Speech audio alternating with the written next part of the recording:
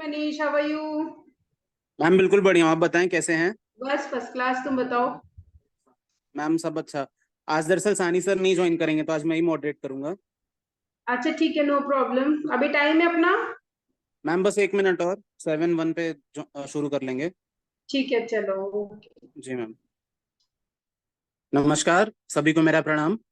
आज IFPH के निरंतर 493 दिन में मैं डॉक्टर मनीष आजाद सिंह आप सभी का स्वागत करता हूँ। आज का सेशन शुरू करने से पहले मैं आप सभी से रिक्वेस्ट करूंगा कि हम 1 मिनट का साइलेंट प्रेयर करें।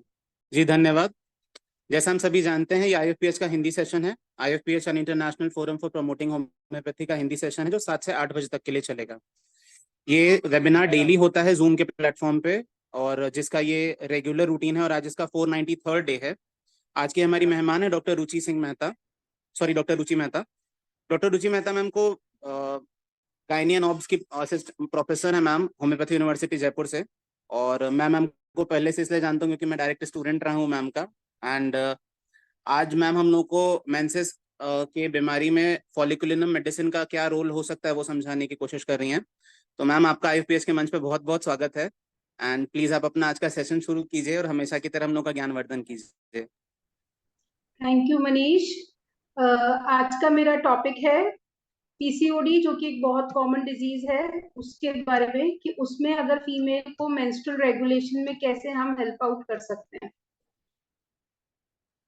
आई होप एवरीबॉडी कैन, सबको दिख रहा है स्क्रीन? Yes ma'am.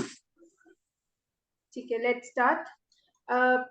ये एक स्टडी है जो मैंने मेरे इंटर्नशिप स्टूडेंट के साथ करी थी। It is a pilot study. ये मैंने एक पायलट स्टडी जो कि स्मॉल नंबर ऑफ पेशेंट्स के साथ हम करते हैं। तो हमने इस बार इंटर्नशिप में मैंने अपने स्टूडेंट को ये प्रोजेक्ट दिया था। उनका नाम है doctor Rajni.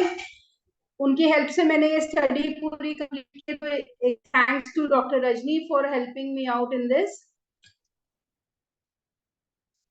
Polycystic disease, ovarian disease basically क्या है मुझे लगता है आप सबको पता होगा, पर फिर भी एक बार मैं आपको बता देती हूँ। पॉलीसिस्टिक एक मेडिकल कंडीशन है जिसमें हार्मोनल चेंजेस की वजह से आपको इमेच्योर एग्स पैदा होने लगते हैं या फिर पार्शियली मेच्योर होते हैं, जिसकी वजह से उसमें प्रॉब्लम्स आती हैं। साइकिल से रेगुलर होती है, माहवारी रेगुलर आनी चाहिए आपकी 28 में, अगर वो नहीं होती है तो वो प्रॉब्लम आने लगती है। ओवरीज बहुत ज्यादा लार्ज होने लगती हैं और मेल हार्मोन्स बेसिकली एंड्रोजेंस बहुत ज्यादा प्रोड्यूस करने लगती हैं, जिसकी वजह से माहवारी अनियमित होने लगती है। सबसे कॉमन तरीका या सबसे ज्यादा मरीज जो हमारे पास इस चीज को लेकर आते हैं वो लेकर आते हैं, मैडम हमारी माहवारी महीने में नहीं आती, 28 दिन में नहीं आती, 35-40 दिन में आती है और बहुत कम आती है, बहुत ज्यादा नहीं आती, बहुत कम आती है। कभी कभी माहवारी नहीं आती है, कभी कभी महीने में बीच बीच में आने लगती है, बहुत बार आती है, बालों से हेयर फॉल होने लगता है, बाल झड़ने लगते हैं, वेट वजन बढ़ने लगता है। और पता नहीं क्यों मैडम ने तो खाना भी चेंज नहीं किया, हम वर्कआउट भी बहुत कर रहे हैं, फिर भी हमारा वजन बढ़ता जा रहा है, चेहरे पे बाल आने लग गए हैं। कई पेशेंट आती है मैडम गर्दन पे, लिप्स पे, छाती पे भी बाल आने लग गए हैं। एगेंथस नाइग्रेंस क्या होता है, गले के पीछे स्पेशली आपने देखा होगा जो पीसीओडी के पेशेंट उनकी गर्दन काली काली रहने लगती है। और ऐसा ही उनके साथ होता है, आम पिट बगल में भी ऐसा होने लगता है और नीचे ग्नोइन रीजन में भी ऐसा उनको काला, बहुत ज्यादा कालापन दिखता है। दिस इज ये एगेंथोसिस नाइग्रेंस है। तो बेसिकली पेशेंट हमारे पास, ये एक पीसीओडी का ओवरव्यू है, इसके साथ पीसीओडी के पेशेंट्स आते हैं हमारे पास। अगर आप ये पिक्चर देखेंगे तो आपको समझ में आएगा कि पॉलीसिस्टिक ओवरी मतलब बहुत सारी ओवरी में सिस्ट बनने लगती हैं। आप देख सकते हैं छोटे छोटे इसमें गांठें सी बनी हुई हैं। ये अगर आप सोनोग्राफी देखेंगे तो ये बीट लाइक एक मोती जैसा अपीयरेंस देती हैं।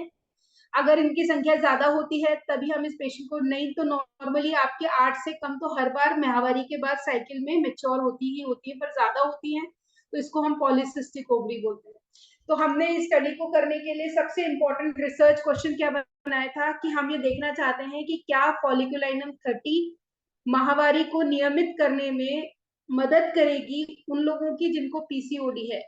हमने अभी तक ये नहीं बोला है कि ये पीसीओडी का इलाज है। इसमें हमको सिर्फ माहवारी नियंत्रित करनी है या नियमित करनी है, रेगुलर 28 दिन में आए या रेगुलराइज होने लगे। क्योंकि पीसीओडी में जब माहवारी रेगुलर नहीं आती है तो एक टेंशन बढ़ता है पेशेंट का कि नहीं माहवारी आनी चाहिए, क्योंकि हमारी साइकोलॉजी ऐसी है कि हर महीने माहवारी आनी चाहिए, और वो सही भी है। तो अगर माहवारी नहीं आती है तो पेशेंट का स्ट्रेस बढ़ता है, स्ट्रेस बढ़ता है तो फिर वो और एडवर्सली बुरा इफेक्ट डालती है पीसीओडी के पेशेंट पे। तो हमको सबसे इंपॉर्टेंट क्वेश्चन था कि क्या फॉलिकुलाइनम 30 पोटेंसी में हमको मेंस्ट्रुअल साइकिल स्टैब्लिश करने में या नियमित करने में मदद कर रही है कि नहीं कर रही है। तो इसके लिए हमने यहीं से, हमारे दिमाग में सवाल आया था, हमने यहीं से पढ़ाई चालू की। फिर हमने एक हाइपोथेसिस बनाई स्टडी के ड्यूरिंग की, हम ये मान के चलते हैं कि कुछ नहीं होगा तो क्या होगा, नल हाइपोथेसिस होगी, मतलब कोई भी फर्क नहीं पड़ेगा, कोई माहवारी नियमित नहीं होगी अगर हमने फॉलिकुलाइनम दिया।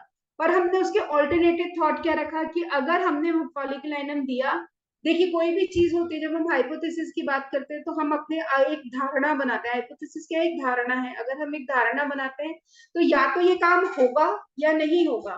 तो अगर ये काम होगा तो ये होगा कि माहवारी नियमित हो जाएगी। नल हाइपोथेसिस कुछ नहीं होगा, नल जीरो, H0 का मतलब कुछ नहीं होगा। तो अगर कुछ भी नहीं होगा तो माहवारी नियमित नहीं होगी, पर अगर कुछ होगा तो हो सकता है माहवारी नियमित हो जाए। हमने यही धारणा लेके, यही एक सोच लेके हमने इस स्टडी को आगे परस्यू किया।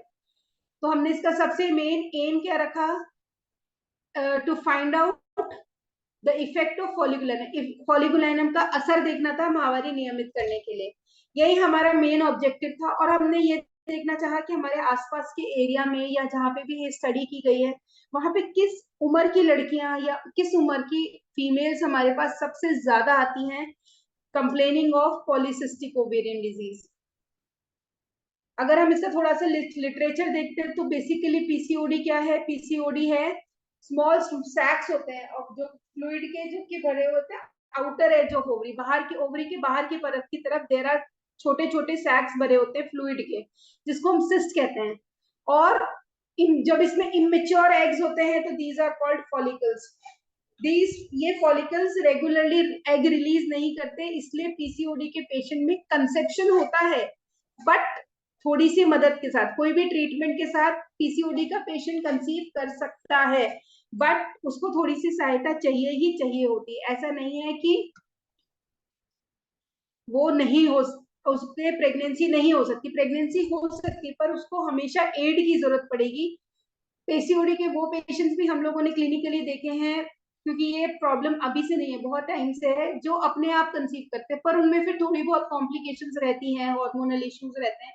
तो हमेशा पीसीओडी के पेशेंट्स को आजकल तो हमको लगता है कि एक हेल्प की जरूरत पड़ती ही पड़ती है फॉर कंसेप्शन। देखिए अगर आप इस पिक्चर को देखते हैं तो हम आपको दिखा सकते हैं there are two types of ovaries in it. एक तो नॉर्मल ओवरी है जिसमें कोई भी बीड लाइक या मोती जैसे अपीयरेंस नहीं है। दूसरी वाली जो ओवरी है उसमें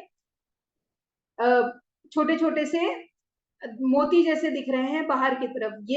ये जो है ये पॉलीसिस्टिक ओवरी है, ये पॉलीसिस्टिक ओवरी है। अगर हम देखें तो 8 से 13% प्रतिशत महिलाएं रिप्रोडक्टिव एज ग्रुप में ज्यादातर हमको देखने को मिलती हैं, और जिसमें से 70% अनडायग्नोस्ड इसलिए रह जाती है जिनका हमको पता ही नहीं चलता। क्योंकि उसमें सबसे बड़ा प्रॉब्लम क्या होता है कि माहवारी तो आ रही है पर कम आ रही है, से 28 दिन की जगह 35 दिन में आ रही है और बहुत कम आ रही है। तो उसको लगता है ये तो कोई बीमारी नहीं है, आ तो रही है ना मुझे हर महीने, हो सकता है मेरे खान पान में कोई दिक्कत है। कई बार वो ये प्रॉब्लम लेके अपने घर के बड़ों के पास जाती है तो मम्मी बोलती है बेटा तू खाती भी तो है नहीं, सारा बाहर का कचरा खाती है, तो तेरे को ये दिक्कत होना तो स्वाभाविक है। तो वो इन सब केसेस में वो अनडायग्नोस रह जाती है। वो हमारे पास कब हेल्प के लिए आते हैं, जब उनको कोई और प्रॉब्लम होता है या ये डिजीज कॉम्प्लिकेट हो जाती है, अपने साथ 4-5 बीमारियां और मिला के एक नई बीमारी बना लेती है। उसके बारे में भी हम अपन आगे बात करेंगे। क्योंकि 85 to 90% औरतें वो होती हैं जिनको माहवारी कम आती है और देर से आती है। ओलिगोमेनोरिया मीन कि माहवारी जो है वो 35 दिन के बियॉन्ड आ रही है, जो कि उसकी साइकिल जो है वो 35 से ज्यादा दिन की है, 40 की है, 45 की है, आ रही है पर 45 दिन में, और कम आ रही है, कम क्वांटिटी में आ रही है, उसको हम ओलिगोमेनोरिया कहते हैं। क्योंकि पेशेंट ज्यादातर ओलिगोमेनोरिया वाले होते हैं, इसलिए पेशेंट आ ही नहीं पाता, और वो घर में ही रिजॉल्व हो जाता है कि नहीं इसको तो माहवारी की। मेरे पास एक पेशेंट आई थी, उनकी मदर इसके एक्ने के लिए वरिड थी, शी वाज वरिड कि उनको एक्ने बहुत ज्यादा हो रहे हैं, बहुत ज्यादा हो रहे हैं। जब हम एक्ने का ट्रीटमेंट दिया बट वो रिस्पॉन्ड नहीं कर रही थी, देन हमने उनको वापस से डायग्नोज कराया, तो उनको साइकिल जो थी वो आती 32 दिन में थी, बहुत कम आती थी। तो उनकी मम्मी बोलती थी खाती पीती तो है नहीं, पूरे दिन पड़ी रहती है, इसलिए इसके साथ ना ऐसी प्रॉब्लम है, क्योंकि फिजिकल एक्टिविटी नहीं करती है। तो हमने उनको समझाया, बोलते ये कारण नहीं है इनका, तो आप प्लीज इनको वापस से इन्वेस्टिगेट कराइए। तो हमने उनकी जब सोनोग्राफी कराई तो हमको पता पड़ा कि वो पॉलीसिस्टिक ओवेरियन डिजीज में खड़ी है अभी, और इसके लिए हमने उनको ट्रीटमेंट अब स्टार्ट कर दिया है।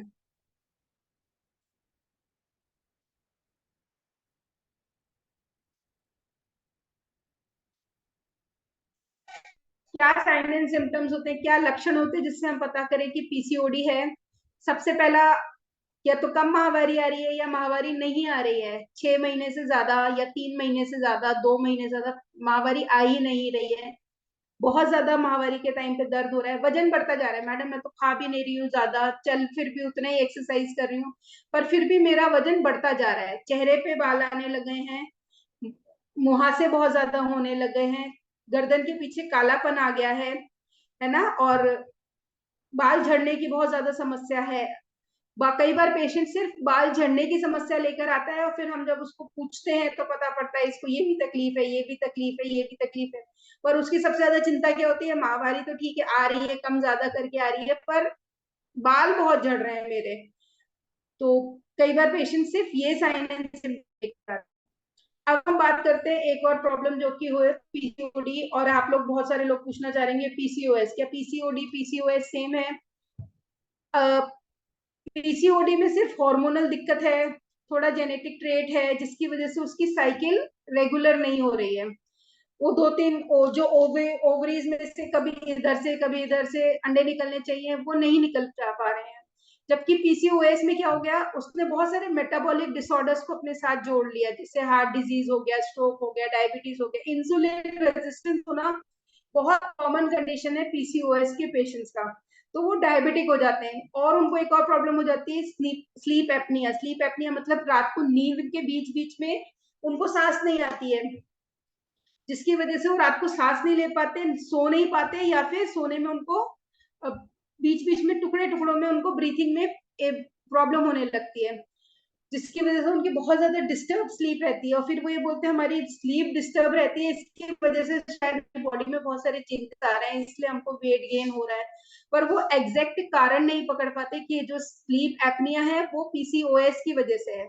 और साइकिल तो आ ही रही ना हमको 35 दिन में, मैडम साइकिल तो आ ही रही है ना हमको, कम आ रही है तो भी क्या हुआ, आ तो रही है। ये इस तरीके से, तो पीसीओडी और पीसीओएस में एक अंतर यह है कि पीसीओडी सिर्फ एक हार्मोनल एबनॉर्मेलिटी, जबकि पीसीओएस है उसके साथ बहुत सारी और बीमारियां, बहुत सारे और मेटाबॉलिक डिसऑर्डर्स लग जाते हैं। और इसका आजकल सबसे कॉमनेस्ट जो आज पैटर्न दिख रहा है वो स्लीप एपनिया भी आने लग गया है। और अगर यही प्रॉब्लम कंटिन्यूड रही, बहुत ज्यादा ईस्ट्रोजन की प्रीडोमिनेंस रही, तो आगे जाके कैंसर होने की संभावना बढ़ जाती है। हम सोनोग्राफी कराएंगे इसका इन्वेस्टिगेशन में, तो हम इन्वेस्टिगेशन में इसकी सब प्राइमरीली सोनोग्राफी कराते हैं। जब महामारी में कोई अनियमितता होती है तो हम सबसे पहले जो हमारे दिमाग में आता है वो है सोनोग्राफी, तो हम सोनोग्राफी कराते हैं। पेट की पूरे की कराना चाहे कराएं, नहीं तो कई बार हम लोग सिर्फ यूट्रस एंड एडिनेक्सा की कराते हैं, जिसमें ओवरी का साइज बड़ा हुआ है, उसका वॉल्यूम बहुत ज्यादा है, और उसमें 8 से ज्यादा फॉलिकल, कई गायनेकोलॉजिस्ट कई रेडियोलॉजिस्ट 8 फॉलिकल मानते हैं, कई 12 मानते हैं। बहुत बार आप देखेंगे आपको कहीं लिटरेचर में 12 फॉलिकल्स भी मिलेंगे, कि पीसीओडी आप उसी को बोलोगे जिसको 12 फॉलिकल से ज्यादा पेरिफेरी पे अरेंज्ड हैं, जो कि हार्मोनल एबनॉर्मेलिटी के साथ एसोसिएटेड है।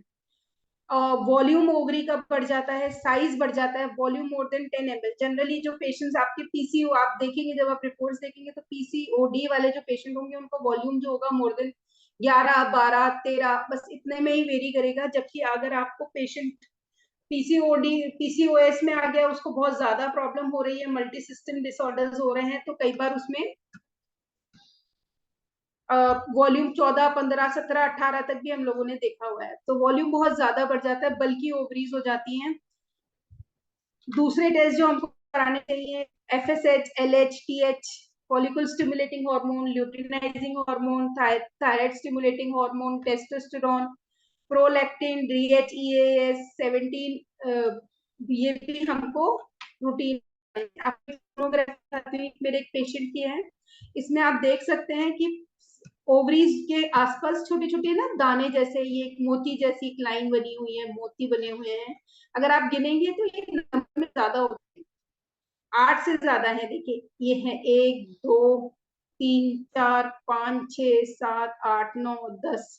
ये है इसकी लेफ्ट ओवरी, जबकि इसकी राइट ओवरी में 1, 2, 3, 4, 5, 6, 7, 8, 9, 10, 11, 12 है। तो आप ये देख सकते हैं कि इस तरीके की आपको एक पीसीओडी के पेशेंट की सोनोग्राफी देखने को मिलेगी। पीसीओडी में सोनोग्राफिक एविडेंस बहुत इंपॉर्टेंट रहता है, ताकि हमको कंफर्म हो सके कि ये फॉलिकल्स ज्यादा हैं, स्टिमुलेटेड नहीं है।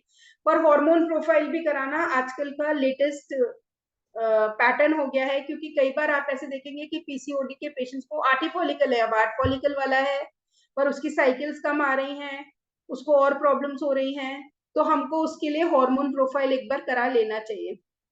इसके साथ हमको उसका glucose tolerance test, lipid profile, BMI, BP और वेस्ट सर्कम्फरेंस देखते रहना चाहिए, क्योंकि ये उसके हील होने के या क्योर होने के पैरामीटर्स भी हैं, और ये उसकी बीमारी को इंडिकेटर्स भी हैं। पॉलीसिस्टिक ओवेरियन सिंड्रोम जैसे अपन बात कर रहे थे, जब पॉलीसिस्टिक ओवरीज हो जाती है और उनके साथ क्रॉनिक एनोवोल्यूटरी साइकिल, एनोवोल्यूशन बेसिकली का मतलब होता है कि अंडा निकल ही नहीं रहा है, अंडे तो हैं पर अंडा निकल ही नहीं रहे, अच्छा एग निकल ही नहीं रहा है, ओवोल्यूशन हो ही नहीं रहा है।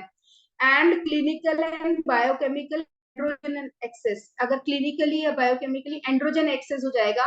एंड्रोजन एक्सेस का बेसिक आप कैसे समझेंगे, चेहरे पे बाल आने लगे, जिसको हम हिर्शुटिज्म बोलते हैं, है ना। तो ये अगर होने लगा है, अगर आप हार्मोनली उसको प्रूव करेंगे, तो आपको पता पड़ेगा कि टेस्टोस्टेरोन्स के लेवल ज्यादा है, एंड्रोजन ज्यादा है। एंड एक्ने होने लगेंगे, इसको हम रोटरडम क्राइटेरिया बोलते हैं। इनमें 3 क्राइटेरिया, ओलिगोमेनोरिया या एब्सेंस ऑफ मेंसेस या पॉलीसिस्टिक ओवरी अगर आपने क्लिनिकली डायग्नोस कर लिया है, और साथ में हिर्शुटिज्म, एक्ने, इन 3 में से अगर 2 भी क्राइटेरिया प्रेजेंट है, तो उनको हम क्लिनिकली पीसीओडी पेशेंट बोलते हैं।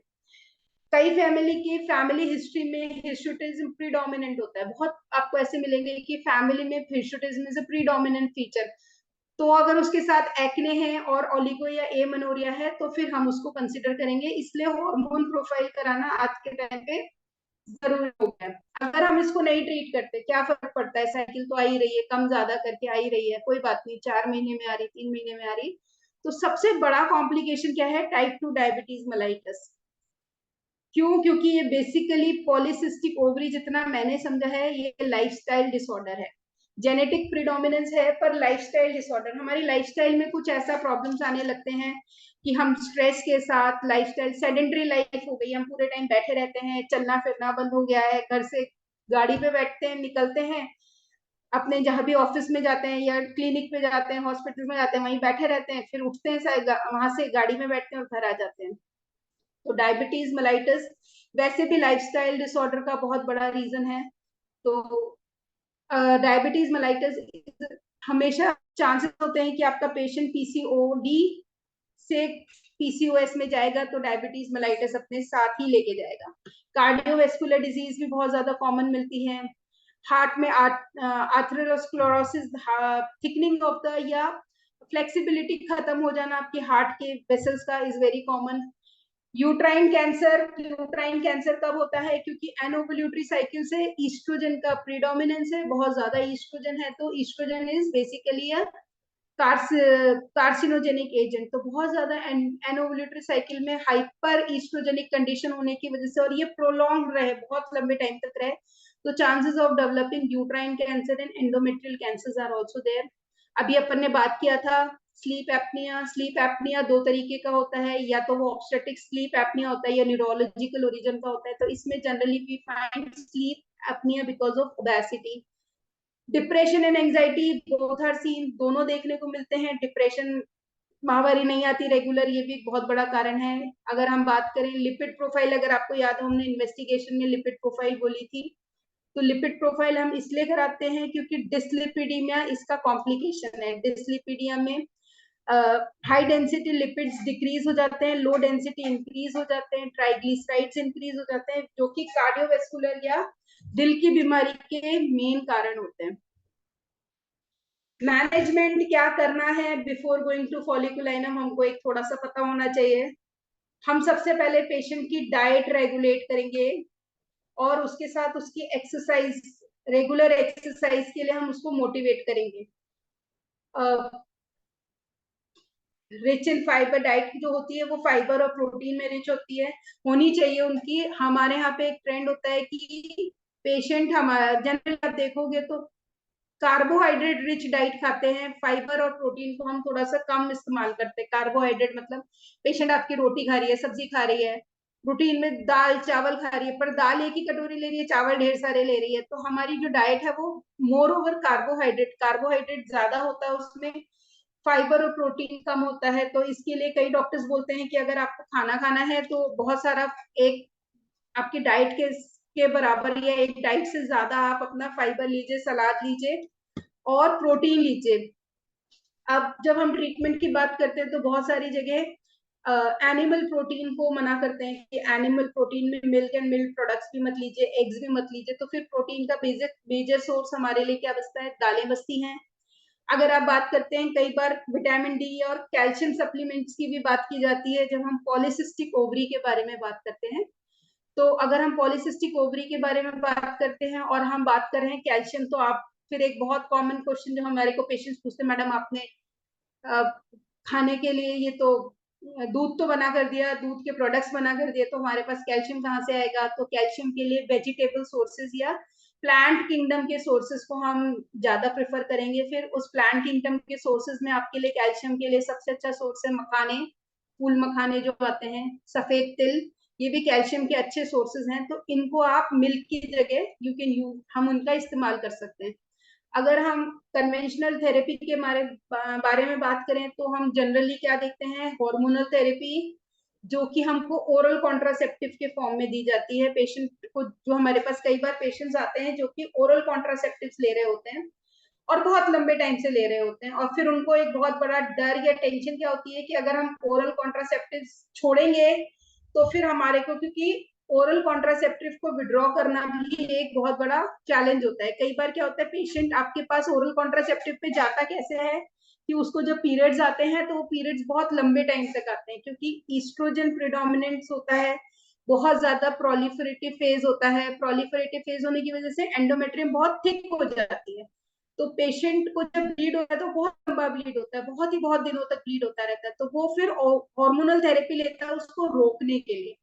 तो उनको डर क्या होता है कि जैसे ही हम ये हार्मोनल थेरेपी छोड़ेंगे तो हमको वापस से ब्लीडिंग स्टार्ट तो नहीं हो जाएगी। तो आपको पेशेंट को समझाना है कि ये लॉन्ग टर्म आंसर नहीं है, बहुत लंबे टाइम तक आपकी सिर्फ बीमारी सही नहीं हो रही है। आपको जो करना है वो ये करना है कि आपको इसको विड्रॉ करना ही पड़ेगा कभी ना कभी। तो इस सब चीजों के लिए आपको हार्मोनल थेरेपी को विड्रॉ करना अपने आप में एक बहुत बड़ा चैलेंज होता है कई बार। फिर vitamin D supplementation, vitamin D के लिए धूप में बैठना एक बहुत अच्छा ऑल्टरनेटिव है। अगर धूप में पेशेंट नहीं बैठ पा रहा है तो आजकल विटामिन डी सप्लीमेंटेशन भी मिल रहे हैं। गोनाडोट्रोफिन्स भी हैं जो कि कन्वेंशनल थेरेपी में यूज किए जा रहे हैं। अब हम बात करते हैं होम्योपैथिक थेरेपी ट्रीटमेंट। ये स्टडी जो है होम्योपैथी में प्राइमरीली हम जो फोकस कर रहे हैं वो हम फोकस कर रहे हैं फॉलिकुलाइनम पे, जबकि फादर हैनीमैन कहते हैं कि constitutional is the best answer for all these.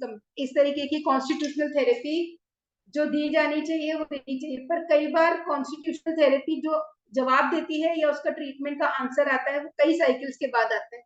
तब तक एंडोमेट्रियल लोड बहुत ज्यादा बढ़ जाता है, ओवेरियन लोड बढ़ जाता है और पेशेंट बहुत घबरा जाता है। तो उसका आंसर ढूंढा है हमने फॉलिकुलर। मैं आपको फिर कह रही हूँ, फॉलिकुलाइनम इलाज नहीं है पीसीओडी का। पीसीओडी का इलाज तो फिर भी आपका कॉन्स्टिट्यूशनल ट्रीटमेंट है, पर फॉलिकुलाइनम आपका माहवारी नियमित करने में मदद करती है।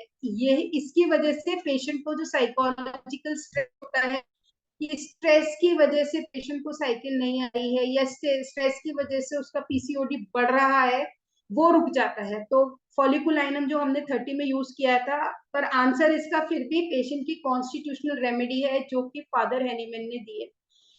अभी तक बहुत कम रिसर्चेस हमको पीसीओडी और फॉलिकुलाइनम के बारे में मिली हैं, बट किसी में भी माहवारी को नियमित करने से रिलेटेड हमको कोई बहुत ज्यादा लिटरेचर नहीं मिला।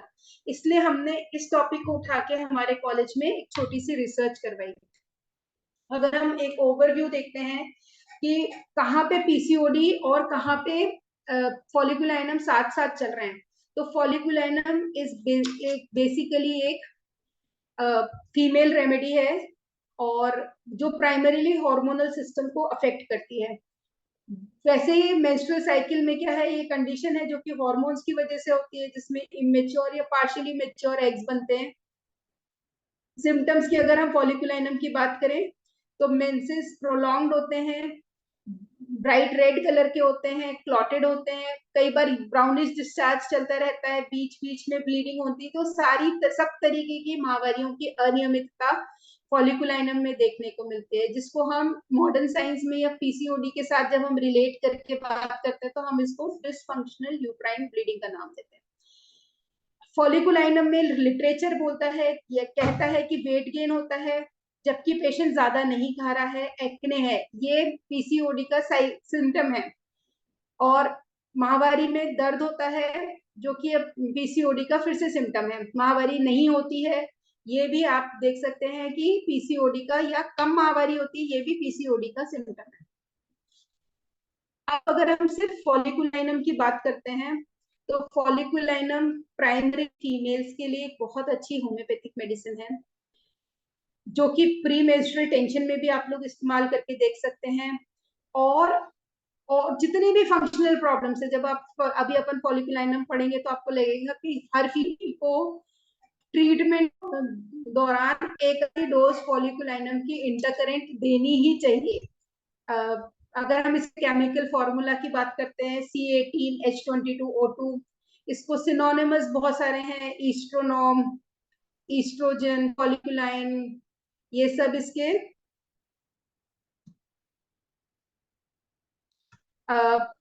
सिनोनिमस हैं। फॉलिकुलाइनम को हम हम कॉमनली इसको होम्योपैथिक ईस्ट्रोजन कहते हैं। इसको हम synthetic form of estrogen, synthetic artificially जो प्रिपेयर्ड ईस्ट्रोजन है उसको यूज करते हैं। बेसिकली कलरलेस होता है, व्हाइट होता है, क्रीमी व्हाइट ओडरलेस पाउडर होता है, जो कि इनसॉल्युबल होता है वाटर में और हल्का सा सॉल्युबल होता है एसीटोन एंड क्लोरीन में, एंड स्लाइटली सॉल्युबल अल्कोहल में होता है एंड इन फैटी ऑयल्स। तो ये इसका बेसिक है कि ये क्या होता है और कैसे मिलता है, पर ये सिंथेटिक एनालॉग है, ये नेचुरल ईस्ट्रोजन नहीं है जो हमारे।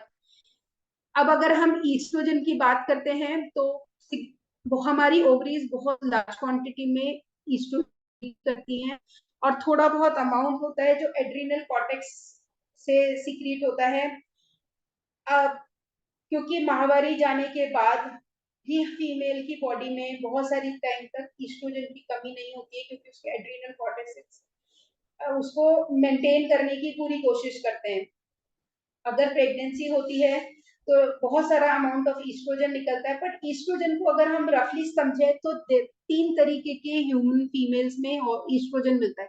3 बेसिक कैटेगरी के, एक तो 17 बीटा ईस्ट्राडायोल, जो आपके पूरे रिप्रोडक्टिव एज में माहवारी के दौरान पूरे रिप्रोडक्टिव पीरियड में मिलता है।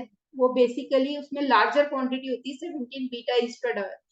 estrone and estrol, estrone is during pregnancy and estrol is towards men। जब माहवारी के टाइम पे माहवारी जाने लगती है तब जो ईस्ट्रोजन बहुत प्रीडोमिनेंस में मिलता है वो estrol होता है।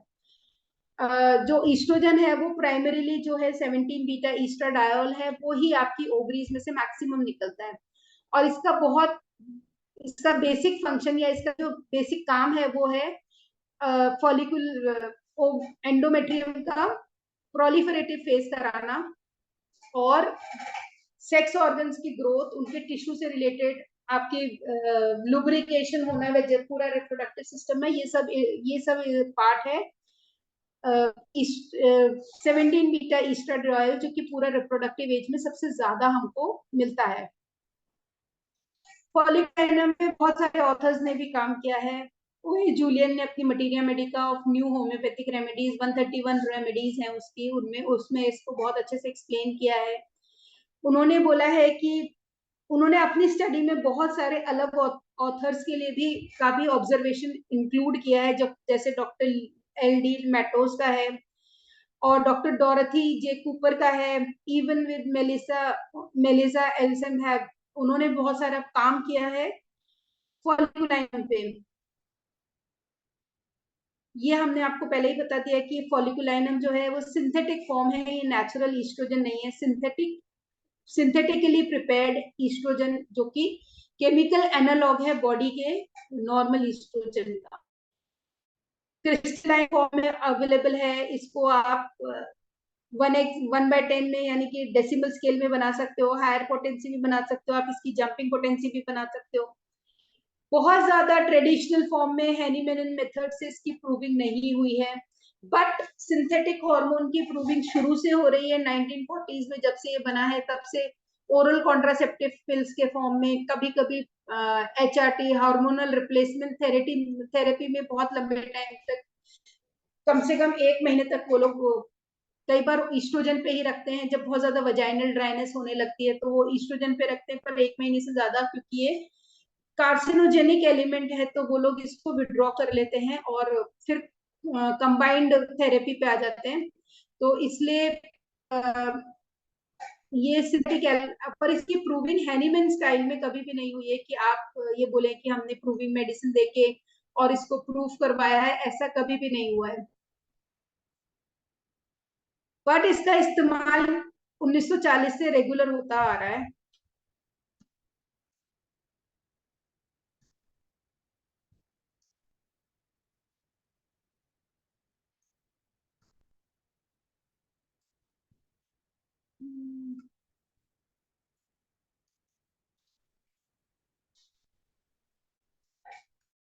इसका बेसिक एक्शन कहाँ पर है? अगर हम पॉलीकुलाइनम की बात करते हैं तो फीमेल रिप्रोडक्टिव सिस्टम पे तो हमको पता ही है, न्यूरो एंडोक्राइन सिस्टम पे ये भी, क्योंकि हम हार्मोनल बीमारी से रिलेटेड है। कार्डियोवेस्कुलर सिस्टम पे किस लिए होगा? क्योंकि इससे हार्ट डिजीज होती है, इसके सिम्टम्स हार्ट डिजीज से रिलेटेड हैं। ब्लड के सिस्टम पे और स्किन पे। तो बेसिकली ये जो काम करता है फॉलिकुलाइनम, वो यहाँ यहाँ काम करता है। किसको देना? सबसे ज्यादा अडेप्टेबल फीमेल्स कौन होती हैं? जो कि अब्यूज हुई है सेक्सुअली, साइकोलॉजिकली और फिजिकली, अभी या पास्ट में कभी भी, जो भी फीमेल को कभी लाइफ में सेक्सुअल अब्यूज का सामना करना पड़ा है, या फिर साइकोलॉजिकल स्ट्रेस बहुत लंबा रहा है, फिजिकली भी वो अब्यूज हुई है, तो वो फीमेल सबसे ज्यादा सूटेबल होती है। तो अगर अब आप इसको समझेंगे तो आपको ऐसा लगेगा कि पॉलीकुलाइनम तो देनी ही चाहिए 30 पोटेंसी, कोई भी पोटेंसी में एक बार फीमेल को, ताकि वो हेल्थ को रेगुलेट कर सके। फीमेल फॉलिकुलाइनम उनके लिए भी बहुत इंपॉर्टेंट है, या उनको भी दी जानी चाहिए जो बहुत लंबे टाइम से बर्थ कंट्रोल पिल्स पर हैं। आप लोगों के पास भी बहुत सारे ऐसे पेशेंट्स आएंगे जो कि बहुत टाइम से OCP ओरल कॉन्ट्रासेप्टिव पिल्स पे चल रहे हैं, जिन्होंने डॉक्टर से कंसल्ट ही नहीं किया है पिछले 3 साल से, 4 साल से, 5 साल से उस पे चले जा रहे हैं। तो ऐसे पेशेंट्स को भी फॉलिकुलाइनम देना सूटेबल होता है। जिनको कोई भी प्रकार की माहवारी से जुड़ी हुई समस्या है, माहवारी, अनियमित माहवारी किसी भी कारण से कोई भी तरीके की है, उनको भी आप दे सकते हैं। और जिनको इमोशनल बहुत ज्यादा टेंशन रहती है, इमोशनल स्ट्रेस में रहते हैं, उनको भी आप फॉलिकुलाइनम दे सकते हैं। फॉलिकुलाइनम के पेशेंट उनको वो भी होते हैं जिनके एक्ने बहुत ज्यादा, फीमेल्स को एक्ने होते हैं, मुहासे होते हैं चेहरे पे, नाक पे बहुत ज्यादा पसीना आता है, सूजन रहती है, और आंखों में भी कई बार कंजंक्टिवल टिश्यूज में भी सूजन रहती है या आ जाती है। जो फीमेल्स वजन जिनका बढ़ता जा रहा है, जो बहुत ज्यादा ओवर ईटिंग नहीं करती है बट वजन बढ़ता जा रहा है, जिनको क्रेविंग होती है स्पेशली बिफोर पीरियड्स, अगर आप प्री मेंस्ट्रुअल टेंशन की बात करेंगे तो आपको बहुत सारी फीमेल्स ऐसे मिलेगी जो बोलेगी डॉक्टर साहब माहवारी से थोड़े दिन पहले, 5 दिन पहले, 7 दिन पहले मुझे बहुत ज्यादा खाना खाने की इच्छा होती, मेरे को ऐसा लगता है जैसे मेरी भूख खत्म ही नहीं होती। तो हम लोग अगर कॉन्स्टिट्यूशनली देखते हैं या हम लोग ऐसे सिम्टम को रेपर्टाइज करते हैं तो फिर हमको कैलकेरिया का सिना ऐसी वाली पेशेंट्स मिलते हैं। बट अगर ऐसा पेशेंट आ रहा है तो आप उसको एक बार पॉलीक्लोराइडम दे सकते हैं। ऐसे पेशेंट्स के लिए भी बहुत ज्यादा सुटेबल हैं जिनकी या तो पेरेंट बहुत ज्यादा डोमिनेटिंग है, हस्बैंड डोमिनेटिंग है, जिनमें डिप्रेशन रहे हैं, एंजाइटीज रही हैं, हाइपर सेंसिटिविटी है, इंस्टेबिलिटी है, पैनिक अटैक्स आते हैं, बिजी होती है, फेंट हो जाती है, बेहोश हो जाती हैं, बहुत ज्यादा सेंसिटिव फीमेल्स हैं। यहाँ पे आप इसको कंपेयर कर सकते हैं नेट्रम से और हिपारसल से, क्योंकि नेट्रम का पेशेंट भी आपको डोमिनेटिंग पेरेंट, डोमिनेटिंग स्पाउस के साथ मिलेगा, डिप्रेस्ड मिलेगा। और हाइपर सेंसिटिविटी अगर बहुत ज्यादा है तो हम हिपारसल सोचते हैं। तो आप इन सब मेडिसिन को यूज करने के पहले बीच में एक बार इंटरकरेंट पॉलीक्लोराइडम दे सकते हैं। जो अपने लव्ड वन से अब्यूज हुई हैं उनके लिए तो ये मेडिसिन है ही है, और उन लोगों के लिए भी बहुत ज्यादा कैरेक्टरिस्टिक है या इंडिकेटेड है जो कि बहुत लंबे टाइम से कॉन्ट्रासेप्टिव पिल्स पर है। और ऐसे पेशेंट्स मिलना आज के टाइम पे कोई बहुत मुश्किल बात नहीं, आपको बहुत मिलेंगे ऐसे पेशेंट। प्री मेंस्ट्रुअल टेंशन में भी ये बहुत ज्यादा, प्री मेंस्ट्रुअल टेंशन या प्री मेंस्ट्रुअल सिंड्रोम में अगर आप देखेंगे या पेशेंट आते हैं तो वो क्या कंप्लेन लेकर आते हैं, Solan and painful breast, migraine की शिकायत, जी घबराना, उल्टी, रोने का मन होना, पैनिक अटैक, मूड स्विंग्स, इन सब के लिए भी फॉलिकुलाइनम इंडिकेटेड है। इरेगुलरिटी ऑफ मेंसेस, माहवारी की अनियमितता है, बिफोर और आफ्टर कोई भी कंप्लेन है तो उसको हम दे सकते हैं। Patient alternate constipation and diarrhoea complain कर रहा है, बेसिकली पीरियड से जस्ट पहले, एक दिन पहले, 2 दिन पहले, या पीरियड्स के दौरान कई पेशेंट्स ऐसे आते हैं कि हमको डायरिया हो गया। डायरिया मतलब मेरे को बार बार जाना पड़ता है, मेरे को बहुत सारा स्टूल आता है। ये फिजियोलॉजिकली या हार्मोनली हम रिलेट करें तो प्रोस्टाग्लैंडिन से रिलेटेड है, क्योंकि प्रोस्टाग्लैंडिन जब बॉडी में सीक्रेट होता है तो वो स्मूथ मसल फाइबर्स में कंस्ट्रिक्शंस करता है या उसकी एक्टिविटी बढ़ा देता है ताकि एंडोमेट्रियम शेड ऑफ हो सके, निकल सके। तो हमारा पूरा जीआई ट्रैक्ट भी बेसिकली सॉफ्ट टिश्यू से बना हुआ है। तो कई पेशेंट्स आपके पास जो कि हाइपर सेंसिटिव हैं वो आके ये शिकायत करते हैं, मैडम पीरियड से पहले तक तो मेरे को पेट में कब्जी सी रहती थी, पर माहवारी के दौरान मुझको ना बार बार जाना पड़ता है, मेरे को ऐसे लगता है जैसे मुझे डायरिया हो गया। पर वो मल्टीपल स्टूल्स भी होते हैं। पेशेंट जिनको बहुत ज्यादा शुगर की क्रेविंग होती है और वजन बढ़ रहा होता है, और जो फिक्स्ड आइडिया होते हैं ऑफ फिक्स्ड आइडियाज वाले पेशेंट्स के भी हम ये मेडिसिन सोच सकते हैं। जबकि डोरेथी जे कूपर होती है कि जब आपको आपकी पेशेंट को वेल इंडिकेटेड मेडिसिन है, से आपकी पेशेंट की वेल इंडिकेटेड मेडिसिन नेट्रम में हो रहा है या कैलकेरिया का वो काम नहीं कर रही है, और आपको ये समझ में आ रहा है कि जो पेशेंट है वो एक्सट्रीम बहुत ज्यादा प्रेशर में है, बहुत ज्यादा स्ट्रेस में है, तो भी हम इसको यूज कर सकते हैं। वो ये कहती है कि अगर जब हम ऐसे पेशेंट्स को कैटेगराइज करते हैं तो हमको बेसिकली 3 कैटेगरी मिलती हैं। Pressure from personality of groups, जैसे डोमिनेटिंग और positive, even patients are nowadays, हाँ आज के जमाने में पेशेंट भी आप पे ओवर रूल करना चाहता है और डॉक्टर बड़ा माइल्ड सा है तो प्रॉब्लम हो जाती है। फ्रेंड्स, स्पाउस, पेरेंट, किसी से भी अगर डोमिनेशन है तो हम उसको यूज कर सकते हैं। प्रेशर फ्रॉम सर्कमस्टेंसेस, जिस वर्क कल्चर में, जिस माहौल में वो काम कर रहा है वहां बहुत ज्यादा एग्जॉस्ट हो जाता है। जॉब इनसेटिस्फेक्शन है, उसको ऐसा लग रहा है मैं वर्क घंटों तक कर रहा हूँ, मैं स्ट्रेस में बहुत ज्यादा हूँ, मेरा फिजिकल मेंटल स्ट्रेस बहुत ज्यादा है, फीमेल है, उसको सब कुछ मैनेज करना है, तो तभी हम फॉलिकुलाइनम के बारे में सोच सकते हैं। या फिर ऐसी पेशेंट्स जो कि बहुत लंबे टाइम से बीमार चल रहे हैं, बार बार इन्फेक्शन हो जाता है, बहुत धीरे धीरे रिकवर करते हैं, बहुत सीवियर इन्फेक्शन हो जाते हैं, इल हेल्थ, बहुत लंबे टाइम से, बहुत लंबे टाइम से बीमार है, मैडम क्या करूं, कुछ से निकलती कुछ में घुस जाती, कुछ से निकलती कुछ में, सही नहीं हो पा रही हूँ, ऐसे पेशेंट्स के लिए भी फॉलिकुलाइनम इंडिकेटेड है। प्रोलॉन्ग, बहुत लंबे टाइम तक कॉन्ट्रासेप्टिव पिल्स लिए, प्रेशर में, स्ट्रेस में। अगर हम अब सिम्टोमेटोलॉजी की बात करते हैं, अगर हम इसका माइंड समझते हैं, तो पेशेंट को ऐसा लगता है कि मैं किसी और से कंट्रोल हो रहा हूँ, मेरे को कोई आजादी नहीं है, मैं हर चीज में मेरे लिए रिस्ट्रिक्शंस हैं, ऐसे बिहेव करो, ऐसे नहीं करो। या तो पेरेंट्स बहुत डोमिनेटिंग है प्रेजेंट में, पास्ट में, या हस्बैंड बहुत डोमिनेटिंग है, या इन लॉज बहुत डोमिनेटिंग है, वो यहाँ से निकलती है, वर्क प्लेस पे बहुत ज्यादा बॉस का डोमिनेशन है। इन सब कंडीशंस में वो बंधा हुआ महसूस करती है, तो वो फॉलिकुलाइनर पेशेंट है। बहुत आसानी से अपसेट हो जाती है, बहुत सेंसिटिव है, हर्ट हो जाती है, अकेले भी नहीं रहना चाहती, बहुत बेचैन सी रहती है, हाइपर है, एलर्जीज बहुत ज्यादा परेशान करती हैं, तो भी वो फॉलिकुलाइनर की तरफ जा रही है। कंफ्यूज रहती है, डिसीजन नहीं मेक कर पा रही है, फॉलिकुलाइनर। एक्सट्रीम इरिटेबिलिटी है, गुस्सा है, हाइपर एक्साइटेबिलिटी है, वो अपनी लिविंग कंडीशन से, अपने एक्सपेक्टेशन से फेड अप हो चुकी है, इमोशनली टायर्ड है, ऐसे उसको हर एक के लिए बहुत दया भाव है, कोऑपरेटिव है, पर सब फिर भी वो परेशान है, उसको बहुत ज्यादा पैनिक है, चक्कर आ जाते हैं, बेहोश हो जाती है, तो भी वो मेंटली अगर वो इन सब चीजों से परेशान है, तो भी she is a patient of फॉलिकुलाइनर।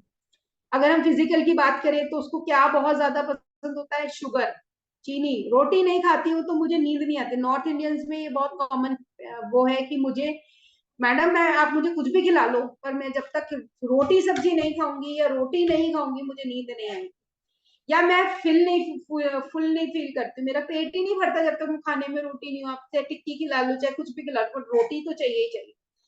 और उसको फ्रेश एयर, पेशेंट बाहर खुले में जाना पसंद है, कई बार पेशेंट ऐसे बोलते हैं हमको घूमना बहुत पसंद है, तो ये उसका फिजिकल। थर्स्ट इंक्रीज, बहुत ज्यादा प्यास लगती है, मैडम मैं इतना पानी पीती हूँ पता नहीं कहाँ जाता है। कब्जी हो जाती है, दस्त लग जाते हैं, माहवारी की हर तरीके की दिक्कत होती है, और वो बहुत सेंसिटिव है, बाहर फीमेल जो है फॉलिकुलाइनम की, वो बहुत सेंसिटिव है, बाहर गर्मी है तो भी वो परेशान है, नॉइज है तो भी परेशान है, कोई बिहेवियर में प्रॉब्लम है तो भी परेशान है। पर्टिकुलरली हम बात करें तो हेडेक बहुत ज्यादा रहता है, फेस लाल हो जाता है, और हाथ पैरों में ठंड का सेंसेशन होता है। मेंसेस से पहले सर दर्द बहुत कॉमन है, हम जब रेपर्टोरियल एनालिसिस करते हैं तो हमको बहुत लिमिटेड मेडिसिन मिलती है, और कई बार वो मेडिसिन हमको हेल्प ही नहीं करती है, तो हम ऐसे पेशेंट्स में बीच में फॉलिकुलाइनम 30 की एक डोज देख के हम उसका रिजल्ट स्टडी कर सकते हैं। थ्रोट में कोई भी प्रेशर नहीं बर्दाश्त कर सकती, जैसे लकैसिस का पेशेंट होता है, उसको गले के आसपास कुछ भी टाइट बियरिंग नहीं होती, वैसे थ्रोट में इसको कई बार लिक्विड भी सॉलो करना बड़ा दिक्कत का कार्यक्रम लगता है, इससे लिक्विड भी, पानी भी मैडम गटकती हूँ ना तो बहुत तकलीफ होती है। बट जब आप उसका थ्रोट एग्जामिन कर रहे हैं तो आपको ऐसा नहीं लग रहा है कि इसके टॉन्सिल्स एनलार्ज है, गले में कोई इन्फेक्शन है, पर फिर भी वो बोल रही हूँ मुझसे पानी भी नहीं गटका जाता मैडम, मुझे उसके लिए भी सोचना पड़ता है। उसको पेट में ऐसे लगता है जैसे गैस भर गई है, पूरे कहीं ना कहीं गैस, और ये भी कब होता है, 3-4 दिन माहवारी से पहले, ये भी प्री मेंस्ट्रुअल सिंड्रोम का एक सिम्टम है, कि बहुत सारे पेशेंट्स आके ये बोलते हैं हमको कि हमारे को पेट में ऐसे लगता है आफरा आ गया है, गैस भर गई है। लिवर अगर आप फील करोगे तो बहुत ज्यादा एनलार्ज एंड सॉफ्ट मिलेगा। नोजिया, वॉमिटिंग जी, घबराना, उल्टी का मन, प्री मेंस्ट्रुअल पेन, सीधे लिवर की तरफ में दर्द होना, रेक्टम क्योंकि कब्जी रहती है तो नीचे रेक्टम में बहुत ज्यादा हैवीनेस रहती है। रिकरेंट सिस्टाइटिस इन वुमेन, मेरे पास एक पेशेंट थी, वो सब तरीके का इलाज ले चुकी थी, सब तरीके का उन्होंने इलाज करवा लिया, एलोपैथी भी, आयुर्वेदिक भी, होम्योपैथी भी, उन्होंने हर तरीके की सिस्टाइटिस की मेडिसिन खा ली, उनका सिस्टाइटिस सही नहीं हो रहा था। सिस्टाइटिस मतलब ब्लैडर का इंफ्लामेशन, यूरिनरी ब्लैडर का सूज जाना या उसमें इंफ्लामेशन हो जाना। वो बार बार बार बार हमारे पास बस इसी को लेकर आती थी कि मुझे बहुत ज्यादा प्रॉब्लम क्या है, कि मेरे को ना पेट में दर्द होने लगता है, यूरिन में प्रॉब्लम आने लगती है, जब 2-3 दिन ऐसा होता है, तीसरे चौथे दिन मेरे को पेशाब में जलन होने लगती है, हमने सिर्फ यूरिनरी ऑर्गन में रिकरेंट सिस्टाइटिस के बेसिस पे फॉलिकुलाइनम प्रिस्क्राइब की थी, और वो पेशेंट अब बहुत बेटर है। वो ये बोलती मेरे को 80% फायदा है, पर फिर भी क्योंकि एक ही डोज गई है तो अभी हम उसको एक बार और स्टडी करेंगे। फीमेल्स में अगर हम बात करें तो प्री मेंस्ट्रुअल टेंशन तो है ही, मेंस्ट्रुअल डिसऑर्डर है ही, स्पॉटिंग एंड पेन जिसको कई बार हम मिडल एग्रावेटेड ड्यूरिंग ओवुलेशन, जिसको हम मिडल शिमर सिंड्रोम बोलते हैं, पेशेंट में अगर ऐसा भी रिकरेंट देखने को मिल रहा है तो आप फॉलिकुलाइनम की एक डोज उसे प्रिस्क्राइब कर सकते हैं। ल्यूकोरिया हो सकता है, येलो ब्राउनिश, ब्लड स्ट्रीक हो सकता है, मेंसेस के बीच में हो सकता है, छाती में ब्रेस्ट का हैवी होना या सूज जाना,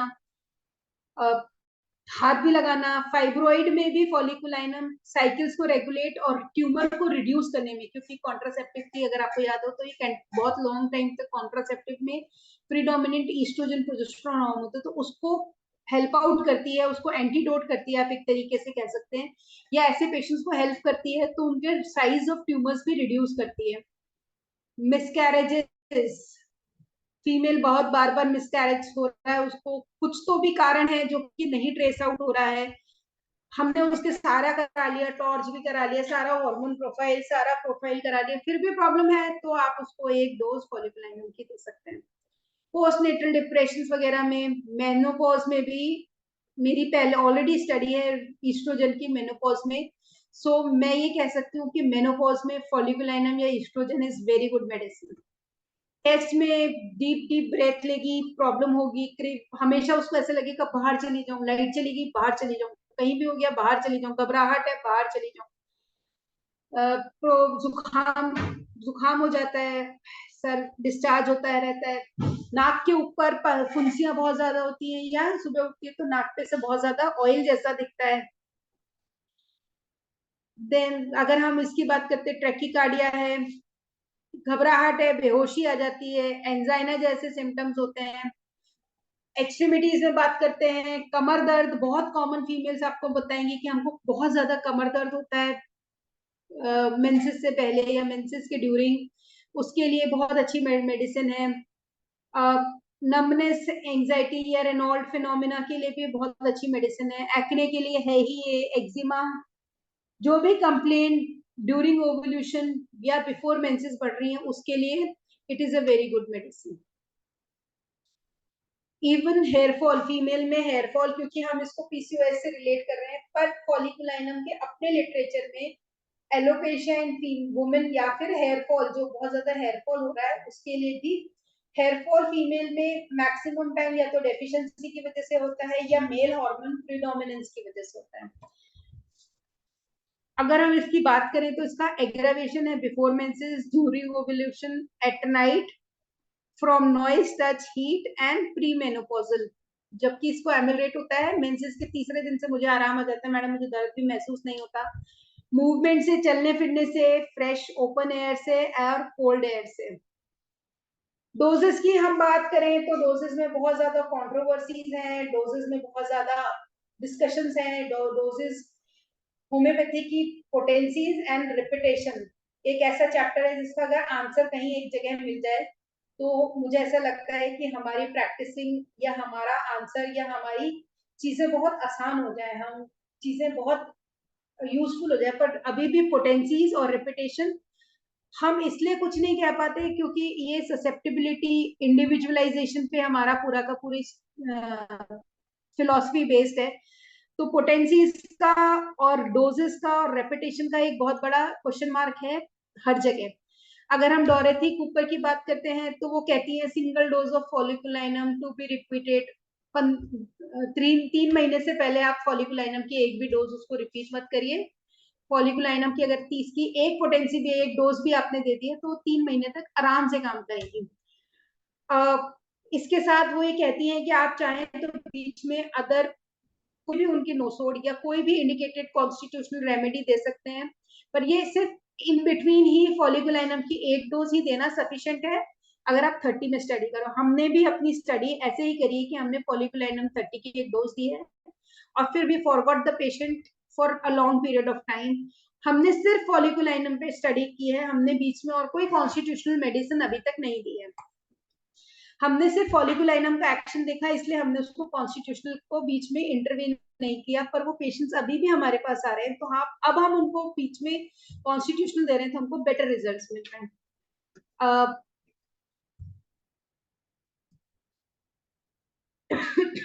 और जब एक आपने आज फॉलिकुलाइनम 30 दे दी है, तो उसको कोई भी दवाई देने के बीच में 4 से 6 दिन का गैप रहना चाहिए। डॉरथी कूपर ये भी बोलती है कि अगर आप फॉलिकुलाइनम को बहुत लंबे टाइम तक देते हैं और बहुत शॉर्ट इंटरवल में देते हैं, तो वो एडवर्स इफेक्ट भी प्रोड्यूस कर सकते हैं। बट एक दो केसेस में हमने फॉलिकुलाइनम का रिपीटेड यूज भी करा है, बट हमें टचवुड कोई भी एबनॉर्मल रिजल्ट्स या एडवर्स इफेक्ट रिजल्ट नहीं मिले। बट हमने प्रेफर किया है कि हम फॉलिकुलाइनम 30 की एक डोज 3 महीने में दें, और बीच में हमने उसको सिर्फ पीएल पे चलाया। ओए जूलियन कहता है वेरियस पोटेंसी इन सेंटीसिमल स्केल, हम उसको यूज कर सकते हैं। लो पोटे उनका ओए जूलियन का अपना एक फंडा है, वो ये कहते हैं 3x 4x एमनोरिया में देना चाहिए, या इनसफिशिएंट मेंस्ट्रुएशन में इसको रेगुलेट करने के लिए 7C देना चाहिए, और रिस्ट्रेनर के हिसाब से 9C। तो उन्होंने इसका एक फॉर्मूला दिया हुआ है कि 10 दिन towards 10th day of the cycle और on the 14th day 5 days before beginning the menstruation you can give 9C। But हमारी जो स्टडी है वो प्रीडोमिनेंटली फॉलिकुलाइनम 30 पर है, तो इसलिए हमने उसको 3 महीने में एक बार दिया है। अगर हम मटेरियल्स एंड मेथोडोलॉजी की बात करते हैं, हमारे ओपीडी में ये स्टडी कंडक्ट हुई थी गिरेनपाल hospital, homoeopathic hospital research centre Saipura Sanganer में, और दूसरा हमारा जो साइट था वो एमपी के homeopathic medical college Sindhi camp वाला हमारा सेंटर था। क्योंकि ये इंटर्नशिप के बच्चे की स्टडी थी, उन्होंने मेरी हेल्प आउट की थी, हमने इंटर्नशिप में इसको पायलट स्टडी को कंडक्ट किया था। तो ये 9 मंथ की स्टडी थी, जिसमें हमने 3 महीने केस लिए थे और 6 महीने केस लिए थे, 3 महीने हमने उनको फॉलोअप देखा था। हमने फॉलोअप्स को 15 दिन पे भी बुलाया है, हमने फॉलोअप्स को वंस इन अ मंथ भी बुलाया है, जैसे भी हमको रिक्वायरमेंट थी। हमने हर उस पेशेंट को इंक्लूड किया है जो कि डायग्नोस केस था, रिप्रोडक्टिव एज ग्रुप में था, और जो हमें कंसेंट देने को तैयार था, पर हमने उन लोगों को सबको हटा दिया, एक्सक्लूड कर दिया पड़ा स्टडी में से, जो कि इरेगुलर थे, आ रहे हैं नहीं आ रहे हैं हमको, तो और जिनको कोई मेडिकल इमरजेंसी आ गई बीच में। कई फीमेल्स ऐसी हैं कि हमने उनको एक बार मेडिसिन दी, मेंस्ट्रुअल साइकिल रेगुलेट हुआ, उन्होंने कंसीव कर लिया, तो फिर हमने उनको स्टडी से एक्सक्लूड कर दिया। जो फीमेल्स पॉलीसिस्टिक हैं और वो लैक्टेट करेगी किन्हीं भी कारण से, तो हमने उसको एक्सक्लूड कर दिया है, क्योंकि जो पेशेंट होती है वो डिलीवर करने के बाद जब दोबारा सोनोग्राफी कराती है, तो उसको वही फॉलिकल्स कई बार मिल जाते हैं, और वो फिर आती है मैडम ये पीसीओडी तो है ही मेरे को, तो उस चक्कर में हमने उनको भी एक्सक्लूड कर दिया कि अभी आप बच्चे को दूध पिला रहे हो, हम इसको स्टडी में नहीं लेंगे। पेशेंट जिन्होंने मना कर दिया हम नहीं लेंगे, हम पेशेंट हम आपको कंसेंट नहीं देते, हम नहीं रह सकते, हम बाहर रहते हैं, और जो कॉम्प्लिकेटेड डिजीज के पेशेंट थे हमने उनको भी हमारे साथ एक्सक्लूड कर दिया। ये प्रोसीजर था, पीसीओडी का रिपोर्ट होता था, हम उसकी कंसेंट लेते थे, स्क्रीन करते थे, और जो पेशेंट सब्जेक्ट फुलफिल हमारा क्राइटेरिया करते थे, हम उसकी केस टेकिंग एनालिसिस करते थे, फिर हम उसको प्रिस्क्राइब करते थे, और रीअसेसमेंट हम करते थे 15 दिन से लेके 6 विजिट का हमने रीअसेसमेंट कंसिडर किया है। फॉलिकुलाइनम दी थी, हैनीमैन दिए, हमने मेडिसिन ओपीडी से यूज की थी, हमारी क्लिनिकल डिजाइन है तो इंटरवेंशनल क्लिनिकल ट्रायल स्टडी है, केस टेकिंग किया है, यूएससी इन्वेस्टिगेशंस करा है टू कंफर्म द डायग्नोसिस। अब हमने इसको एक्सपेक्टेड आउटकम क्या रखा था कि अगर कोई patient within a month है, that means improvement is marked. क्या नहीं आ रही थी, हमने मेंसेस की फॉलिकुलाइनम दी और अगले महीने उसको साइकिल आ गई, तो विद इन अ मंथ अगर साइकिल आ गई तो it is a marked improvement. अगर 1 से 2 महीने के बीच में आई तो हमने इसको मॉडरेट माना है, और मेंसेस अगर 2 से 3 महीने तक नहीं है तो माइल्ड इंप्रूवमेंट है, और फिर no menses even beyond 4 months it is status quo, हमको लग रहा है कि काम ही नहीं कर रहे हैं एक डोज। फिर हमने उसको दोबारा रिपीट भी कराया, बट स्टडी जो थी वो बहुत लंबे ड्यूरेशन की नहीं थी, छोटे ड्यूरेशन की थी, तो हमको इसको 4 महीने बाद स्टेटस क्यू मांगना पड़ा। हमने जो ऑब्जर्वेशन देखा वो ये देखा कि अगर हम एज की बात करते हैं तो 53% पेशेंट हमारे पास वो थे जो 21 से लेके 30 साल की उम्र के बीच में थे, और 40 से 50 के बीच में हमारे पास कोई भी पेशेंट नहीं था जो कि पीसीओडी से सफर करता था, पर सबसे ज्यादा 53.3% यानी कि 16 पेशेंट हमारे पास 30 में से वो थे जो 21 से 30 साल की एज ग्रुप में फॉल कर रहे थे। फिर सब नेक्स्ट जो हमारे पास था वो था 11 से 20 साल की उम्र का, और फिर 31 से 40 साल की उम्र का। इसको हम फिजियोलॉजिकली भी समझे तो 31 से 40 के बीच में फैमिली शादी हो जाती है, हार्मोनल सर्जिंग होती है, फैमिली कंप्लीट होने के वर्ड्स पे चली जाती है, तो एक बार आपकी एंडोमेट्रियम शेडअप हो गई, प्रेगनेंसी हो गई, तो पूरा का पूरा आपका एंडोक्राइनोलॉजिकल सिस्टम जो होता है वो रीसेट हो जाता है। तो पेशेंट कई बार आफ्टर वन प्रेगनेंसी या एक प्रेगनेंसी एक डिलीवरी के बाद पेशेंट बोलती है हमको तकलीफ नहीं है, साइकिल्स रेगुलर आ रही है, उनको अपने आप से नेचर क्योर भी कर देता है। हमने अगर देखा तो हमारे पास मैक्सिमम जो पेशेंट थे, 11 पेशेंट ऐसे थे जिन्होंने मार्क्ड इंप्रूवमेंट दिखाया। 30 में से 11 वो थे जिनका 1 महीने के अंदर आ गई। फिर 2 से 3 महीने में आने वाले 8 पेशेंट्स थे। 1 से 2 महीने में 5 पेशेंट्स थे कि 1 से 2 महीने के अंदर 5 पेशेंट्स आ गई। और जिनको बिल्कुल भी नहीं आए या 3-3 4-4 महीने तक नहीं आया, वो थे 6 मरीज हमारे पास ऐसे थे जिनको हमने बोला कि स्टेटस क्यों है, आया ही नहीं है इसको। तो ये हमारा पेशेंट था। तो हम ये कह सकते हैं कि फॉलिकुलाइनम ने हेल्प तो किया है पेशेंट्स को। अगर 2 महीने में भी आ रही है तो भी पेशेंट को हेल्प तो हुई है। ये इनके रिजल्ट्स हैं।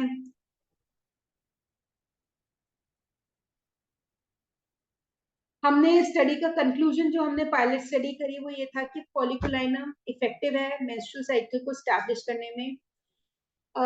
हमने ये स्टडी की यूजफुलनेस ये समझी कि क्लिनिकली लिटरेचर में मैं आपको बता पा रही हूँ वो यूजफुलनेस ऑफ स्टडी ही है।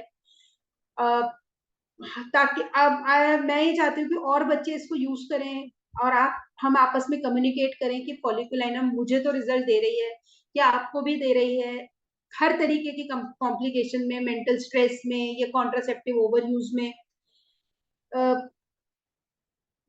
हमारी लिमिटेशन थी स्टडी की वेरी फ्रैंकली कि एक तो ड्यूरेशन बहुत शॉर्ट था क्योंकि हमने पायलट स्टडी इंटर्नशिप स्टूडेंट के साथ कंडक्ट कराई थी।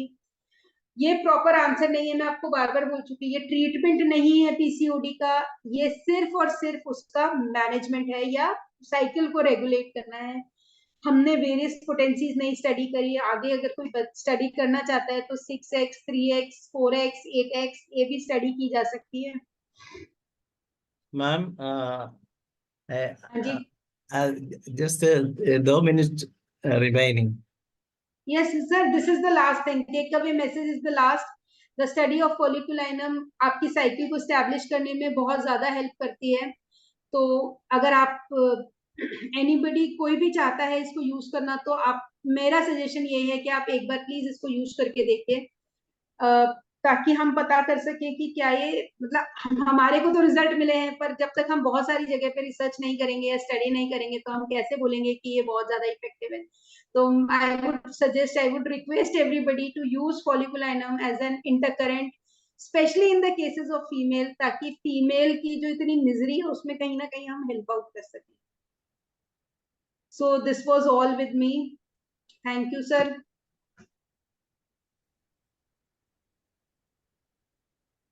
Any queries? Thank you very much ma'am. And obviously बहुत अच्छा सेशन था, काफी कुछ समझने को मिला। एंड क्योंकि मैंने इंग्लिश वाला भी अटेंड किया था और हिंदी में भी अटेंड किया तो मुझे मतलब ज्यादा अच्छे से क्लियर हुई चीजें। सो थैंक यू वेरी मच।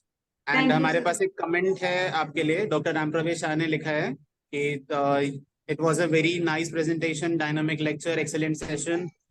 और मतलब काफी लंबा मैसेज है तो आप देख लीजिए। And obviously thank you sir, thank you sir.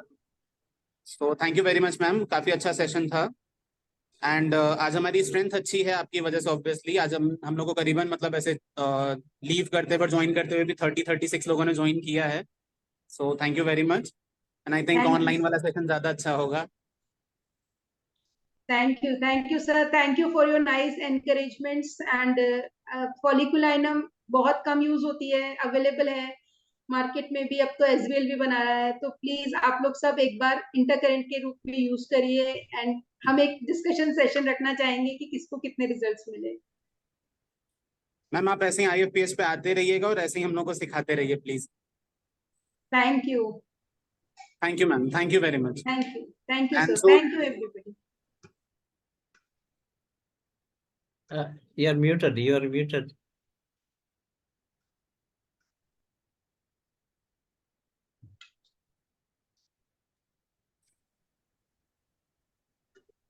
This was our time, and now the time is for English session. Over to Dr. Dhanesh, sir. Thank you, Dr. Manish and Dr. Riji Sharma. Good evening, good afternoon, and good morning. This is the 1405th day of continuous webinar conducted by International Forum for Promoting Homeopathy. We welcome all to this session. Today, our guest is Dr. SHELLY Sharma BHOSALE. Let's begin the session with 1 minute silent prayer.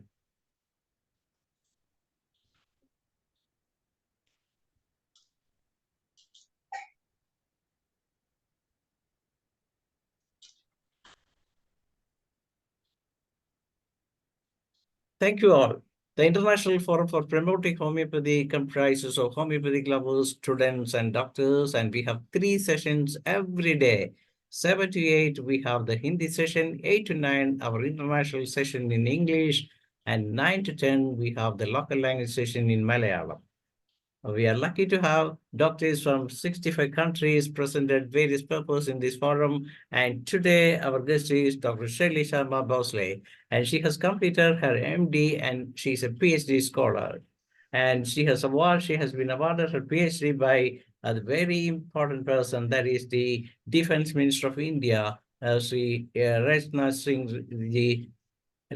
Singh in 2023. And she did a diploma course in IIH Greece and has been done our advanced homeopathic course from Greece to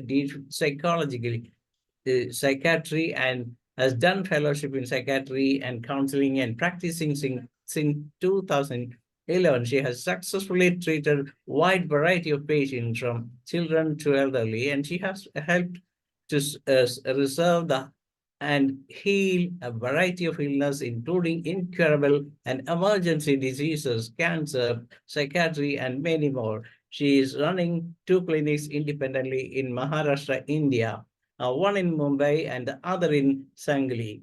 And as a researcher, Dr. SHELLY Sharma has been publishing and presenting scientific research papers nationally as well as internationally at Dubai, Germany, Italy, and many more. Has been publishing research articles, science research journals nationally, and she was awarded the best case presentation in Liga in 2019, and she has been invited to national radio channels to educate people about the benefit of homeopathy, and she is an ex-associate professor in philosophy in physiology department, and is invited as a key speaker in many colleges and conducted educative webinars for students, doctors, nationally and internationally, and conducted many health awareness camps, talks to the patient, running independent YouTube channel, Instagram channels, and educate patients, people, doctors, and students.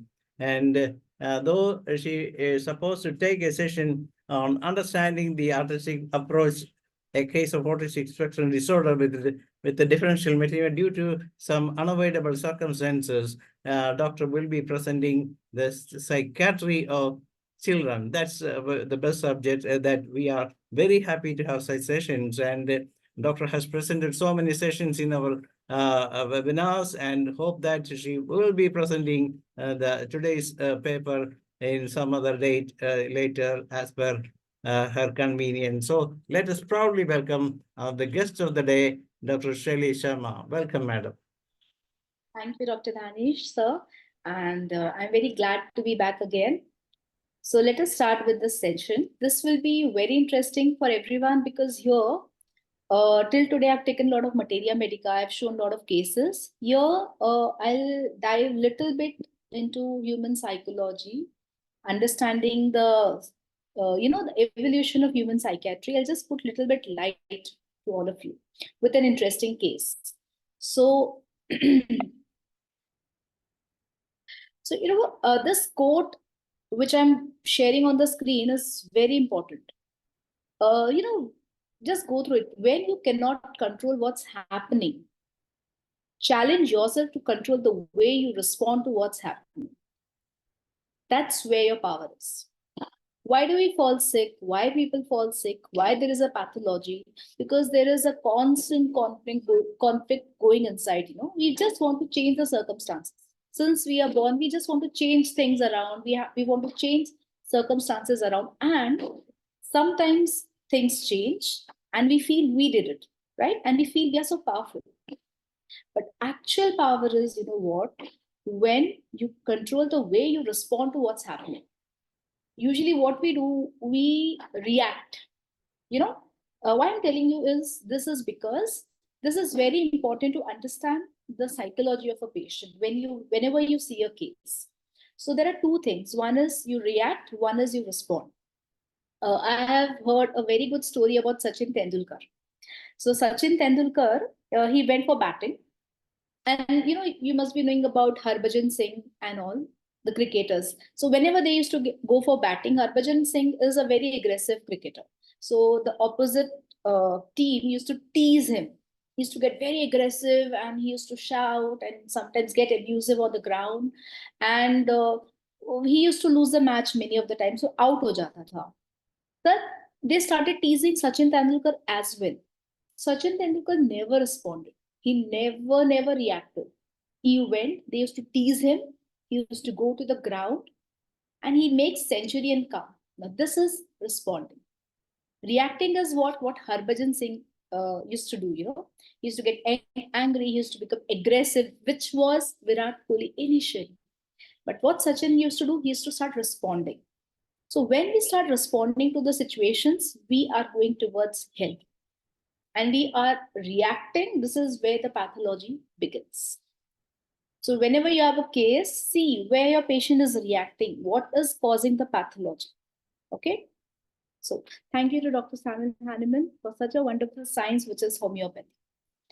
And today I'll be sharing a case of disruptive behavior disorder in children.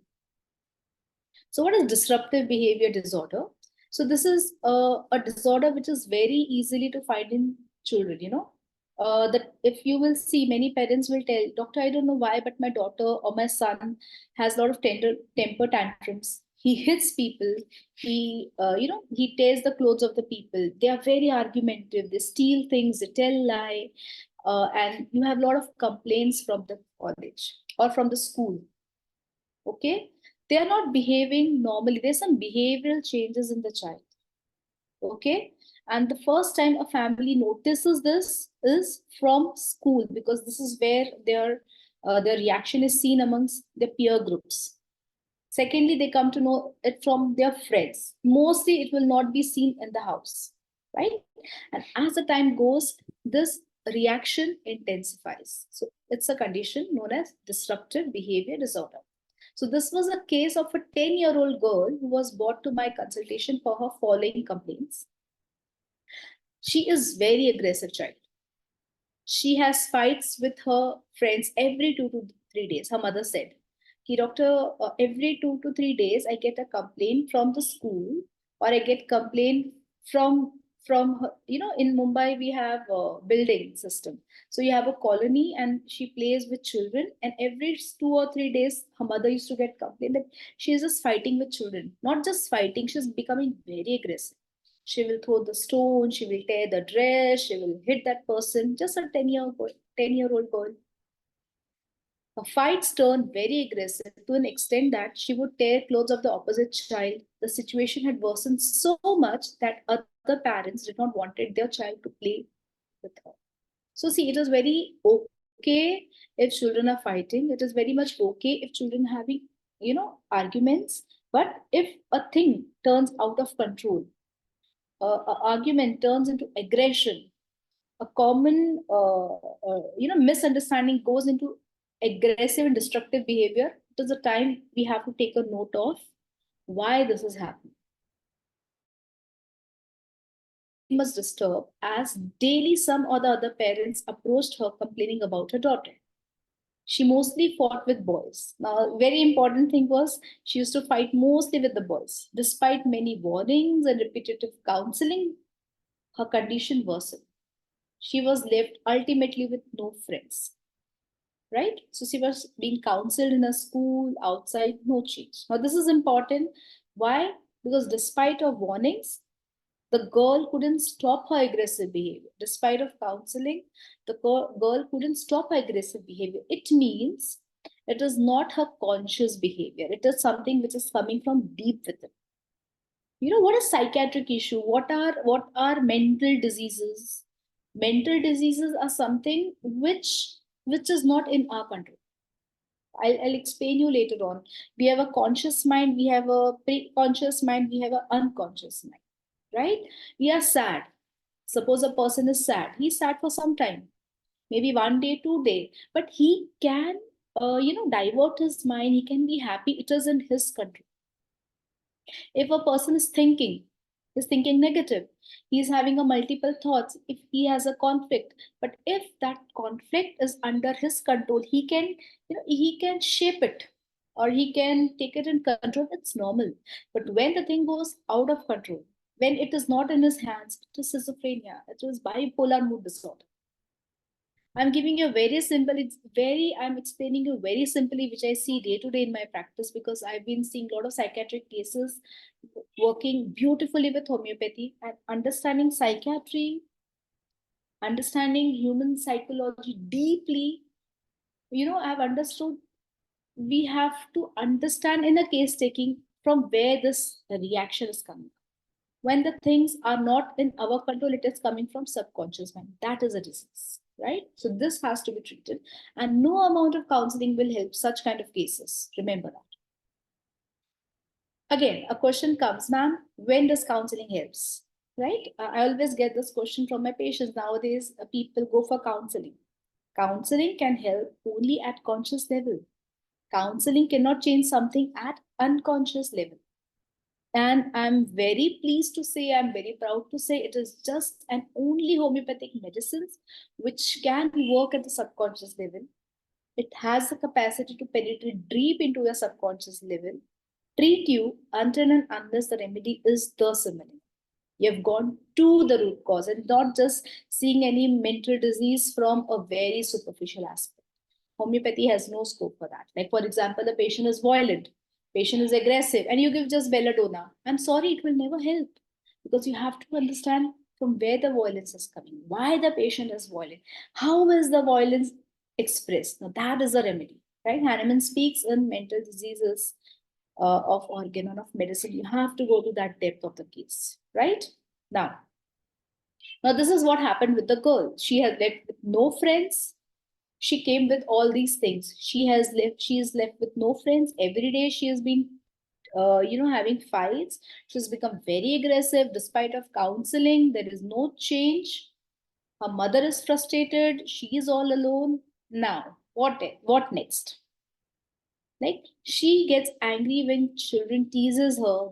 Now, she is an orphan. She gets very sad, followed by anger. Now, I went deeper to the case, right? I asked the mother, since when she is angry?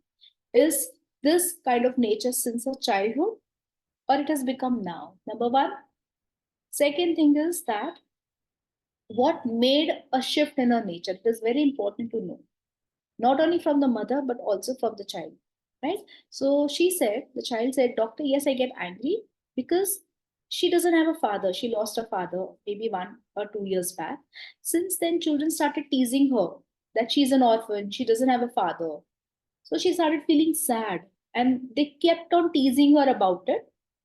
Sad, sad, sad. She started getting angry.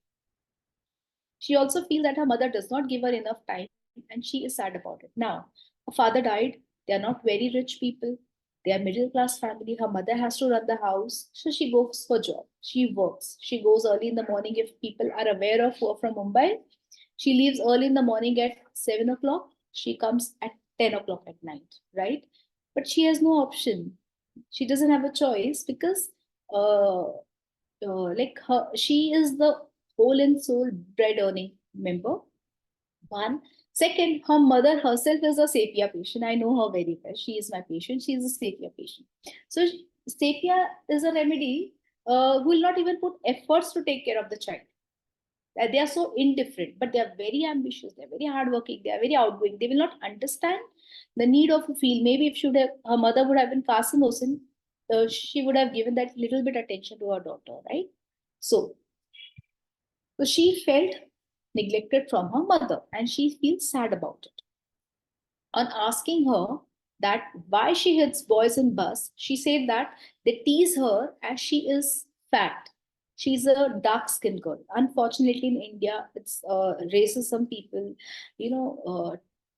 tease about the body shaming is there. The skin color is very important. Unfortunately, she was being teased about it. So she gets angry, and what she does is starts hitting them physically.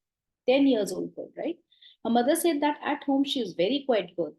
She always complains to her mother that no one wants me and no one wanted to play with her. So again, she has a lacuna in her life, like why no one wants to play with me. At home, she is not aggressive, right? She keeps on complaining to her mother.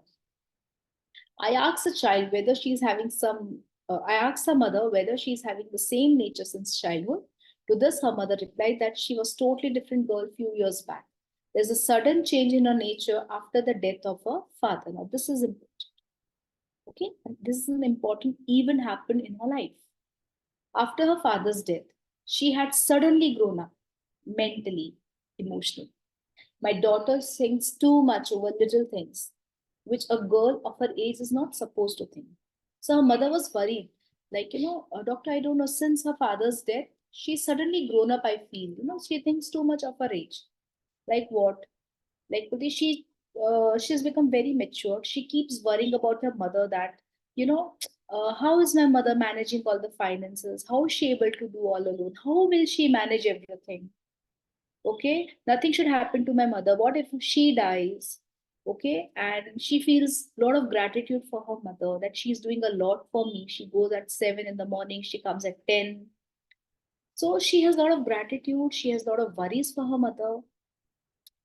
But at the same time, because she has so much of gratitude for her mother, she doesn't want to give any emotional burden on her mother.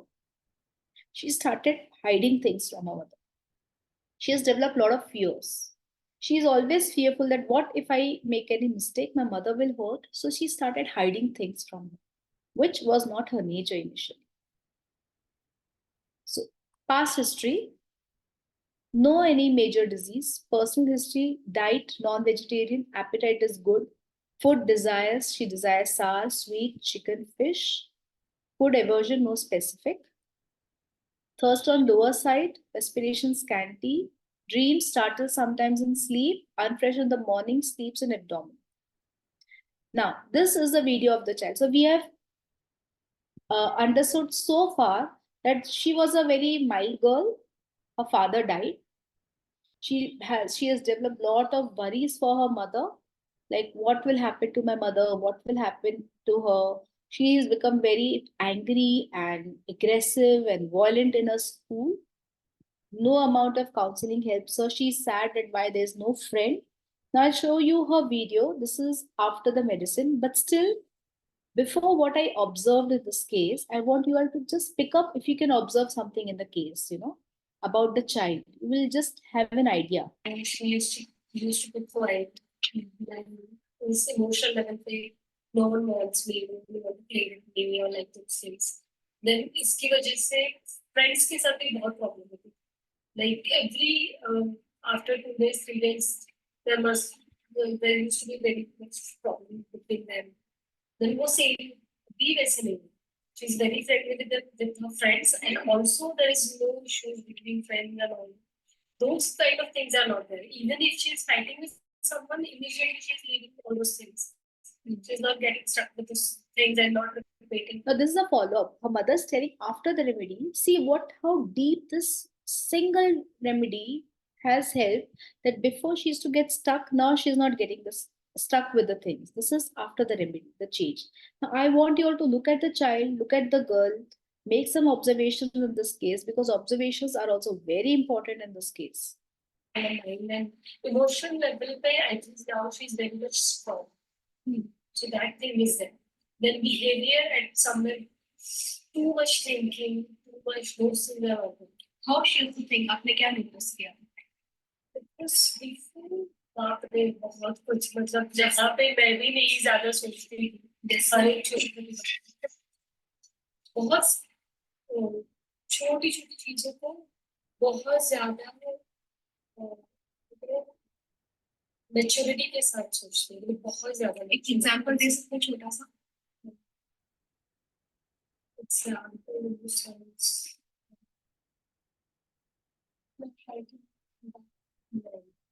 it's like कोई भी मतलब जैसे कि भी मम्मा कुछ कर रही है तो मम्मा इतना सब कुछ कर रही है पापा नहीं है तो मम्मा को मम्मा ठीक है ना ट्रैवलिंग ठीक कर रही है ना उसको कुछ हो तो नहीं जाएगा बहुत कुछ उसी में रहती थी कि वो एक उसको बहुत सच वे कि वो सब बहुत रहता था अभी कैसी अभी at least at her age how child must be she is behaving like that so I'm very much relaxed. Scared, she used to be very, she used to be quiet. And this emotional level पे no one wants me, no one want to play with me or like those things. Then इसकी वजह से friends के साथ भी बहुत problem होती. Like every after 2 days, 3 days, there used to be. So this is she. What is she telling? What is her name? Shanish. How are you feeling, Shanisha? Fine. What you find? Fine means little change in my behavior. What change you find in her? In her. Actually, before she used to. What is your name? Shanish. Look at her face. Look at her. Mama ka bhi important. How are you, Suniksha? Fine. What fine you are doing? Like if someone teases me, I don't feel bad. This is 5 months after the medicine.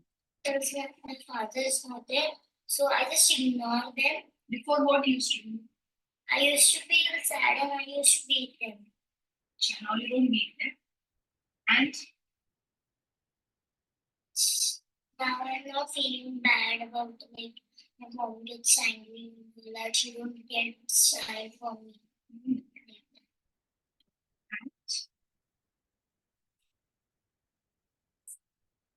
अभी मार पिटाई नहीं करती है पक्का हाँ अभी किसी को मारा नहीं ना good Now, see, this is a case which was in one of most initial phases of my life. You know, this case taught me a lot. And today, when again I see this case, I learn a lot from this case, going more deeper into her. Observe her face, observe her expressions, observe her body language, observe her shoulder. These are very important whenever we prescribe in our cases. The deeper we understand a case, the deeper we understand the unconscious level language of the body, the better prescriptions we can make, right? Now, so what is the analysis of the case, right? Now, when we see, this is after the remedy and this girl is completely fine. And, you know, if she would have not got homeopathy, it's been now 8-10 years now since I have given her remedy. Till now, she's very good, very well-behaved child. But agar say she would have not got classical homeopathy or a very superficial remedy, she would have ended up into schizophrenia or bipolar mood disorder or very, very deep pathological changes. Because childhood traumas last very long. You know, when a child or when a person, many of you, just look into your childhood. Just see those who have very hard childhood, very traumatic childhood. You know, we grow up very fast, but at a time, our stress bearing capacity breaks or we react very strongly, which maybe a normal person will never behave or never react. You have subconscious reactions. You know, I have a patient, again, I'll talk about. Why I'm telling you is understand the mind, understand the subconscious mind of the case. I had a girl, she had a very traumatic childhood. Her father used to hit her a lot. And she was very scared. She's a very intelligent girl. She was a very smart girl, a very beautiful girl. But her father was very dominating and very strict with her. He restricted her all her movements. Like, to an extent, whenever her father used to come back from work, she used to get so scared, or I will say she used to get so conscious that she used to go and sit in a corner in her house and just sit and study so that she should not face him. She used to get anxiety. Like she used to stay in the second floor building. तो नीचे से पता चलता था पापा आ रहे हैं. She used to get scared. Right? Again, her father used to hit her. तो उसको हमेशा feeling रहता था whenever she was walking, even when she grew up, that someone is going to hit her from behind. She got married. After marriage, what happened, whenever husband used to come back from home, she used to develop anxieties. She used to develop anticipation, right? Even in her childhood, whenever she used to talk in front of any people, her father used to hit her anytime, be very, used to be very insulting, used to insult her. So when she grew up, she was very conscious around her husband, as if she is sitting with a dictator. But her husband is very nice. He's typical phosphorus. He's a very nice man. But she developed such fears that she eventually overreacted to all his actions. So her husband wondered after 6 to 8 months of marriage, why she is overreacting for my little things. Whenever I come back home, why she is always anxious, why she is overreacting. So I took her case, I went to her subconscious mind, I went deeper to her, and I understood she is having this subconscious reactions of her childhood back again with that man. Right? So is the impact of childhood traumas. And now this girl got the right remedy. Her whole future is secure. This is the magic of homeopathy. Okay. Now, what were the observations here in this case? She's a obese girl, dark complexion. She had short neck. Her looks were like this, starey look. She's very intelligent girl. She answered all her questions very nicely. She's very alert. You can see a lot of confidence in her talk. As I was talking to her, she was so confident in talking. She was not a shy girl like a pulsatilla, Mama, you tell, I don't know anything. She's very clear with things. Yes, they tell like this to me. I get angry, I hit them. Bindas. So I need a remedy who is very confident, who is very strong. Look at her voice. Her voice is so sharp. This also you have to observe. How she's talking, how she's sitting, what is the sharpness in her tone, what is the structure of the body, what her body is talking subconsciously. You have to observe every details of the case. Right? Now, I want you all to tell me what are the remedies you think, if you can just put in the chat box. Like what are the differential remedies coming into your mind? Right? These are my observations. I'll show you the chart, observation chart. What is the analysis of the case? If you could just put something. So now let us understand the analysis, right? We have to, one thing we got about this child is she's very angry. She fights with boys, but she's fearless, right? She fights with boys, she'll tear their clothes, she will not tolerate anything wrong, right? So I understood one thing from that case. Now, how it happened, complaint started after death of a father. Now, this landmark is very important for our understanding of the case. Things started after her father's death. What is father? Father is a symbol of what we have to understand. See, we can't always take a rubric, death of father, ailments from. Now we have to understand a death of a mother, ailments from, death of a friend, ailments from. Right? Now it is important to know what that father means for a person, what a mother needs for a person. Right? Death of a mother means what? What mother symbolizes? Does mother symbolizes, maybe a mother is like a father for someone, right? Maybe sometimes mother is a support, father is a care. So we have to understand when the child said after my wife's death. So what we think, acha, wife ka death means romantic life khatam. Maybe wife is a support. Maybe he feels I have no support now. He must be a bambusa remedy, or he must be a Kalkeria carb remedy. Maybe wife is a partner, companionship. They are very good friends. So he is missing a very good friend in his life, a companion. Maybe I remember a patient where after the death of his wife, the patient developed cancer. He said, "My wife died. I developed cancer." I'm like, I took the whole case, and then I said, like, what is wife for you? Well, she was my best guide. Before marriage, I couldn't take any decisions. My father was my best guide. Then it was my wife who's very strong. She's well-learned woman. She's very independent woman. And she's very good guide for me to take all decisions.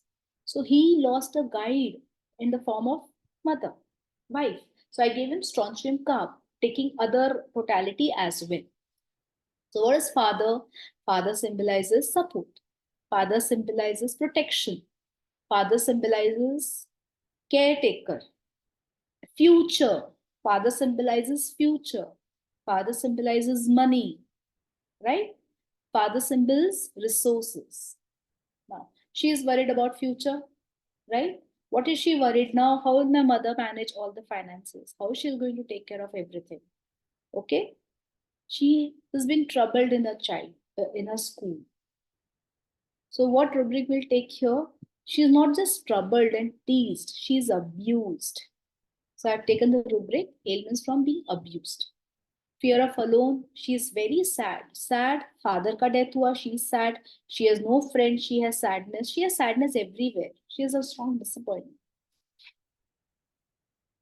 She has become very precautious, very serious for her age. You can see how serious she has become. Her speech is serious, everything is serious. There's a lot of suppression. Now, this was a repertory chart, right? Ailments from death of loved ones. Ailments from abused after being. Future ka anxiety. She's a very conscientious remedy. Fear of solitude. Precocity of children. So what remedy I must have given? Who can tell? Dr. Danish, can people chat, or it is not allowed to chat?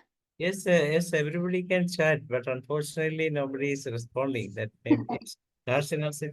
Carcinosin. Acha. And only carcinosin. I want you all to think laterally. Dr. Annie John said carcinosin. I want you all to think little laterally, it's very interesting. I'll teach you a very interesting remedy to do.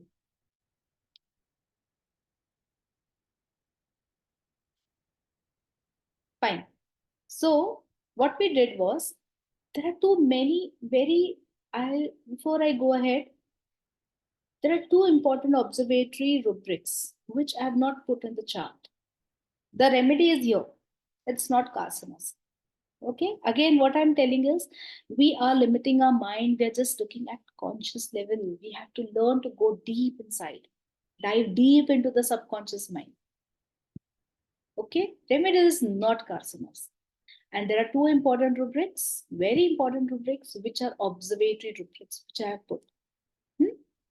So, what Hahnemann speaks about in footnote 84 and 85, he talks about importance of observation at physical and mental level. You have to master the art of observation if you have to make, the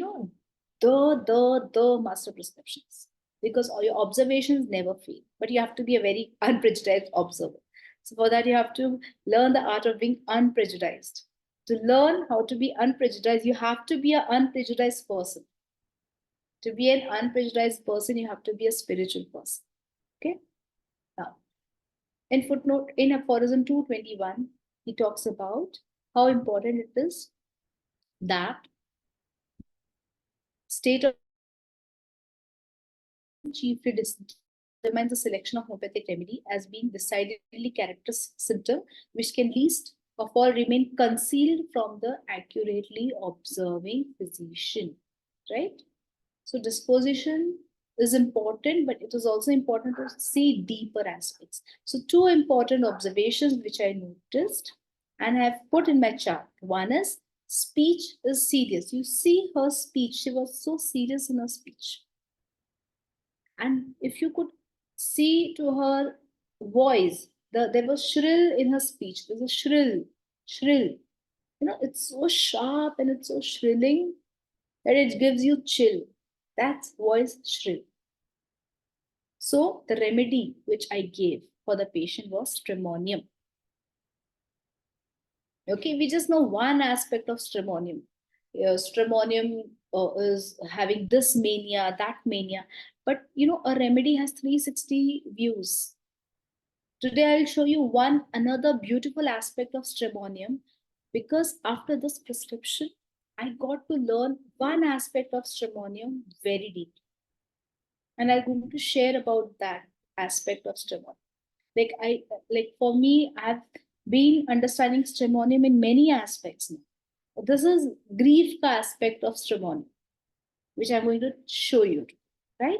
Remedy given was stramonium 200, one single dose, that's it. What is stramonium? We have to understand that. Stramonium means fear, fear, fear. Look at her eyes. वो girl की eyes अगर आप देखोगे, they were like this. Whenever you see a lion and tiger, you are in a room. What is that stare look? That is stramonium of fear. Stramonium is one of the remedy which has subconscious fear. There are so many remedies of fear, but stramonium has a fear which is at subconscious level.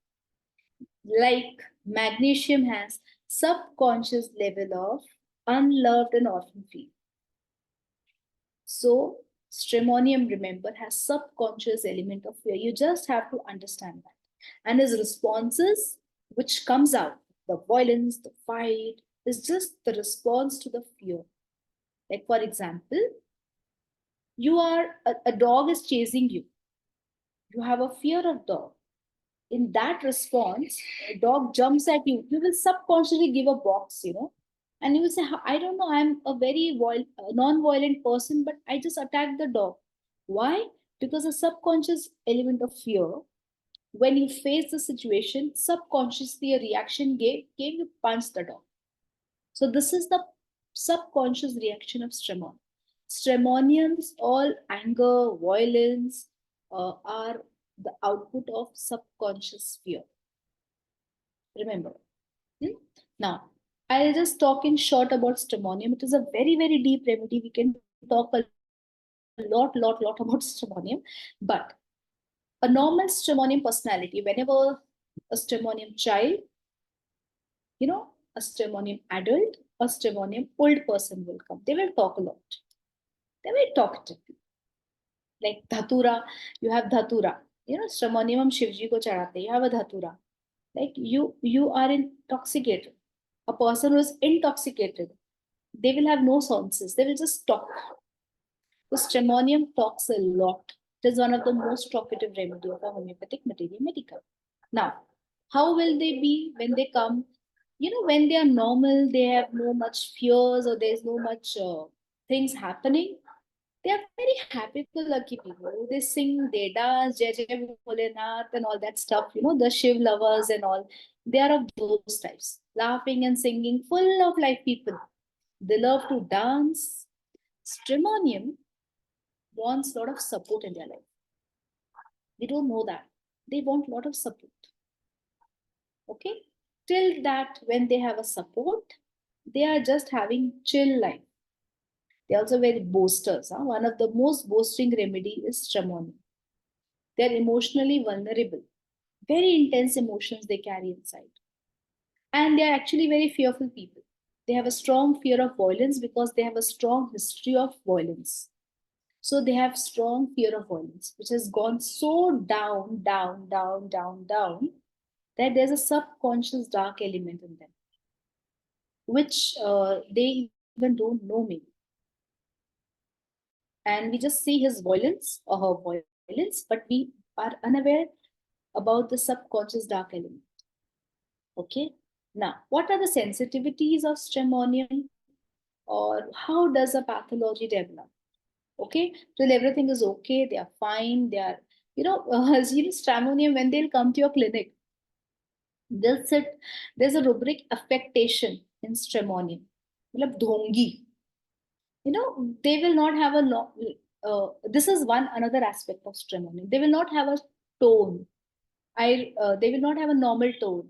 They will have a very singing tone, artistic tone. Yes, doctor, I'm fine. They're boasting. Their speech will have a boast. Their speech will have laugh. Their speech will have a music. Yeah. Yes, doctor, I'm fine. How are you, doctor? Yes, I'm doing great. And they will always have God. Yes, I came just from Shiva temple. Now I'm going to Ganpati temple. Then tomorrow I will be going to Balaji. I have a patient who is Tremonium. Every month she goes to a temple, a big one. Like she will go today, she'll go to this month, she's going to Balaji. After 2 to 3 months, Sai Baba. After 2 to 3 months, she'll go to Vaishno Devi. She just keeps on going to temples. She had involuntary urination ka issue. Matlab, this woman couldn't control her urine even for 5 minutes before she came to me. And for last 10-15 years, she couldn't go out of the house. The reason being is, the moment she goes out, usko urine lagta hai. She had such a bad situation. Just imagine how it started, Her husband was murdered in front of her for money. So he was a very big shot, having a lot of business. His opposite party in the road, in a crowded road, in front of her house, where she saw he was murdered. Now, what happened? She developed fear so much that whenever she goes out the house, she always feels there's someone who's following me. Right? She lost all her support in her life. I gave her Stremon, which really helped her tremendously. Now she goes out, she has a very good control of urine, things are feeling fine. So this is one aspect of Stremon. We have just 15 minutes left. I'll wind up fast. So now ailments from feeling left alone. When they are left alone, any fearful situation, loss of support, from being abused, and when there is anger with fright, the pathology of stramonium begins. This is where they are triggered. Right? Now, how is the reaction? They start being clinging. So you have a rubric, clinging for stramonium. Just want to cling to anything because they want support. Who clings, who needs support? A strong person will never cling. A strong person will give support. A weak person who doesn't have a strong spine, who is weak, will always cling. So they are basically very weak people. I'll tell you one thing. People who are very angry, aggressive, violent, they are very weak people. Power is in not being aggressive. Powerful people are those who, being strong, are not aggressive. They know how to control their senses. That's real power, These people, we think, and they think they're powerful, like Naxwamika, Stremonium, Viratramalvam, Lactuses. They are very strong. They feel we can hit anyone, we are strong. No. If anyone can stimulate a monster in you, means you're so weak. Right? Now, reaction is they're clinging, affectation, violence, expression of terror, they become very abusive. Now what they cling to, if they don't have humanness, they cling to God. So there's religious mania and Stremon. Insanity, religious insanity and Stremon. So this is in short about Stremon. Violence is an instinctive response to fear. We think a person is violent, but there's a fear, jiske wajah se a person gets violent. And a strong person, as Buddha says, overcomes his fear. Okay, we have just 10 minutes now. Now we'll just talk in short about human emotions. I'll talk about a Freud's theory today. Little bit, I'll just put a little light on that. Now, you all must be aware of id, ego, and superego, right? Freud's theory suggests that human behavior is influenced by the unconscious memory, thoughts, and urges. Now, whenever the girl was teased, what she did, she just started hitting, tearing the clothes. Do you think this is a conscious reaction? No. This is an unconscious reaction. This is an unconscious urge to it. Maybe if she would have been pulsatilla, she would have just cried, no? If she would have been magnesium, she would have gone more deeper. She would have not talked to anyone, maybe. And she must have become very low, introvert. This would have been a reaction. But she is stramonium. She has a subconscious element of violence, which she is carrying maybe from many lives. Maybe her miasm is again now syphilitic. Her reaction became very violent. Okay. Now, we all know that our human mind is divided into three parts. You know, the id, ego, and super. Okay, going more, making it more simpler, we all know we all have our mind. We'll divide in three parts. In short, conscious level, pre-conscious level, and unconscious. Now, what is the difference? Conscious level is that where you're conscious and aware of things, right? Like, for example, you want to go to urine. Now, you're conscious that I want to go to urine, but I cannot urinate here. I have to go to the bathroom. I have to wait till I go to the bathroom. I can't urinate here, right? Or for example, you're sitting in a meeting with your boss and he's shouting at you. He's shouting at you. Maybe he's getting very violent, personal, but you know at conscious level, no, if I talk ulta, I will be fired. So this is your conscious level, which is in your control. They just filter your inner urges, which is unconscious level, which you're not even aware of. So what this girl was not aware of is that she can be very violent and she can tear someone. Maybe Lactasus can be so violent that he can just tear, or high scammers can be so violent that when he's angry at subconscious level, he can throw acid on someone. Tarantula can be very revengeful. These are their unconscious reactions, which is our own basic responses and impulses. Whatever situation we are in, we respond at unconscious level, but we are not aware of it, right? Pre-conscious is the superego part. Superego part is what, it is there inside you. You know it is inside me. For example, hyoscyamus or fluoric acid. They are morally bad remedies, right? These people have bad moral tendencies, right? They are aware of it. Still, they have a bad eye over a girl or a boy or a situation, right? Hyoscyamus, but they are aware. What they are aware of it? No, I have a bad eye, but the ego says you should not be doing this because you are in a situation, you will be into a trouble if you eve a girl, or if you will pass a bad comment, or if you use an abusive language. But when your id is what? It is more deeper level, which is your basic impulses. And when the barrier between id, ego and superego breaks, it is where you get schizophrenia, bipolar mood disorders. So schizophrenic people doesn't know what he's doing. Maybe sometimes he will be abusive, he will use obscene language, anything, because the subconscious level now is not having any filters. A child, a newborn child, he doesn't have any filters. No, you want to urine, he will urine here. If you want to do potty, he will do potty here. He will hit anyone. Mama, tu pagal hai, tu ye hai. They talk anything because they have no filters. But as we grow, we learn and try to put filters. But in Materia Medica, when you're taking a case, the deeper you go into the case, deeper you try to understand the subconscious level of the patient, the subconscious language of the patient, the better prescriptions you can make, right? In short, I'll tell you, this is the human mind model. Unconscious mind, subconscious mind, conscious mind. What is conscious mind? It is a mind which analyzes things. It is a mind which has a reasoning. It is a mind which is intellectual, and it is very limited. Here you have beta brain waves. Now, what are beta brain waves? It is those kind of, our brain emits frequencies, So what we call as aura, or connecting to the higher subconscious level. The better our frequencies are, we can connect to the subconscious. We can connect with the higher consciousness.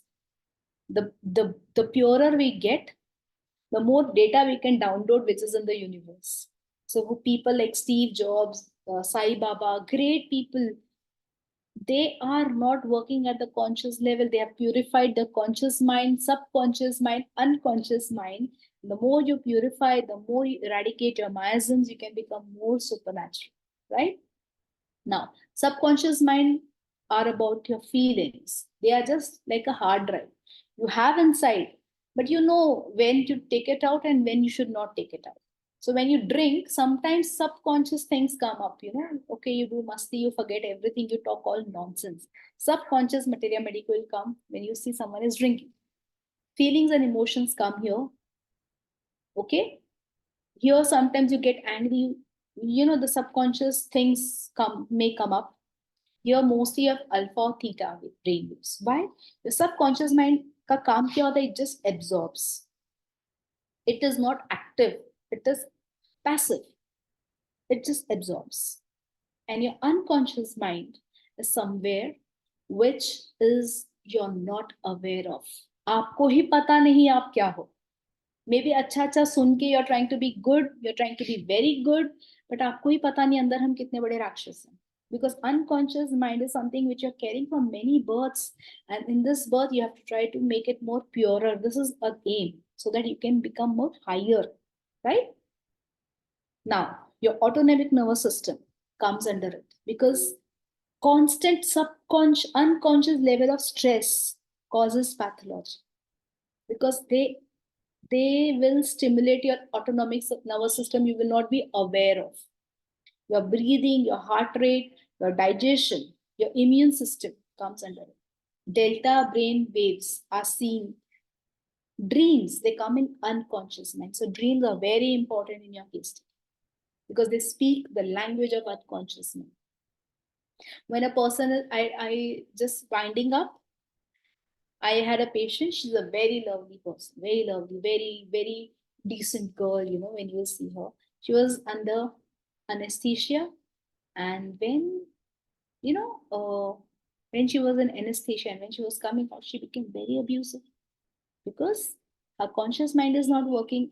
As a person withdraws from anesthesia, subconscious mind, not unconscious, and she became so abusive, so vulgar, so dirty, which says what is in her mind, unconscious mind. That language came out, which only other thing which your dreams can talk about. So this is in short today's session, and hope I have some very interesting rubrics. Dr. Danish, how much time are we left with? We just 7 minutes remaining, so I think it's better to have a discussion. Of course, you can go ahead with the rubric. Okay, we'll have a discussion, no problem. Okay. Yeah. People may want to have a chat with you also, and sometimes there may be questions. Of course, some people can add something more on ceremonium also. Okay. Anyway, it's really a very, very good session, and you really went through the session, the beauty of stramonium, and demonstrated how beautifully it works in conditions, particularly in mental ailments of people, particularly children, and how the fear and how the expression of a patient really lead to the selection of the remedy, and why the carcinosin is not the right remedy for that particular patient. People may think that, oh, because of these kind of things in the childhood, the patient may require carcinosin, but you showed that it is not a must to begin with carcinosin. You can directly go to the right remedy, because you, from the very expression, the frightening look of the lady like this you shown in this picture, that's the beauty of your presentation. So nobody will forget about this stramonium because of such a beautiful presentation here in this forum. I hope it is the time for discussion. Those who want to have a chat or want to have a question, you can ask, or you can even share a case from your side. in a short time. Yes.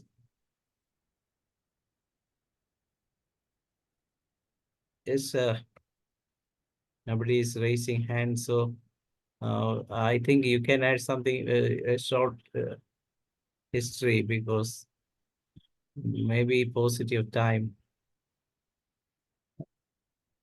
Doctor, how will you manage such cases? Whether you whether you have given any counseling in the later part of our treatment, or where you directly went up with the same medicine, this stramonium, No, right away? see, according to the remedy, the constitution, and the level of pathology, we have to decide we have to counsel or not. For example, if the patient is natromure, you cannot counsel. He doesn't want counseling. He will leave you. Natromure just want to be understood. So once you make that person feel that I'm understanding you, they will stay with you. But if you counsel a natromure, they'll never come back. But if you'll not counsel pulsatilla, she will never come back to you. At conscious level, I'm talking about these things. Viratram, you can never counsel a Viratram because he thinks I am directly messenger of God. Who are you to tell me? Right? So this is the beauty of homeopathy, where looking at the remedy, understanding the remedy, we can decide upon how to, what we should say to the patient or you should not say. Kali, you cannot. You have to talk on facts with Kali. If you counsel the Kali, he will not take it. Again, in cases like this, where her subconscious element was disturbed, what amount of counseling you do will not help. For schizophrenic patient, no counseling will help. For depression, no counseling will help. It will help only if the remedy is right. After that, they may follow what you have said. Exactly. That's what I wanted to know from you, because homeopathic medicines are supposed to be super counselors, and they can do better counseling than any other thing. That's why I do have some arguments with some people. Some people always say that you need to give this kind of people counseling, but those people who are intolerant of counseling cannot stand with the doctor anymore, because they might have visited so many doctors who are who have given counseling for them, but they fear that, oh, this fellow also may give me counseling. So what's the need of visiting such a doctor? But our homeopathic medicine can do real wonders by giving super counseling. Yeah. Am I right? Yes, you're correct. Yes. Can you say anything? Yes, I think Dr. Boblin is waiting for you. Yes, Dr. Bob, come over here and you can chat. Speak to Dr. Oh, yeah, thank you, Dr. Dana. Congratulations to Dr. SHELLY Sharma. She has shared a very, very good, brilliant presentation using the mind rubrics and remedy. Yeah, and also explain about the effects of the conscious mind and subconscious mind. And I'd like to know further if how does the alpha wave affect which level of the mind, Dr. SHELLY? Alpha waves or theta waves. Whenever you're relaxed, whenever you are in a state of passive attention, you're listening, you're learning, this is a time when your brain emits alpha waves. Whenever you are in anxiety or in active concentration, you're just focusing, it is a time where your brain emits beta waves, right? It's a high altitude waves. So alpha waves at pre-conscious mind. Because what is subconscious mind? What is pre-conscious mind? They are ready to absorb. Like now we are talking, we are sitting and talking. What are you doing? You are in a passive state. You're just absorbing. So this is time where your brain emits alpha waves, right? And at the deep delta, there's another wave which is called as delta wave. And one more is known as gamma waves. Okay. When these kind of frequencies come out of our brain, it has a therapeutic effect or a destructive effect on us and the people around. Right? So deep delta waves are when they are emitted when you are in a deep sleep, when you are in a deep meditation, right? Whenever we are in a deeper aspects, it helps to improve our health. So sleep is very important, especially the REM sleep, rapid eye movement. So again, I can talk a lot about sleep. We don't have time about rapid on that. Definitely, we can have a chat in the next time. So, Dr. Bob, you can say vote of Thank you very thanks to this. You can say the vote of thanks to the session also, Dr. Bob. Okay. On behalf of the IFPH, I would like to say a very, very big thank you and our deepest appreciation to Dr. SHELLY SHARMA for sharing a very brilliant webinar tonight, basing on their mind rubrics and her approach to the conscious and subconscious mind, and how she treated an autistic child. And that was a very, very brilliant job you have done. And once again, I would say thank you very much, and hope you can come again and share further, especially regarding the various type of ways that affects the mind. And thank you very much. I say congratulations to you, and over to you, Dr. Danish. Yes, Dr. SHELLY, you want to say anything more? I think that's it. Thank you so much for being here once again. So many enthusiastic people and many known faces here. Yes. Thank you, Dr. SHELLY Sharma and Bob Lim and doctors who attended, as well as the homeopathic lovers who attended the session. With that, we come to the end of the day 1406, and tomorrow we will have a session from Dr. Srikanth Chalari, and Dr. will be discussing about mind rubric and its uses in practice. Thank you all. Thank you. Thank you. All, and good night. See you at the same time tomorrow. It's over to Dr. Manoj to moderate the Malayalam session now. Thank you. നന്ദി ദിനേഷ് ഡോക്ടറെ. എല്ലാവർക്കും നമസ്കാരം. IFPHന്റെ 1406 ദിവസത്തെ മലയാളം പരിപാടിയിലേക്ക് സ്വാഗതം. ആദ്യമായി ഒരു നിമിഷത്തെ മൗന പ്രാർത്ഥന.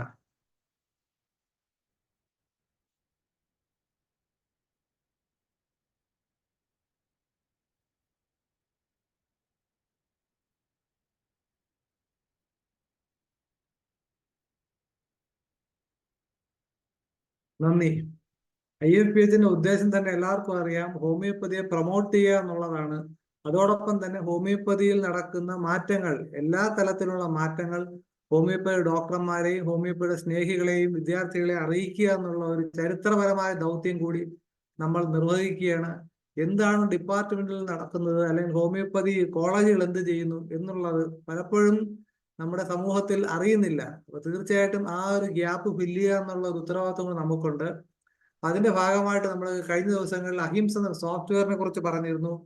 അത് കഴിഞ്ഞിട്ട് ആയുഷ്മാൻ ഭാരത് ഡിജിറ്റൽ മിഷനെ കുറിച്ച് സംസാരിച്ചു. ഇന്നിപ്പോൾ NABH accreditation, national accreditation board for hospitals and health institutions, അതിനെക്കുറിച്ച് സംസാരിക്കുന്ന ഡോക്ടർ രജികുമാർ എത്തിയിട്ടുണ്ട്. ഇതിനെക്കുറിച്ച് ഏറ്റവും ഭംഗിയായിട്ട് പറയാൻ കഴിവുള്ള ഡോക്ടർ രജികുമാർ തന്നെയാണ്. അതുകൊണ്ട് ഇതിനെക്കുറിച്ച് കൂടുതൽ വിവരങ്ങൾ നമ്മുടെ ഡോക്ടർമാരിലേക്കും സമൂഹത്തിലേക്ക് എത്തിക്കുന്നതിനായിട്ട് ഡോക്ടർ രജികുമാറിനെ ആദരപൂർവ്വം ക്ഷണിക്കുന്നു. Thank you sir. കേൾക്കാമല്ലോ അല്ലേ? കേൾക്കാം.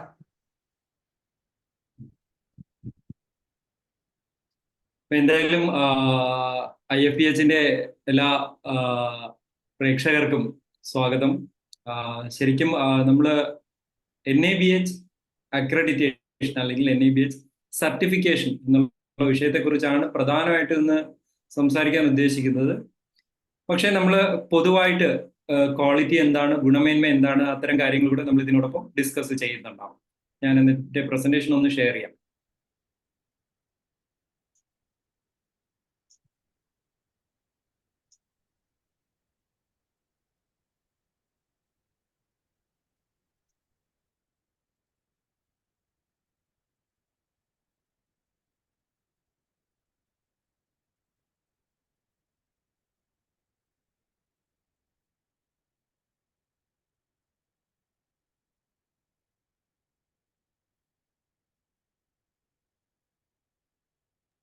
സ്ലൈഡ് വിസിബിൾ ആണല്ലോ? ആണ്. ഓക്കെ. അപ്പോ എന്തായാലും IFPHന്റെ ഈ ഒരു പ്ലാറ്റ്ഫോമിൽ പൊതുവായിട്ട് ക്വാളിറ്റിയെ കുറിച്ച് NABH അക്രഡിറ്റേഷനെ കുറിച്ചാണ് ഇന്ന് സംസാരിക്കുക. എന്തായാലും ക്വാളിറ്റി എന്ന വാക്ക് ആദ്യം നമ്മുടെ മനസ്സിലേക്ക് വരുമ്പോൾ whenever we think of quality, നമ്മുടെ മനസ്സിലേക്ക് കുറേയധികം ഇമേജസ് വരാറുണ്ട്. എന്താണ് ഗുണമേന്മ അല്ലെങ്കിൽ എന്താണ് ക്വാളിറ്റി. അപ്പൊ അങ്ങനെ നമ്മൾ ചിന്തിക്കുമ്പോൾ ഏറ്റവും ആദ്യം നമ്മുടെ മനസ്സിൽ വളരെ വർഷങ്ങൾക്ക് മുമ്പ് തന്നെ ക്വാളിറ്റിയെ കുറിച്ച് നമ്മൾ ചിന്തിച്ചു തുടങ്ങിയപ്പോൾ നമ്മുടെ മനസ്സിൽ വന്ന കുറേയധികം സർട്ടിഫിക്കേഷൻസ് അല്ലെങ്കിൽ അതുമായിട്ട് ബന്ധപ്പെട്ടുള്ള കുറച്ച് കാര്യങ്ങളുണ്ട്. നിങ്ങൾ ഈ കാണുന്നത് പോലെ ഏറ്റവും ആദ്യം നമ്മൾ ക്വാളിറ്റിയെ കുറിച്ച് കേട്ടപ്പോൾ നമ്മൾ ആദ്യമേ കേട്ടിട്ടുണ്ടാവാൻ സാധ്യതയുള്ള ഒന്നാണ് ISI മാർക്ക്. അങ്ങനെയൊക്കെ നമ്മൾ ഒത്തിരി കേട്ടിട്ടുണ്ട്. ഇന്നിപ്പോ നമ്മൾ വളരെയധികം ഡിസ്കസ് ചെയ്യപ്പെടുന്ന BAS പോലെയുള്ള കാര്യങ്ങൾ. അപ്പൊ ഇതൊക്കെയാണ് പൊതുവിൽ ക്വാളിറ്റിയെ കുറിച്ച് ചർച്ച ചെയ്യപ്പെടുമ്പോൾ നമ്മൾ ചിന്തിക്കുന്ന കാര്യങ്ങൾ. എന്നാൽ ആരോഗ്യ മേഖലയിലേക്ക് അല്ലെങ്കിൽ ഹെൽത്ത് കെയർ സെക്ടറിലേക്ക് വരുമ്പോൾ നമ്മൾ പ്രധാനമായിട്ടും നേരിടുന്ന കുറച്ച് അക്രഡിറ്റേഷൻ സിസ്റ്റംസ് അല്ലെങ്കിൽ അക്രഡിറ്റേഷൻ ഇൻസ്റ്റിറ്റ്യൂഷൻസ് എന്ന് പറയുന്നതാണ് ഞാൻ ഈ കാണിച്ചിരിക്കുന്നത്. ഒന്ന് ഏറ്റവും പ്രധാനപ്പെട്ട ഇന്റർനാഷണലി അക്സെപ്റ്റഡ് ആയിട്ടുള്ള ഒരു ഇൻസ്റ്റിറ്റ്യൂഷൻ എന്ന് പറയുന്നതാണ് JCA അല്ലെങ്കിൽ ജോയിന്റ് കമ്മീഷൻ ഇന്റർനാഷണൽ. അതേസമയം നമ്മൾ ഇന്റർനാഷണലി ഈ ഓർഗനൈസേഷൻസിന്റെ ലിസ്റ്റ് എടുക്കുമ്പോൾ ഏറ്റവും പ്രധാനപ്പെട്ട ഒരു ഓർഗനൈസേഷൻ എന്ന് പറയുന്നത് international society for quality assurance, ISQA. അപ്പൊ ഈ ഒരു ഓർഗനൈസേഷൻ ആണ് ഇന്റർനാഷണലി എല്ലാ സർട്ടിഫൈങ് ബോഡീസിനെയും സർട്ടിഫൈ ചെയ്യുന്നത്. അതായത് ഉദാഹരണത്തിന് നമ്മൾ ഇനി പറയാൻ പോകുന്ന NABH അല്ലെങ്കിൽ ഈ JCA, NHSRC ഇതിനെയൊക്കെ സർട്ടിഫൈ ചെയ്യുന്ന ഒരു അപ്പെക്സ് ബോഡി, നമ്മൾ ലോകാരോഗ്യ സംഘടന എന്ന് പറയുന്ന ഒരു അപ്പെക്സ് ബോഡി പറയുന്നത് പോലെ ക്വാളിറ്റിയിലെ ഒരു അപ്പെക്സ് ബോഡി എന്ന് പറയുന്ന നമ്മുടെ ഒരു ഇന്റർനാഷണലി അക്സെപ്റ്റഡ് ഓർഗനൈസേഷൻ ആണ് ISQA.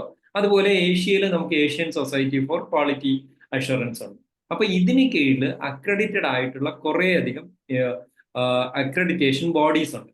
അതിലൊരു പ്രധാനപ്പെട്ട അക്രഡിറ്റേഷൻ ബോഡിയെ കുറിച്ചാണ് നമ്മൾ ഇന്ന് സംസാരിക്കാൻ പോകുന്നത്. അതെന്ന് പറയുന്നത് നിങ്ങൾക്ക് എല്ലാവർക്കും അറിയാവുന്നതുപോലെ NABH. NABHനെ കുറിച്ച് വിശദമായിട്ട് നമ്മൾ സംസാരിക്കുന്നതിന് മുമ്പായിട്ട് നമ്മൾ ക്വാളിറ്റിയെ കുറിച്ച് കുറച്ച് കാര്യങ്ങൾ ശ്രദ്ധിക്കുകയാണ്. ക്വാളിറ്റി എന്ന വാക്ക് നമ്മുടെ മനസ്സിലേക്ക് വരുമ്പോൾ നമുക്ക് ആദ്യമേ തോന്നുന്ന കുറേ കാര്യങ്ങളുണ്ട്. ക്വാളിറ്റി എന്ന് പറഞ്ഞാൽ നമ്മൾ പലപ്പോഴും വ്യക്തികളെ കുറിച്ച് പറയാറുണ്ട് ക്വാളിറ്റി, അതുപോലെ നമ്മൾ ഇൻസ്റ്റിറ്റ്യൂഷനെ കുറിച്ച് പറയാറുണ്ട്. അപ്പോൾ പേഴ്സണൽ ക്വാളിറ്റി, അതുപോലെ ഇൻസ്റ്റിറ്റ്യൂഷണൽ ക്വാളിറ്റി, അതും അല്ലെങ്കിൽ നമ്മൾ ചില ഒരു വസ്തുക്കളെ കുറിച്ച്, ഇപ്പോൾ ഏതെങ്കിലും ഒരു ഒബ്ജക്റ്റിനെ കുറിച്ച് അതിന്റെ ക്വാളിറ്റി. അപ്പൊ ഈ ഓരോ തരം ക്വാളിറ്റിക്കും പലതരം മാനദണ്ഡങ്ങളുണ്ടാവും. ഒരു വ്യക്തിയെ നമ്മൾ അളക്കാൻ ഉദ്ദേശിക്കുന്ന ക്വാളിറ്റി ക്രൈറ്റീരിയ ആയിരിക്കില്ല ഒരു ഇൻസ്റ്റിറ്റ്യൂഷനെ അളക്കാൻ നമ്മൾ ഉപയോഗിക്കുന്ന ക്വാളിറ്റി ക്രൈറ്റീരിയ. അതിൽ നിന്ന് വളരെ വ്യത്യസ്തമായിരിക്കും ഒരു ഒബ്ജക്റ്റിനെ അല്ലെങ്കിൽ ഒരു മെറ്റീരിയലിനെ അളക്കാൻ നമ്മൾ ഉപയോഗിക്കുന്ന ക്വാളിറ്റി ടൂൾസ്.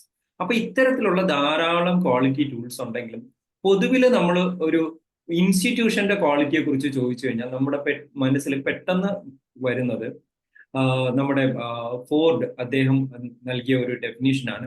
നിങ്ങൾ പലരും കേട്ടിട്ടുണ്ടാവും ആ ഒരു ഡെഫിനിഷൻ. അപ്പൊ ഇതാണ് ആ ഡെഫിനിഷൻ പറയുന്നത്: quality is doing things right when no one is looking. നമുക്ക് വളരെ നിസ്സാരമായിട്ട് പറയാവുന്ന ഒരു കാര്യമാണെങ്കിലും നിങ്ങൾക്ക് മനസ്സിലാവും, മറ്റാരും ശ്രദ്ധിക്കപ്പെടാതിരിക്കുമ്പോൾ നമുക്ക് കാര്യങ്ങൾ കൃത്യതയോടുകൂടി ചെയ്യാൻ പറ്റുന്നുണ്ടെങ്കിൽ അതിനെ നമുക്ക് ഗുണമേന്മയെന്ന് പറയും.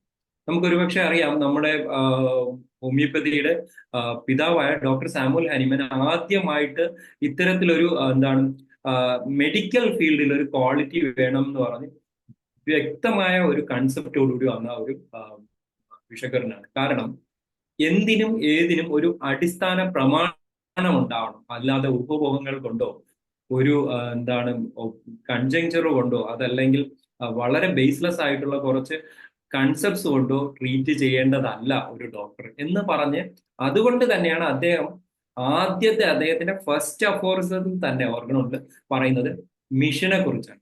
അപ്പൊ നമ്മൾ ക്വാളിറ്റിയിലേക്ക് വരുമ്പോഴും ശരിക്കും നമ്മൾ പറയുന്നത് എപ്പോഴും ഒരു ഓർഗനൈസേഷൻ അല്ലെങ്കിൽ ഒരു ഇൻഡിവിജ്വൽ അല്ലെങ്കിൽ ഒരു ഒബ്ജക്റ്റ്, ഒരു കമ്പനി, ഒരു ഫാക്ടറി എന്തും ആയിക്കട്ടെ, അതിന് ഒരു വിഷൻ ഉണ്ടാവണം, ഒരു മിഷൻ ഉണ്ടാവണം, കുറച്ച് ഒബ്ജക്റ്റീവ്സ് ഉണ്ടാവണം. ഈ മിഷൻ ഒബ്ജക്റ്റീവ്സിലെ ഏറ്റവും പ്രധാനപ്പെട്ട ഒരു കാര്യം എന്ന് പറയുന്നത് ആ ഒരു സിസ്റ്റം കംപ്ലീറ്റ് ആയിരിക്കണം. കാരണം ആ ഒരു സിസ്റ്റത്തിൽ ഇറർ ഫ്രീ ആയിരിക്കണം, കാര്യങ്ങൾ കൃത്യമായി ചെയ്യപ്പെടണം. അത് മാത്രമല്ല, മറ്റാരും ഒബ്സർവ് ചെയ്യാൻ ഇല്ലെങ്കിലും ഈ സിസ്റ്റം കറക്റ്റ് ആയിട്ട് റൺ ചെയ്യണം. ഇതാണ് ക്വാളിറ്റിയുടെ ഒരു ബേസിക് പ്രിമൈസസ് ആയിട്ട് പറയുന്നത്. ഇനി കുറച്ചുകൂടെ കൃത്യമായിട്ട് ഇതിന്റെ ഒരു ഡെഫിനിഷൻ പറയുകയാണെങ്കിൽ നമുക്ക് പറയാവുന്നത് it is a degree to which inherent characteristics fulfil requirements. അതായത് നമുക്ക് മലയാളത്തിൽ പറഞ്ഞു കഴിഞ്ഞാൽ കുറെ അധികം അടിസ്ഥാനപരമായ കുറച്ച് ഘടകങ്ങൾ നമ്മൾ മാനദണ്ഡങ്ങൾ എടുത്തു വച്ചിട്ട് ആ മാനദണ്ഡങ്ങളിലേക്ക് എത്രമാത്രം ഒരു വ്യക്തി അല്ലെങ്കിൽ ഒരു സ്ഥാപനം അതല്ലെങ്കിൽ ഒരു വസ്തു എത്തുന്നു എന്നുള്ളതിന് നമുക്ക് അതിന്റെ ഗുണമേന്മ മാനദണ്ഡമായിട്ട് കണക്കാക്കാം. നിങ്ങൾക്കറിയാം, ഇപ്പം നമ്മൾ ഒരു കുപ്പി വെള്ളം വാങ്ങിയാൽ അതിൻ്റെ അകത്ത് ഒരു ISI മാർക്ക് ഉണ്ടാവും. അതല്ലെങ്കിൽ ഒരു കടയിൽ നിന്നൊരു പാക്കറ്റ് ഫുഡ് ഐറ്റം വാങ്ങിയാൽ അതിൻ്റെ ഒരു ക്വാളിറ്റി മാനദണ്ഡം ഉണ്ടാവും. കാരണം ഈ ക്വാളിറ്റി മാനദണ്ഡങ്ങൾ പലപ്പോഴും പലതരത്തിലായിരിക്കും. നിങ്ങൾ പലപ്പോഴും ഈ ഓറഞ്ചോ ആപ്പിളോ വാങ്ങാൻ പോകുന്ന കടകളിൽ പോലും കണ്ടിട്ടുണ്ടാവും അതിൻ്റെ അകത്ത് ടെസ്റ്റഡ് ഓക്കെ അല്ലെങ്കിൽ ക്വാളിറ്റി ടെസ്റ്റഡ് എന്നൊക്കെ എഴുതിയിട്ടുള്ള സാധനങ്ങൾ. അപ്പം പല രീതിയിലായിരിക്കും ഈ ക്വാളിറ്റി അവർ ടെസ്റ്റ് ചെയ്യുന്നത്. അതിന് പല ഘടകങ്ങളും ഉണ്ടാവും. ഇനി നമുക്ക് ഇതിൻ്റെ അകത്ത് ക്വാളിറ്റിയുടെ ഒരു വിലയെക്കുറിച്ച് ഞാൻ നേരത്തെ പറഞ്ഞ ആപ്പിളോ ഓറഞ്ചോ പറഞ്ഞ സിറ്റുവേഷനിൽ പോലും നമുക്ക് മനസ്സിലാവും. ഇതിന്റെ ഒരു എക്സ്പെൻസിനെ കുറിച്ച് നമ്മൾ ആലോചിച്ച് കഴിഞ്ഞാൽ ക്വാളിറ്റി എക്സ്പെൻസീവ് ആണോ, അല്ലെങ്കിൽ ക്വാളിറ്റി വിലയേറിയതാണോ, അല്ലെങ്കിൽ ഗുണമേന്മയ്ക്ക് നമ്മൾ വില നൽകേണ്ടി വരുമോ, വലിയ വില നൽകേണ്ടി വരുമോ നമ്മൾ സാധാരണ പറയുന്ന പോലെ. അപ്പോ അങ്ങനെ പറയുകയാണെങ്കിൽ നമ്മൾ കൃത്യമായിട്ട് നമുക്ക് അതിനൊരു ഉത്തരം ഉള്ളത് തീർച്ചയായും ഗുണമേന്മയ്ക്ക് അതിൻ്റെതായ വിലയുണ്ടാകും. നമ്മൾ പലപ്പോഴും ഹോമിയോപ്പതി ഡോക്ടർമാർ കൺസൾട്ടേഷൻ ഫീ വളരെ കൂടുതൽ വാങ്ങുന്നതിനെ കുറിച്ച് വളരെ വ്യാപകമായ ചർച്ച വരുന്ന കാലഘട്ടമാണ്. അപ്പം ക്വാളിറ്റി ഹെൽത്ത് കെയർ കൊടുക്കുമ്പോൾ അല്ലെങ്കിൽ ക്വാളിറ്റി ക്യൂർ കൊടുക്കുമ്പോൾ ഒരു കൺവെൻഷണൽ ക്യൂറിൽ നിന്ന് വ്യത്യസ്തമായിട്ട് നമ്മൾ ഒരു ക്വാളിറ്റി ക്യൂർ കൊടുക്കുമ്പോൾ തീർച്ചയായിട്ടും അത് എക്സ്പെൻസീവ് ആവും എന്ന് നമ്മൾ പറയുന്നത് പോലെ തന്നെ ഒരു ക്വാളിറ്റിയുള്ള ഇൻസ്റ്റിറ്റ്യൂഷനിൽ നമ്മൾ പോവുകയാണ്, ഒരു ക്വാളിറ്റിയുള്ള പ്രോഡക്റ്റ് നമ്മൾ വാങ്ങുകയാണ്, അതല്ലെങ്കിൽ ഒരു ക്വാളിറ്റിയുള്ള ഇൻഡിവിജ്വലുമായിട്ട് നമ്മൾ അസോസിയേറ്റ് ചെയ്യേണ്ടി വരുന്നു. സ്വാഭാവികമായിട്ട് അതിന് നമ്മൾ കുറേയധികം ഇൻവെസ്റ്റ്മെന്റ് ചെയ്യേണ്ടി വരും. അതേസമയം നമ്മൾ മനസ്സിലാക്കേണ്ട ഒരു കാര്യം എന്ന് പറയുന്നത് ഗുണമേന്മ ഇല്ലായ്മ ഇതിന്റെ നേരെ വിപരീത അവസ്ഥ തന്നെയാണ് എന്നുള്ളത് നമ്മൾ മനസ്സിലാക്കി. കാരണം ഇതിനേക്കാൾ വളരെയധികം ചെലവ് പലപ്പോഴും നമ്മൾ എന്താണ് ഗുണമേന്മ ഇല്ലാത്തൊരു സിറ്റുവേഷനിലേക്ക് പോയത് നിങ്ങൾക്ക് തന്നെ അറിയാം. കാരണം എന്താ വെച്ച് കഴിഞ്ഞാൽ ഹനിമാൻ പറഞ്ഞതുപോലെ ഒരു 6 ആക്ട് ക്യൂർ പലപ്പോഴും നടക്കുന്നത് എന്താണ്, ഇത്തരം ഗുണമേന്മ ഇല്ലാത്ത മെഡിക്കൽ ഇന്റർവെൻഷൻസ് കൊണ്ടാണ് പലപ്പോഴും നടക്കുന്നത്. അപ്പൊ ഒരു ക്വാളിറ്റി അക്രഡിറ്റഡ് ഹോസ്പിറ്റലിൽ നിങ്ങൾ പോകുന്നതും ക്വാളിറ്റി അക്രഡിറ്റഡ് അല്ലാത്ത ഒരു ഹോസ്പിറ്റലിൽ പോകുന്നതും തമ്മിൽ സ്വാഭാവികമായിട്ടും ഒരു പ്രൈസ് വേരിയേഷൻ ഉണ്ടാവും, അതല്ലെങ്കിൽ ഒരു എക്സ്പെൻസീവ് നേച്ചർ നിങ്ങൾക്ക് കണ്ടേക്കാം. അപ്പൊ അതിന്റെ ഒരു ബേസിക് റീസൺ ഇതാണ്. സ്വാഭാവികമായിട്ടും ക്വാളിറ്റിക്ക് കുറച്ച് ഇൻവെസ്റ്റ്മെന്റ് ചെയ്യേണ്ടി വരും. ആ ഇൻവെസ്റ്റ്മെന്റ് സ്വാഭാവികമായിട്ടും ഏതൊരു ഇൻസ്റ്റിറ്റ്യൂഷനും അതിന്റെ റിട്ടേൺ ഓഫ് ഇൻവെസ്റ്റ്മെന്റ് ആയിട്ട് എടുക്കുമ്പോഴും കുറച്ച് എക്സ്പെൻസീവ് ആവും. ഇനി നമ്മൾ എപ്പോഴും പറയാറുള്ളതെന്ന് പറഞ്ഞു കഴിഞ്ഞാൽ നമ്മുടെ നാട്ടിൽ അല്ലെങ്കിൽ നമ്മുടെ വീട്ടിൽ അമ്മമാർ ചെയ്യുന്ന ഒരു കാര്യത്തെക്കുറിച്ച് നമ്മൾ പറയും ഉള്ളത് കൊണ്ട് ഓണം പോലെ എന്ന് നമ്മൾ പറയും. ശരിക്കും ഒരു നല്ലൊരു ഇൻസ്റ്റിറ്റ്യൂഷൻ വളരെ എക്സലന്റ് ആയിട്ട് ക്വാളിറ്റിയിൽ മുന്നോട്ട് പോവുകയാണെങ്കിൽ ആ ഇൻസ്റ്റിറ്റ്യൂഷൻ ചെയ്യുന്ന ഒരു കാര്യം നമുക്ക് ഈ രീതിയിൽ തന്നെ എക്സ്പ്ലെയിൻ ചെയ്യാൻ പറ്റും. അതായത് ഒരു നല്ല ഇൻസ്റ്റിറ്റ്യൂഷൻ ഒരു നല്ല മാനേജർ ഉണ്ടായിരിക്കണം. ഒരു നല്ല മാനേജർ മാനേജ്മെന്റ് പാഠവും ഉണ്ടായിരിക്കണം. അപ്പൊ അങ്ങനെ വരുമ്പോൾ നമ്മൾ എന്താണ് മാനേജ്മെന്റ് എന്ന് ചോദിച്ചു കഴിഞ്ഞാൽ വളരെ നിസ്സാരമായിട്ട് അല്ലെങ്കിൽ വളരെ ബേസിക് ടേംസിൽ നമുക്ക് പറയാവുന്ന ഒരു മറുപടി എന്ന് പറയുന്നത് നമ്മൾ നേരത്തെ പറഞ്ഞ എക്സ്പ്ലനേഷൻ തന്നെയാണ്. വേണ്ടത്ര വിഭവങ്ങൾ ഉണ്ടെങ്കിലും അല്ലെങ്കിൽ വിഭവ സ്രോതസ്സുകൾ ഉണ്ടെങ്കിലും ആ ഉള്ള വിഭവ സ്രോതസ്സുകളെ അതല്ലെങ്കിൽ റിസോഴ്സസിനെ എത്ര നന്നായിട്ട് നമുക്ക് യൂട്ടിലൈസ് ചെയ്യാൻ പറ്റും, എത്ര എഫക്റ്റീവായിട്ട് നമുക്ക് ആ ഉള്ള റിസോഴ്സസിനെ ഉപയോഗിക്കാൻ പറ്റും, അതിനെ നമുക്ക് മാനേജ്മെന്റ് എന്ന് വിളിക്കാം. ഇത് കേരളത്തിലെ സാഹചര്യത്തിൽ പ്രത്യേകിച്ച് ഹോമിയോപ്പതിയുടെ സാഹചര്യത്തിൽ കൂടുതൽ പ്രസക്തമാണ്. നിങ്ങൾക്കറിയാം കേരളത്തില് 2005 കാലഘട്ടത്തിൽ NRHM തുടങ്ങിയെങ്കിലും 2009 കാലഘട്ടത്തിൽ കേരളത്തിൽ NRHM-ന് കീഴിൽ ഹോമിയോപ്പതി സ്ഥാപനങ്ങൾ തുടങ്ങിയപ്പോൾ നിങ്ങൾക്ക് കുറച്ചു പേരെങ്കിലും അറിയാം എന്താണ് സംഭവിച്ചതെന്ന് വെച്ചാൽ ഒരു ഡോക്ടറെ മാത്രം പോസ്റ്റ് ചെയ്തുകൊണ്ട് സ്ഥാപനങ്ങൾ ആരംഭിച്ചു. അവിടേക്ക് പാരാമെഡിക്കൽ സ്റ്റാഫ് ഉണ്ടായിരുന്നില്ല, അവിടേക്ക് മെഡിസിൻസിന്റെ ഷോർട്ടേജ് ഉണ്ടായിരുന്നു. അപ്പൊ അന്ന് ഇത് വർക്ക് ചെയ്ത ഈ ഡോക്ടർമാർ ചെയ്തതെന്ന് പറഞ്ഞു കഴിഞ്ഞാൽ ഒരു അൾട്ടിമേറ്റ് മാനേജ്മെന്റ് ആണ്. കാരണം എന്താ വെച്ച് കഴിഞ്ഞാൽ പലപ്പോഴും ഒരു ഓൾ ഇൻ വൺ പൊസിഷനിലൊക്കെ വർക്ക് ചെയ്യേണ്ടി വന്നിട്ടുണ്ട്.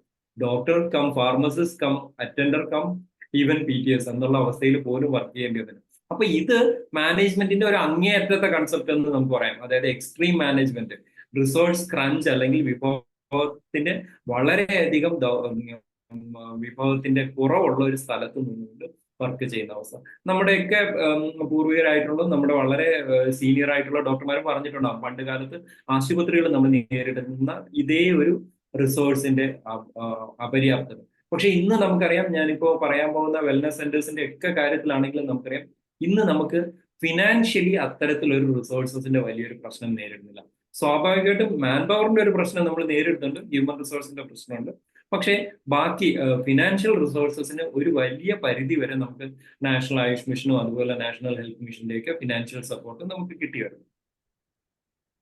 അപ്പോൾ നമ്മൾ പൊതുവിൽ എപ്പോഴും നമ്മൾ ക്വാളിറ്റിയെ കുറിച്ച് സംസാരിക്കുമ്പോൾ നമ്മുടെ മനസ്സിൽ വരേണ്ട ഒരു കൺസെപ്റ്റ്, ആർക്ക് വേണ്ടിയാണ് നമ്മൾ ഈ ക്വാളിറ്റി നമ്മൾ സ്ട്രെസ് ചെയ്യുന്നത്? ഏത് തരത്തിലുള്ള ആൾക്കാർക്ക് വേണ്ടിയാണ്? നമ്മുടെ സമൂഹത്തിലുള്ള എന്താണ് ഏറ്റവും ഉന്നതിയിലുള്ള, ഏറ്റവും സൗകര്യമുള്ള, ഏറ്റവും അഫ്ലുവന്റ് എന്ന് നമ്മൾ പറയുന്ന, എക്കണോമിക്കലി ഹയർ പൊസിഷനിലുള്ള, സോഷ്യലി ഹയർ പൊസിഷനിലുള്ള, എഡ്യൂക്കേഷണൽ ലെവലിലും ലിറ്ററസി ലെവലിലും ഹയർ പൊസിഷനിലുള്ള, ബാക്കി ഫിസിക്കൽ ഹെൽത്തിലും ഫിസിക്കൽ സ്കിൽസിലും ഹയർ പൊസിഷനിലുള്ള ഒരാളെയാണോ നമ്മൾ എയിം ചെയ്യേണ്ടത്? അതോ ഏറ്റവും ഡൗൺ റോഡൺ ആയിട്ടുള്ള, ഇപ്പൊ ഗാന്ധിജി പറയുന്നത് പോലെ ഏറ്റവും റിമോട്ട് ആയിട്ടുള്ള ഒരു ഗ്രാമത്തിലുള്ള, ഏറ്റവും ബുദ്ധിമുട്ട് അനുഭവിക്കുന്ന, socially and financially almost marginalised എന്ന് നമുക്ക് പറയാവുന്ന, അതല്ലെങ്കിൽ ഫിസിക്കലി ചലഞ്ച്ഡ് ആയിട്ടുള്ള ഒരാൾക്ക് കെയർ എത്തിക്കുന്ന തരത്തിലാണ്. അപ്പൊ ഈ ഒരു പാരഡൈം ആണ് നമ്മൾ പൊതുവിൽ ഹെൽത്ത് കെയറിൽ നമ്മൾ നോക്കിക്കാണേണ്ടത്. NRHM കൊണ്ടുവന്നത് തന്നെ റൂറലിലും അർബനിലും ഉള്ള ആരോഗ്യ മേഖലകളിലുള്ള ഒരു ഡിവൈഡ്, അതല്ലെങ്കിൽ ആ ഒരു റൂറൽ അർബൻ ഡിവൈഡ് ഒഴിവാക്കാൻ പറ്റും. അത്തരത്തിലൊരു ഡിവൈഡ് നമ്മുടെ ഇൻസ്റ്റിറ്റ്യൂഷനിലോ നമ്മുടെ ഹെൽത്ത് കെയറിലോ ഉണ്ടാവാൻ പാടില്ല. അതിനെയാണ് നമ്മൾ പറയുന്നത് നമ്മുടെ സിസ്റ്റം ഇക്വിറ്റബിൾ ആക്സസ് ഉള്ളതായിരിക്കണം. അതായത് നമ്മളൊരു സാമാന്യമായിട്ട് നമ്മൾ പറയുന്നത് പോലെ എല്ലാവർക്കും തുല്യ അവസരം എന്നുള്ളൊരു രീതിയിലാവരുത് ഇൻസ്റ്റിറ്റ്യൂഷൻ, പ്രത്യേകിച്ചും ഹെൽത്ത് കെയർ ഇൻസ്റ്റിറ്റ്യൂഷൻ. അതായത് ഇപ്പൊ നമ്മൾ ആശുപത്രി OP വരുന്ന രോഗികൾക്ക് 1, 2, 3, 4 എന്ന് നമ്മൾ ടോക്കൺ നമ്പർ കൊടുത്തു. ഒന്നാമത്തെ ആളെ നമ്മൾ ആദ്യമേ വിളിക്കുള്ളൂ. പക്ഷേ 5-മത്തെയോ 6-മത്തെയോ ടോക്കൺ നമ്പറിൽ നിൽക്കുന്ന, അതല്ലെങ്കിൽ ക്യൂവിൽ ഏറ്റവും പുറകിൽ നിൽക്കുന്ന, പുറമേ വലിയ പ്രശ്നങ്ങളൊന്നും തോന്നാത്ത ഒരു അപ്പൂപ്പനോ അതല്ലെങ്കിൽ ഒരു അമ്മമ്മയോ ആയിരിക്കും പലപ്പോഴും ഏറ്റവും ആദ്യം നമ്മുടെ സേവനം വേണ്ടവരാണ്. അവർ ചിലപ്പോൾ ഒരു ബഹളമൊന്നും വയ്ക്കാതെ മാറി ക്യൂവിൽ നിൽക്കുകയായിരിക്കും. പെട്ടെന്നായിരിക്കും തലകറങ്ങി വീഴുകയോ അതല്ലെങ്കിൽ ഒരു ബുദ്ധിമുട്ടുണ്ടായി വീഴുകയോ ചെയ്യും. അതല്ലെങ്കിൽ ഒരു ഫിസിക്കലി ചലഞ്ച്ഡ് ആയിട്ടുള്ള ഒരാൾ. പൊതുവിൽ എന്താണെന്ന് വെച്ച് കഴിഞ്ഞാൽ പൊതുവിൽ നമ്മൾ സ്ഥാപനങ്ങളിലും നിങ്ങൾ കണ്ടിട്ടുണ്ടാവും, അത് പ്രൈവറ്റ് ക്ലിനിക്കിലായിക്കോട്ടെ ഗവൺമെന്റ് ക്ലിനിക്കിലായിക്കോട്ടെ, നിങ്ങൾ കണ്ടിട്ടുള്ള ഒരു കാര്യം എന്ന് പറഞ്ഞു കഴിഞ്ഞാൽ, എനിക്കിപ്പോ പോകണം, എനിക്ക് നിർബന്ധമായിട്ട് പെട്ടെന്ന് മരുന്ന് കിട്ടണം, ചികിത്സ കിട്ടണം എന്നൊക്കെ വന്ന് പറയുന്ന ആൾക്കാർക്ക്, അങ്ങനെയുള്ളവർക്ക് ആയിരിക്കില്ല ചിലപ്പോ നിലവിൽ ഇമ്മീഡിയറ്റ്ലി ഒരു മെഡിക്കൽ റിക്വയർമെന്റ് അല്ലെങ്കിൽ മെഡിക്കൽ എയ്ഡ് വേണ്ടത്. അപ്പോ ബഹളം വയ്ക്കുന്നതോ അല്ലെങ്കിൽ കയ്യൂക്ക് കാണിക്കുന്നതോ ആയിരിക്കരുത് നമ്മുടെ ക്രൈറ്റീരിയ. അതല്ലെങ്കിൽ ഒരു നോമിനൽ ഇക്വാലിറ്റി എന്ന് പറയുന്നത് പോലെ എല്ലാവർക്കും തുല്യ അവസരം, അതുകൊണ്ട് നിങ്ങൾ വൈകിയാണ് വന്നത്, നിങ്ങൾക്ക് ചികിത്സയും വൈകിയേ കിട്ടുള്ളൂ എന്നുള്ളൊരു കൺസെപ്റ്റിലല്ല നമ്മൾ പൊതുവെ. അപ്പൊ ഇത് നമ്മൾ സാധാരണ രീതിയിൽ പറയുന്ന ഈക്വാലിറ്റി പ്രിൻസിപ്പിളിന് നിന്ന് കുറച്ച് വ്യത്യസ്തമായിട്ടാണ് നമ്മൾ ആരോഗ്യ മേഖലയിലും അതുപോലെ ക്വാളിറ്റിയിലും നമ്മൾ കാര്യങ്ങൾ കാണുന്നത്. അപ്പൊ അതാണ് ഇക്വാലിറ്റി എന്നതും ഇക്വിറ്റി എന്നതും കൊണ്ട് നമ്മൾ കുറച്ചുകൂടെ വ്യത്യസ്തമായിട്ട് മനസ്സിലാക്കണം. അപ്പൊ ഇതൊരു പ്രാഥമികമായ കുറച്ച് കൺസെപ്റ്റ് പറഞ്ഞാൽ മാത്രമേ നമുക്ക് നേരിട്ട് NABH പോകാൻ പറ്റുള്ളൂ. അതുകൊണ്ടാണ് ഇതിന്റെ ഒരു പ്രിമൈസസ് പറഞ്ഞു പോകുന്നത്. എന്നിട്ട് നമുക്ക് ആ NABH ഡിസ്കഷനിലേക്ക് വരാം. അപ്പോൾ ഒരു കാര്യം കൂടെ പറഞ്ഞിട്ട് നമുക്ക് ആ ഡിസ്കഷനിലേക്ക് പോവാം. ഒന്നെന്ന് പറയുന്നത്, നമ്മൾ ഏറ്റവും അധികം ചർച്ച ചെയ്യപ്പെടുന്ന 2 വാക്കുകളാണ്. നിങ്ങൾ എഫക്റ്റീവ് ആണോ, അല്ലെങ്കിൽ നിങ്ങളുടെ സിസ്റ്റം എഫക്റ്റീവ് ആണോ, നിങ്ങൾ എഫിഷ്യന്റ് ആണോ, നിങ്ങളുടെ സിസ്റ്റം എഫിഷ്യന്റ് ആണോ എന്നുള്ള കാര്യം. അപ്പൊ പലപ്പോഴും നമുക്കൊരു കൺഫ്യൂഷൻ തോന്നുന്ന കാര്യങ്ങളാണ്. നമ്മുടെ ചികിത്സ ശരിക്കും, അല്ലെങ്കിൽ നമ്മുടെ ആരോഗ്യ സ്ഥാപനങ്ങൾ എഫിഷ്യന്റ് ആണോ, എഫക്റ്റീവ് ആണോ എന്നൊക്കെ നമുക്ക് ധാരാളം സംശയങ്ങൾ തോന്നാറുണ്ട്. ഇതിന് ഏറ്റവും നിസ്സാരമായിട്ട് നമുക്കൊരു എക്സാമ്പിൾ പറയാം. ഇപ്പൊ നമ്മൾ മനസ്സിൽ സങ്കല്പിക്കുകയാണ്, നമ്മളൊരു ഹോട്ടലിലേക്ക് ചെല്ലുകയാണ്. ഒരു ഹോട്ടലിലേക്ക് ചെന്ന് കഴിഞ്ഞാൽ നമ്മുടെ സ്വാഭാവികമായിട്ടും നമുക്ക് അവിടുന്ന് ഭക്ഷണം, നമുക്ക് ആവശ്യപ്പെട്ട ഭക്ഷണം കിട്ടണം, കിട്ടാതിരിക്കാം, നമ്മൾ ഉദ്ദേശിക്കുന്ന സമയത്തിന് കിട്ടാതിരിക്കാം, അങ്ങനെയൊക്കെ ധാരാളം സിറ്റുവേഷൻസ് ഉണ്ടാവും. അപ്പൊ നമുക്കൊരു സിറ്റുവേഷൻ ഒന്ന് എടുത്തു നോക്കാം. നമ്മളിപ്പോ ഒരു ഹോട്ടലിൽ ചെല്ലും, അവിടുന്ന് നമ്മളൊരു സാധനം ഓർഡർ ചെയ്യും. ഇപ്പം കേരളത്തിലെ ഏറ്റവും അധികം ആൾക്കാർ നോൺ വെജ് ഉള്ളത് കൊണ്ട് നമുക്ക് സാധാരണ രീതിയിൽ ആൾക്കാർ ഓർഡർ ചെയ്യുക പൊറോട്ട, ബീഫ് അല്ലെങ്കിൽ ചിക്കൻ കറി അങ്ങനെയായിരിക്കും. അല്ലെങ്കിൽ നമ്മളൊരു വെജിറ്റേറിയൻ ഹോട്ടലിലാണ് പോകുന്നത്, നമ്മൾ വെജിറ്റേറിയൻ, നമ്മളൊരു മസാല ദോശ അതല്ലെങ്കിൽ കാപ്പി ഓർഡർ ചെയ്യുന്നതെന്ന് വെച്ചാൽ സാധാരണ രീതിയിൽ നമ്മൾ എന്താണ് പ്രതീക്ഷിക്കുന്നത്? നമ്മൾ എന്ത് ഓർഡർ ചെയ്താലും അവിടുത്തെ വെയിറ്റർ അതല്ലെങ്കിൽ അവിടുത്തെ സപ്ലയർ എന്ത് പറയും? ഒരു 10 മിനിറ്റ് 15 മിനിറ്റ് എടുക്കും എന്ന് പറയും. അപ്പൊ നമ്മൾ ഓർഡർ ചെയ്തിട്ട് വെയിറ്റ് ചെയ്യാണ്. 15 മിനിറ്റ് ആവുമെന്ന് അവർ പറഞ്ഞു. നമ്മൾ സന്തോഷത്തോട് വെയിറ്റ് ചെയ്യണം. കാരണം നമ്മുടെ മനസ്സിൽ ഉടനെ ഒരു പ്രതീക്ഷ വരികയാണ്. കാരണം എന്താണ്, 15 മിനിറ്റിന് ശേഷം കിട്ടുന്ന സാധനം എന്തായാലും നല്ല സാധനമായിരിക്കും, കാരണം നമ്മൾ കുറച്ച് വെയിറ്റ് ചെയ്തിട്ടാണ്. പക്ഷേ 10-ാം മിനിറ്റ് ആവുമ്പോൾ തന്നെ നമ്മുടെ മുന്നിലേക്ക് ഒരു ചൂടുള്ള ഒരു പ്ലേറ്റ് അവർ കൊണ്ടുവയ്ക്കുകയാണ്. അപ്പൊ നമ്മുടെ മനസ്സിലുണ്ടാകുന്ന ഫീലിംഗ് എന്താണ്? ഉടനെ തന്നെ ഭക്ഷണം കിട്ടും, ഇനി ഒരു കുഴപ്പമില്ല, എല്ലാം ഓക്കെയാണ്. ഇനി 12-ാം മിനിറ്റിൽ അവർ ഭക്ഷണം കൊണ്ടുവരികയാണ്. കൊണ്ടുവരുന്ന ഭക്ഷണം നമ്മൾ വായിൽ വെച്ച് നോക്കുമ്പോൾ ഏറ്റവും ടേസ്റ്റ് ഉള്ളതാണ്. നമ്മൾ ഇന്നുവരെ കഴിച്ചിട്ടില്ലാത്ത ഏറ്റവും നല്ല ദോശ, അല്ലെങ്കിൽ ഏറ്റവും നല്ല മസാല ദോശ എന്നോ ഇനി പൊറോട്ട എന്നോ ബീഫെന്നോ എന്തോ ആയിക്കൊള്ളട്ടെ, നമുക്ക് വളരെ അങ്ങ് ഇഷ്ടപ്പെട്ടു. എന്താണ് നമ്മുടെ മനസ്സിലുണ്ടാവുന്ന ഒരു ഫീലിംഗ്? നമ്മൾ ചോദിച്ച സാധനം കിട്ടി, അപ്പൊ അതിനെ നമുക്ക് വേണമെങ്കിൽ എഫക്റ്റീവ് എന്ന് തീർച്ചയായിട്ടും പറയാം. നമ്മൾ ചോദിച്ച സാധനം കിട്ടിയെന്ന് മാത്രമല്ല, നമ്മൾ പ്രതീക്ഷിച്ചതിനേക്കാളും വേഗത്തിൽ കിട്ടി, അപ്പൊ അതിനെ നമുക്ക് എഫിഷ്യന്റ് എന്ന് പറയാം. അപ്പൊ ഇവിടെ സിസ്റ്റം എഫക്റ്റീവ് ആണ്, എഫിഷ്യന്റ് ആണ്. ഇനി അതേസമയം നിങ്ങൾ ഒന്ന് ആലോചിച്ച് നോക്കൂ, 12-ാം മിനിറ്റ് നമ്മൾ എന്തെങ്കിലും കിട്ടുമെന്ന് പ്രതീക്ഷിച്ചിരിക്കുകയാണ്. പക്ഷേ ഈ സാധനം കിട്ടിയത് എപ്പോഴാണ്? ഒരു 15, 16, 17, 20 മിനിറ്റായി. ഇനി നമ്മൾ ഇറങ്ങി പോകട്ടെ, ഭക്ഷണം ഇവിടുന്ന് കിട്ടില്ലേ എന്ന് തോന്നുന്ന, റെസ്റ്റ്ലെസ് ആവുന്ന ഒരു സമയത്ത് നമുക്ക് ഭക്ഷണം കിട്ടുകയാണ്. പക്ഷേ അപ്പോഴും ഭക്ഷണം വളരെ നല്ല ക്വാളിറ്റി ഉള്ളതാണ്, ടേസ്റ്റിയാണ്, നമ്മൾ ഉദ്ദേശിച്ച പോലെ ചൂടുള്ളതാണ്, വളരെ ടേസ്റ്റ് ഉള്ളതാണ്. അപ്പോൾ അപ്പോഴും നമ്മൾ പറയും സിസ്റ്റം എന്താണ്? സിസ്റ്റം എഫക്റ്റീവ് ആണ്. പക്ഷെ ഇവിടെ സിസ്റ്റം എഫിഷ്യന്റ് ആയിരുന്നോ? ഒരിക്കലും അല്ല. കാര്യം പറഞ്ഞ സമയത്തിന് കാര്യം ചെയ്തു തീർക്കാൻ പറ്റിയില്ല. അപ്പൊ നമ്മൾ പറയും സിസ്റ്റം എഫക്റ്റീവ് ആണ്, പക്ഷേ എഫിഷ്യന്റ് ആണ്. ഇനി നമുക്ക് തേർഡ് ഒരു എക്സാമ്പിൾ എടുക്കാം. നമ്മൾ 15 മിനിറ്റ് ഒന്നും വെയിറ്റ് ചെയ്യേണ്ടി വന്നില്ല, ഒരു 10 മിനിറ്റ് ആയപ്പോൾ തന്നെ ഒരു സാധനം കൊണ്ടു. നമ്മൾ പലപ്പോഴും ഹോട്ടലുകളിൽ പറയാറുള്ള ഒരു കാര്യമാണ്, എന്താണ് ഇത്? ഒരു പുതിയതായിട്ട് കുക്ക് ചെയ്തൊന്നുമല്ല, നേരത്തെ ഫ്രിഡ്ജിൽ വെച്ചിരുന്ന സാധനമാണ്, പെട്ടെന്ന് എടുത്ത് ചൂടാക്കി തന്നു. അങ്ങനെയുള്ള ഒരു സാധനം അത് ആലോചിച്ചു. അപ്പൊ എന്താണ്, നമുക്ക് കിട്ടിയ സാധനം നമ്മൾ ഉദ്ദേശിച്ചതേയാണ്. അതായത് ഒന്നുകിൽ ആ ഭക്ഷണത്തിന് ടേസ്റ്റ് കുറവാണ്, അതല്ലെങ്കിൽ വേണ്ട ചൂടുള്ള സാധനം. അപ്പൊ നമ്മൾ പറയും സിസ്റ്റം ഇൻഎഫക്റ്റീവ് ആണ്. പക്ഷെ എഫിഷ്യന്റ് ആണോ? എഫിഷ്യന്റ് ആണെന്ന് ചോദിച്ചാൽ ഭയങ്കര എഫിഷ്യന്റ് ആണ്. കാരണം എന്താണ്, 20 മിനിറ്റ് എന്ന് പറഞ്ഞ് 10 മിനിറ്റിലെ സാധനം കിട്ടി. അപ്പൊ വേണമെങ്കിൽ നമുക്ക് അതിനെ എഫിഷ്യന്റ് എന്ന് പറയാം. ഇനി 4-മത്തെ സിനേറിയോ എന്ന് പറയുന്നത് ഇതൊന്നുമല്ല. 30 മിനിറ്റ് എടുത്തതിന് ശേഷം നമുക്ക് കിട്ടിയ സാധനം എന്താണ്? വായിൽ വെച്ചാൽ കഴിക്കാൻ പറ്റാത്ത ഒരവസ്ഥയിലാണ്. നമ്മൾ സാധാരണ മഹേഷിന്റെ സിനിമയിലൊക്കെ മഹേഷ് പറയുന്നത്, ഇത് ഈ തമിഴ് സിനിമയിൽ പറയുന്നത് ചിക്കൻ ബിരിയാണിയാണോ ഇത് കാക്ക ബിരിയാണിയാണോ എന്നൊക്കെ ചോദിക്കുന്ന ഒരു അവസ്ഥ. ആ രീതിയിൽ ഉള്ള സാധനം നമുക്ക് ഒട്ടും. ഇനി ഇതേ ഒരു കൺസെപ്റ്റ് നമ്മൾ ആരോഗ്യ മേഖലയിലേക്ക്, നമ്മുടെ ആശുപത്രികളിലേക്ക് ഒന്ന് ചിന്തിച്ചു നോക്കും. നമ്മൾ സാധാരണ പറയും ഒരു 1.5 മണിക്കൂർ കേസ് എടുത്ത് 2 മണിക്കൂർ കേസ് എടുത്ത് നമ്മൾ മരുന്ന് കൊടുത്തു കഴിയുമ്പോൾ രോഗിക്ക് കിട്ടുന്ന ഒരു റിസൾട്ട് 10 മിനിറ്റോ 15 മിനിറ്റോ കൊണ്ട് കേസ് എടുത്ത് രോഗിക്ക് കൊടുക്കുന്ന റിസൾട്ടിൽ നിന്ന് എൻറ്റയർലി ഡിഫറെന്റ് ആണ് എന്ന് നമ്മൾ പറയും. പക്ഷേ സിസ്റ്റം അവിടെ എഫിഷ്യന്റ് ആണോ എഫക്റ്റീവ് ആണോ എന്ന് നമ്മൾ ചെക്ക് ചെയ്യുന്നത് എത്ര മണിക്കൂർ, 2 മണിക്കൂർ എടുത്തോട്ടെ 3 മണിക്കൂർ എടുത്തോട്ടെ, അസുഖം കുറഞ്ഞോ ഇല്ലയോ എന്നുള്ളത് ഒരു പ്രധാനപ്പെട്ട ഘടകം. അപ്പൊ അതിനെയാണ് നമ്മൾ ഇവിടെ എഫക്റ്റീവ്നെസ് അല്ലെങ്കിൽ ഇൻഎഫക്റ്റീവ്നെസ് എന്നുകൊണ്ട് അളക്കുക. ചിലപ്പോൾ ഒരു പക്ഷേ ഒരു എക്സ്പീരിയൻസ്ഡ് പ്രാക്ടീഷണർ 5 സെക്കൻഡ് കൊണ്ടോ 10 സെക്കൻഡ് കൊണ്ടോ ആയിരിക്കും മരുന്ന് പ്രിസ്ക്രൈബ് ചെയ്യുന്നത്. എഫിഷ്യന്റ് ആണ് പുള്ളി, എഫക്റ്റീവ് ആണ്. അപ്പൊ അവിടെയാണ് നമ്മൾ നമ്മുടെ ഇൻസ്റ്റിറ്റ്യൂഷനിൽ മനസ്സിലാക്കേണ്ടത്. ഗവൺമെന്റ് ആശുപത്രി ആയിക്കോട്ടെ, പ്രൈവറ്റ് ആശുപത്രി ആയിട്ടെ, രോഗി വന്ന് ക്യൂവിൽ 2 മണിക്കൂറും 3 മണിക്കൂറും നിന്ന് വെയിറ്റ് ചെയ്തു, എന്നിട്ട് വന്ന് നമ്മുടെ നിന്ന് വീണ്ടും 2 മണിക്കൂർ കേസ് എടുത്ത് മരുന്ന് വാങ്ങി അവരുടെ അസുഖം മാറി അവർക്ക് പൂർണ്ണമായി ഭേദമായെങ്കിൽ ഈ ഒരു കുറച്ച് ഇൻഎഫിഷ്യൻസി പോലും, അതായത് ടൈമിൽ വന്ന ഒരു ലാപ്സ് പോലും അവർ സഹിക്കും. കാരണം എന്താണ്, അവരുടെ അസുഖം മാറി.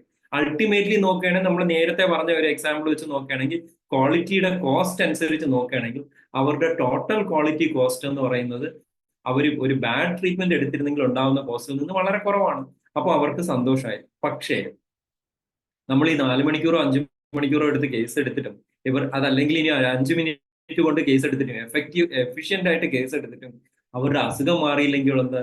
നമ്മളെപ്പോഴും തമാശക്ക് പറയുന്ന കാര്യമാണ്, ചിക്കൻ ബോക്സ് മരുന്ന് കഴിച്ചു കഴിഞ്ഞാൽ 2 ആഴ്ച കൊണ്ട് മാറും, മരുന്ന് കഴിച്ചില്ലെങ്കിൽ എന്താണ് 14 ദിവസം എടുക്കും എന്ന് പറയുന്നത് പോലെ ഈ കൂടുതൽ പീരിയഡ് എടുത്തു അല്ലെങ്കിൽ കൂടുതൽ സമയം എടുത്തു എന്നിട്ടും അസുഖം മാറിയില്ല എന്നാണ് അവരുടെ അവസ്ഥയെങ്കിൽ അത് ഇൻഎഫിഷ്യൻസി.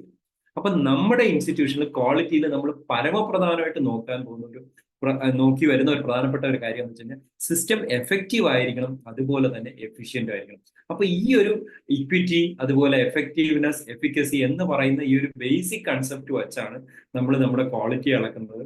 ഞാൻ ഈ പറഞ്ഞ കാര്യം കുറച്ചുകൂടെ നിസ്സാരമായിട്ട് ഇങ്ങനെ എക്സ്പ്ലെയിൻ ചെയ്യാം. അതായത് ഒരു ചെറിയ ഇൻപുട്ടിൽ നിന്ന് മാക്സിമം ഔട്ട്പുട്ട് ഉണ്ടാക്കുന്നതിന് നമുക്ക് എഫിഷ്യൻസി എന്ന് പറയുന്നത്. അതിന് നമ്മൾ വേറൊരു തരത്തിൽ പറഞ്ഞു കഴിഞ്ഞാൽ കാര്യങ്ങൾ ഡൂയിങ് തിങ്സ് റൈറ്റ് എന്ന് നമ്മൾ. അതേസമയം ഇൻപുട്ട് ഔട്ട്പുട്ട് തമ്മിൽ പ്രത്യേകിച്ച് റിലേഷൻഷിപ്പ് ഒന്നുമില്ല. പക്ഷേ ഇൻപുട്ട് കൊണ്ട് ഉദ്ദേശിച്ച കാര്യം തന്നെ ഔട്ട്പുട്ട് തന്നു.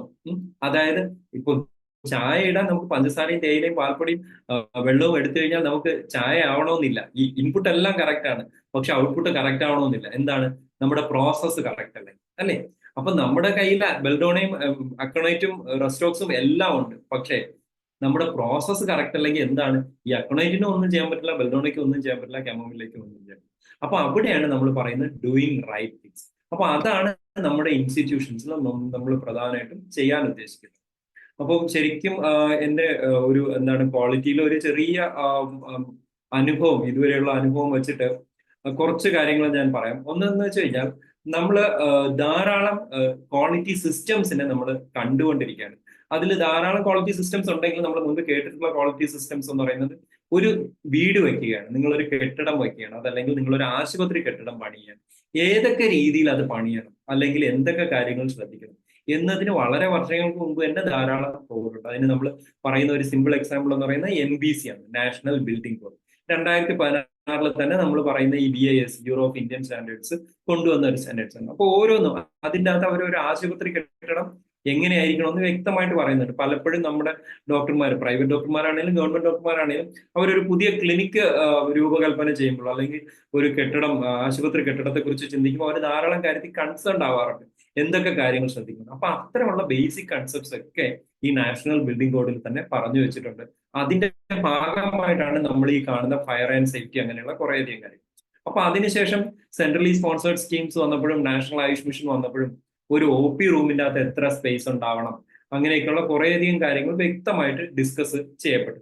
അതിനുശേഷമാണ് നമ്മൾ കേരളത്തിൽ കേരള അക്രഡിറ്റേഷൻ സ്റ്റാൻഡേർഡ്സ് ക്യാഷ് എന്നുള്ള രീതിയിൽ നമ്മൾ സ്റ്റാൻഡേർഡ്സ് കുറച്ച് നമ്മുടെ സ്ഥാപനങ്ങൾ എങ്ങനെയായിരിക്കണം എന്നുള്ള രീതിയിൽ കുറച്ച് സ്റ്റാൻഡേർഡ്സ് കൊണ്ടുവന്നു. ആ സ്റ്റാൻഡേർഡ്സ് കൊണ്ടുവരുമ്പോൾ നിങ്ങൾക്കറിയാം, ഈ പിക്ചറിൽ കാണുന്നത് പോലെ നമ്മുടെ സ്ഥാപനങ്ങളെല്ലാം പല തട്ടിലുള്ള സ്ഥാപനങ്ങളായിരുന്നു. എന്ന് വെച്ച് കഴിഞ്ഞാൽ ചില സ്ഥാപനങ്ങൾ നമ്മുടേത് മോഡൽ ഡിസ്പെൻസറികളായിരുന്നു, ചിലത് നമ്മുടെ വളരെ പ്രിലിമിനറി ഇൻഫ്രാസ്ട്രക്ചർ ഉള്ള സ്ഥാപനങ്ങളായിരുന്നു, ചിലത് വളരെ എന്താണ് ഈവൻ ISO സർട്ടിഫിക്കേഷൻ വരെ കിട്ടിയിട്ടുള്ള സ്ഥാപനം. അപ്പൊ ഈ പല തട്ടിലുള്ള സ്ഥാപനങ്ങളെ ഏകീകൃതമായ ഒരു മാനദണ്ഡം അളന്ന് നമുക്ക് കുറച്ച് കാര്യങ്ങൾ കൊണ്ടുവരാനായിരുന്നു പിന്നെ നമ്മുടെ ശ്രമം. അതിന്റെ ഭാഗമായിട്ട് നമ്മൾ കുറച്ച് സ്റ്റാൻഡേർഡ്സ് കൊണ്ടുവന്നു. നമ്മൾ കുറേയധികം ഇൻസ്റ്റിറ്റ്യൂഷൻസിലെ അസസ്മെന്റ് നടത്തി. അതിന്റെ ഫലമായിട്ടുണ്ടായ ഒരു ഗുണം എന്ന് പറയുന്നത് കേരളത്തിൽ 6 സ്ഥാപനങ്ങൾക്ക് കേരള അക്രഡിറ്റേഷൻ സ്റ്റാൻഡേർഡ്സ് മുഖേന നമ്മൾ അക്രഡിറ്റേഷൻ കൊടുത്തു. അപ്പൊ അതെന്ന് പറയുന്നത് സംഭവിച്ചത് നമുക്ക് 2021 ശരിക്കും നമുക്ക് അക്രഡിറ്റേഷൻ കൊടുക്കാൻ പറ്റി. അതിന്റെ ഭാഗമായിട്ട് 3 ഹോമിയോപ്പതി സ്ഥാപനങ്ങൾക്ക് അക്രഡിറ്റേഷൻ കിട്ടി. ഒന്ന് കാസർഗോഡ് ചിറ്റാരിക്കൽ, പിന്നൊന്ന് തിരുവനന്തപുരം വിളവൂർക്കൽ, പിന്നൊന്ന് കൊല്ലത്തെ കല്ലുവാതിക്കൽ. ഈ സ്ഥാപനങ്ങൾ. അപ്പൊ നമ്മൾ ക്വാളിറ്റി മേഖലയിൽ നമ്മുടെ ശരിക്കും ഹോമിയോപ്പതി വകുപ്പിന് കീഴിലുള്ള ആദ്യത്തെ കാൽവയ്പ് എന്ന് തന്നെ പറയാവുന്നത് ഇതായിരുന്നു. അന്ന് നമ്മൾ ശരിക്കും ആയുർവേദത്തിൽ 14 സ്ഥാപനങ്ങളും ഹോമിയോപ്പതി 14 സ്ഥാപനങ്ങളും, അങ്ങനെ 28 സ്ഥാപനങ്ങൾ അസസ് ചെയ്തു. അതിന്റെ ഭാഗമായിട്ട് പല തട്ടുകളിലായിട്ട് ഇത് റിവ്യൂ ചെയ്തതിന് ശേഷമാണ് ഇത്തരത്തിൽ 6 സ്ഥാപനങ്ങൾക്ക് നമ്മൾ അംഗീകാരം കൊടുത്തത്. അപ്പൊ അതിനുശേഷം നമ്മൾ ഇതിലൊരു NABHന്റെ ഒരു റിവ്യൂവിലേക്ക് വന്നു. അപ്പൊ NABHലേക്ക് പറയുമ്പോൾ എനിക്ക് NABHലേക്ക് ഞാൻ വന്നതിന്റെ ഒരു കുറച്ച് 1-2 കാര്യങ്ങളൂടെ പറഞ്ഞാൽ എന്താണ് ഈ ഒരു ജേർണി, നിങ്ങൾ ഈ NABH അല്ലെങ്കിൽ ക്വാളിറ്റി ആയിട്ട് താല്പര്യമുള്ള കുറച്ച് പേർക്കെങ്കിലും അത് ഇൻട്രസ്റ്റഡ് ആയിരിക്കും. കാരണം 2010 ശരിക്കും NABH എന്നൊരു വാക്ക് ഞാൻ ആദ്യമായിട്ട് കേൾക്കുന്നത്. 2009-2010 കാലഘട്ടത്തിലാണ് ഹോമിയോപ്പതിയിൽ ഒരു അല്ലെങ്കിൽ ആയുഷ് മേഖലയിൽ NABH കുറച്ച് സ്റ്റാൻഡേർഡ്സ് കൊണ്ടുവരുന്നു, അതിനുവേണ്ടി ഒരു കോഴ്സ് നടത്തുന്നു. അപ്പൊ അതിന്റെ ഭാഗമായിട്ട് 2010 ബാംഗ്ലൂർ സെന്റ് ജോൺസ് മെഡിക്കൽ കോളേജിൽ ഒരു അസസർ കോഴ്സിനായിട്ട് ഞാൻ പോവുകയാണ്. അപ്പൊ അന്ന് ആയുഷ് മേഖലയിൽ എന്നല്ല, ആരോഗ്യ മേഖലയിലെ ക്വാളിറ്റിയുടെ വളരെ പ്രധാനപ്പെട്ട വ്യക്തികളായിരുന്നു അതോടെ ക്ലാസ് എടുക്കാൻ വന്നത്. ക്ലാസ് അറ്റൻഡ് ചെയ്യാൻ വന്നതിലും നമുക്കിന്ന് അറിയാവുന്ന വളരെ പ്രഗത്ഭരായ ധാരാളം വ്യക്തികളുണ്ടായിരുന്നു. നമ്മുടെ കേരള യൂണിവേഴ്സിറ്റി ഓഫ് ഹെൽത്ത് സയൻസസിന്റെ രജിസ്ട്രാർ ആയിരുന്ന ഡോക്ടർ സുധീർ ഡോക്ടർ, ഇപ്പോൾ അദ്ദേഹം വിനായക മിഷൻ വൈസ് ചാൻസലറാണ്. അപ്പൊ അദ്ദേഹത്തെ പോലെ വളരെ ധാരാളം പേര് നമ്മളോടൊപ്പം അന്ന് അസസർ കോഴ്സ് ചെയ്യാൻ വന്നു. പിന്നീട് അദ്ദേഹം അസസറായി എംപാനൽഡായി. പക്ഷെ അദ്ദേഹം ഇപ്പം ധാരാളം തിരക്കിലായിരുന്നതുകൊണ്ട് അധികം അസസ്മെന്റ്സിൽ പോകുന്നില്ല. അപ്പൊ അതിനുശേഷം എന്താണെന്ന് വെച്ച് കഴിഞ്ഞാൽ ഈ അസസറായിട്ട് സെലക്റ്റഡ് ആയ ആൾക്കാർക്ക് അവരൊരു ട്രെയിനിങ് കൊടുക്കും. ശരിക്കും നമ്മുടെ ലൈഫിനെ ഒരു മാറ്റിമറിച്ചു എന്ന് തന്നെ നമുക്ക് പറയാവുന്ന ഒരു ട്രെയിനിങ് ആണ്. കാരണം എന്ന് വെച്ച് കഴിഞ്ഞാൽ എങ്ങനെയാണ് ആരോഗ്യ മേഖലയിലെ ഗുണമേന്മ നമുക്ക് ഉറപ്പുവരുത്താൻ കഴിയുക, അതിന് എന്തൊക്കെ കാര്യങ്ങൾ ചെയ്യാം, ആ രീതിയിൽ വളരെ കൃത്യമായ ഒരു ധാരണ കിട്ടിയ ഒരു ട്രെയിനിങ് ആണ്. അതിന്റെ ഭാഗമായിട്ട് നമ്മൾ അതിനുശേഷം നമ്മൾ മീറ്റിംഗ്സ് കൂടിയിട്ട് ഹോമിയോപ്പതി ആശുപത്രിയിൽ അല്ലെങ്കിൽ ഹോമിയോപ്പതി മെഡിക്കൽ കോളേജിൽ എന്തൊക്കെ സ്റ്റാൻഡേർഡ്സ് ആണ് അത് തീരുമാനിക്കാനായിട്ട് ധാരാളം മീറ്റിംഗ്സ് കൂടി. അത്തരം കൂടിയ മീറ്റിംഗ്സിന് അതിന് നമ്മൾ ടെക്നിക്കൽ കമ്മിറ്റി മീറ്റിംഗ്സ് എന്ന് പറയും. അത്തരം ടെക്നിക്കൽ കമ്മിറ്റി മീറ്റിംഗ്സിൽ ധാരാളം കൂടിയതിന്റെ ഫലമായിട്ട് NABH എന്ത് ചെയ്തു എന്ന് വെച്ച് കഴിഞ്ഞാൽ ആരോഗ്യ മേഖലയിൽ പ്രത്യേകിച്ച് ഹോമിയോപ്പതി മേഖലയിലെ സ്ഥാപനങ്ങൾ എങ്ങനെ ഉന്നമനത്തിലേക്ക് വരണം, അതിനുവേണ്ടി ഇന്ത്യയിലെ എല്ലാ ഹോമിയോപ്പതി മെഡിക്കൽ കോളേജുകളിൽ നിന്നും അതേപോലെ ഹോമിയോപ്പതി ആശുപത്രികളിൽ നിന്നുള്ള ആൾക്കാരെ പല തവണയായി മീറ്റിങ്ങിനായിട്ട് ക്ഷണിച്ചു, ട്രെയിനിങ്സിനായിട്ട് ക്ഷണിച്ചു. അപ്പോൾ അതിൽ ധാരാളം മെഡിക്കൽ കോളേജുകളെ റെപ്രസെന്റ് ചെയ്തിട്ടുള്ള പ്രിൻസിപ്പൽമാരും ബാക്കി സൂപ്രണ്ട്മാരും അവർ പങ്കെടുത്തു. അതിന്റെ ഫലമായിട്ട് അവരവരുടേതായ സംസ്ഥാനങ്ങളിൽ ഹോമിയോപ്പതിയുടെ ക്വാളിറ്റി ഇംപ്രൂവ് ചെയ്യാനായിട്ട് NABH അക്രഡിറ്റേഷൻ കിട്ടാനുള്ള ശ്രമം ആരംഭിച്ചു. അപ്പൊ അങ്ങനെ ആരംഭിച്ച അതേ സമയത്ത് തന്നെയാണ് 2017 നമ്മൾ കേരളത്തിൽ NABHന്റെ ഒരു സെൻസിറ്റൈസേഷൻ വർക്ക്ഷോപ്പ് സംഘടിപ്പിച്ചു.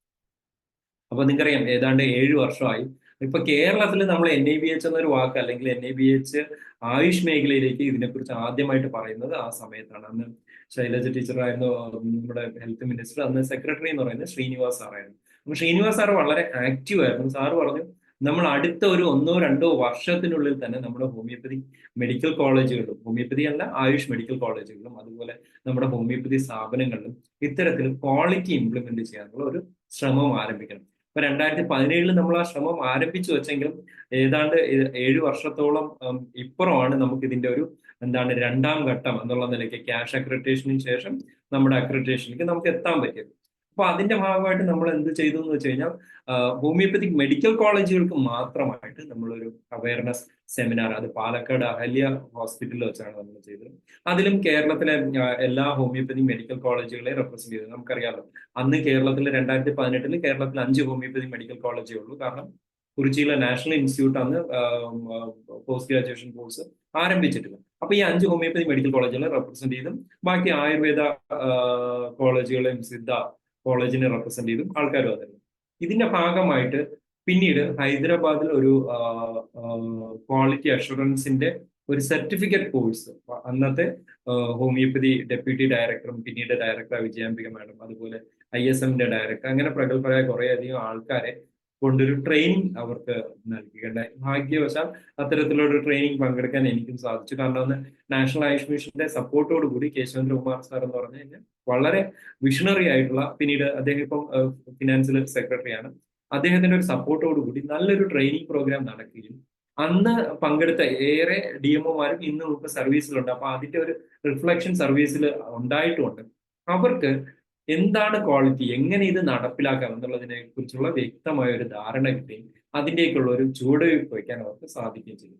അതിന്റെ ഫലമായിട്ട് പിന്നെ നമ്മൾ ധാരാളം ട്രെയിനിങ്സ് IMG മുഖേനയും ഒക്കെ ആയിട്ട് അതിനുശേഷം നടത്തുകയുണ്ടായി. അപ്പൊ അതുകൊണ്ട് നമുക്കുണ്ടായ ഒരു ഗുണം എന്ന് പറഞ്ഞു കഴിഞ്ഞാൽ ക്വാളിറ്റി എന്താണ്, NABH എന്താണ് എന്നുള്ള കുറേയധികം ധാരണകൾ സ്വകാര്യ മേഖലയിലുള്ള ആൾക്കാർക്കുള്ളതിനേക്കാളും കുറച്ചുകൂടെ ഒരു അറിവ് സർക്കാർ മേഖലയിലുള്ള, സ്വകാര്യ മേഖലയിലുള്ളവർ, കാരണം സ്വകാര്യ ചികിത്സകർ ധാരാളം പേഷ്യൻസിനെ ട്രീറ്റ് ചെയ്യുന്നുണ്ടെങ്കിലും ഒരു ക്വാളിറ്റി സിസ്റ്റത്തിലേക്ക് വരാനുള്ള ഒരു വിമുഖത അല്ലെങ്കിൽ അതിനുള്ള ഒരു ബുദ്ധിമുട്ട് ധാരാളം നേരിട്ടിട്ടുള്ളവരായിരിക്കും. പക്ഷെ ഇൻസ്റ്റിറ്റ്യൂഷൻ ലെവലിലായിരിക്കുമ്പോൾ ഗവൺമെന്റിന്റെ സപ്പോർട്ടും ഫിനാൻഷ്യൽ എയ്ഡും ഒക്കെ ഉള്ളതുകൊണ്ട് ആ ഒരു ബുദ്ധിമുട്ട് നേരിടുന്നുണ്ടാവില്ല. അതുകൊണ്ടാണ് പലപ്പോഴും ക്വാളിറ്റി സിസ്റ്റത്തിലേക്ക് കുറച്ചുകൂടെ പെട്ടെന്ന് ഗവൺമെന്റ് ഇൻസ്റ്റിറ്റ്യൂഷൻസിന് വരാൻ സാധിക്കുന്നത്.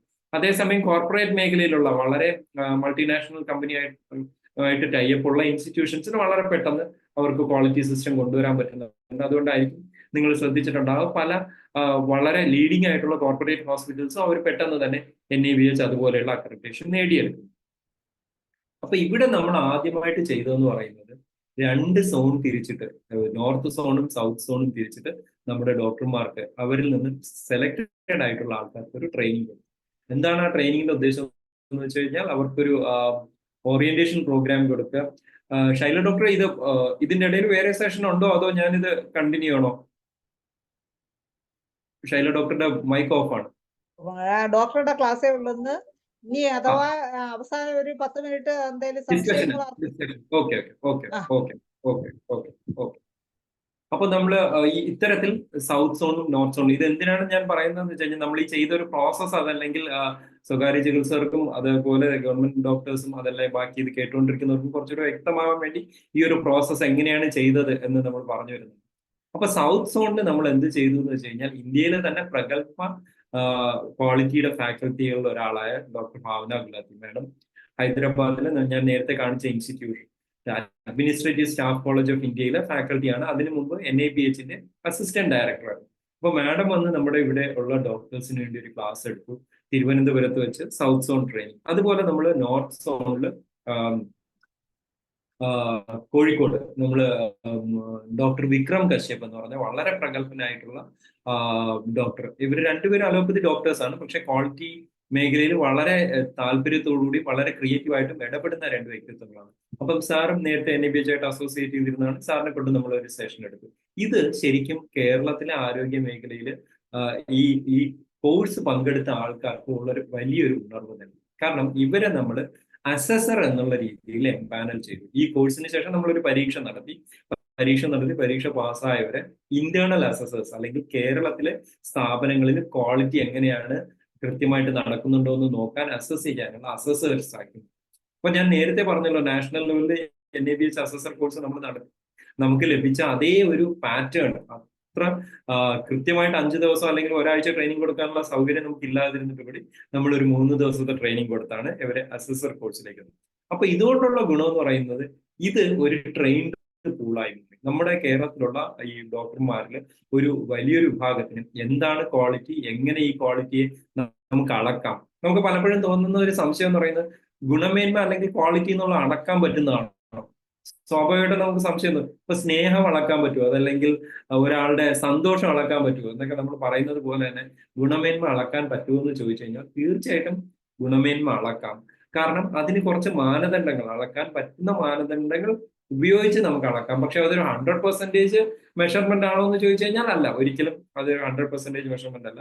പക്ഷെ നമുക്ക് ഇക്വിറ്റബിൾ ആയിട്ട് കുറച്ച് ക്രൈറ്റീരിയ സെറ്റ് ചെയ്തിട്ട് നമ്മുടെ കുറച്ച് മാനദണ്ഡങ്ങൾ ഉപയോഗിച്ചാണ് നമ്മൾ ചെയ്യുന്നത്. അതിനുവേണ്ടി നമുക്ക് ധാരാളം സ്ഥാപനങ്ങളുണ്ട്. അതിലൊരു പ്രധാനപ്പെട്ട സ്ഥാപനമാണ് നമ്മൾ ഇനി പറയാൻ പോകുന്ന NABH. അതല്ലെങ്കിൽ മാനദണ്ഡം തയ്യാറാക്കുന്ന, മാനദണ്ഡം ഉറപ്പാക്കുന്ന, മാനദണ്ഡം ഉണ്ടോ എന്ന് നോക്കുന്ന, അക്രഡിറ്റേഷൻ ഒക്കെ കൊടുക്കുന്ന ഒരു ബോഡിയാണ് നമ്മുടെ NABH.